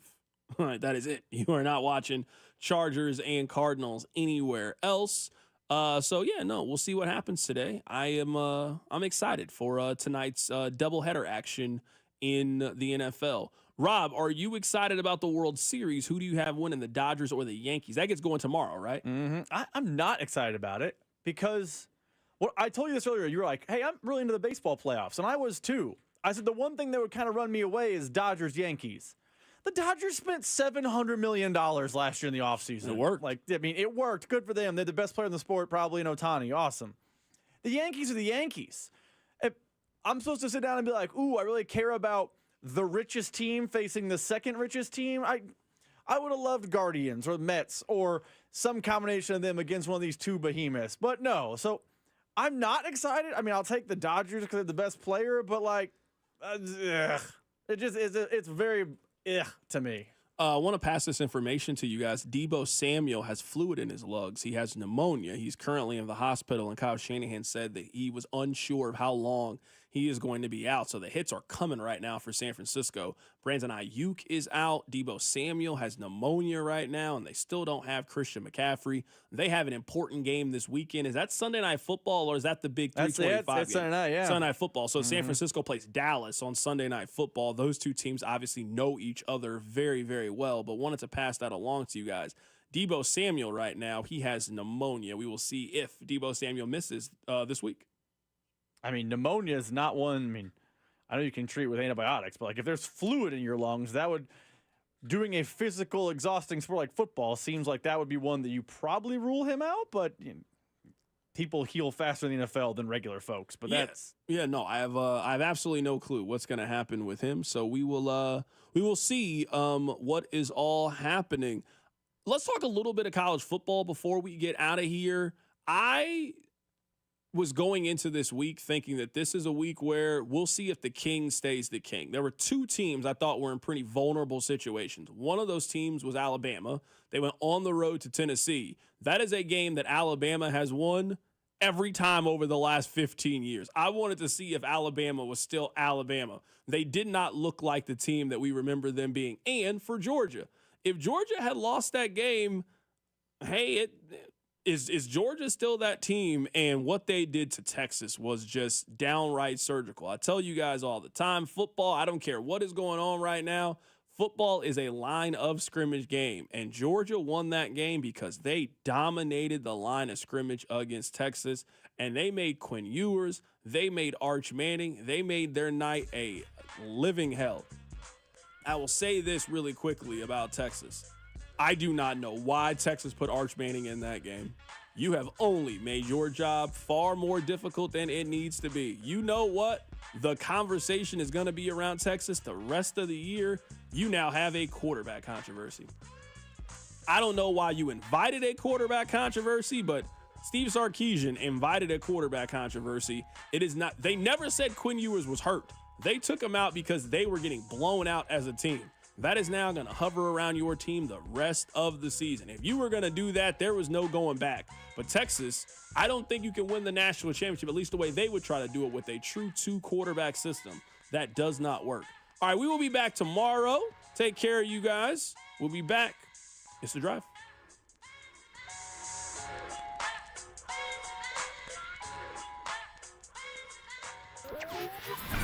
The Drive with Carrington Harrison.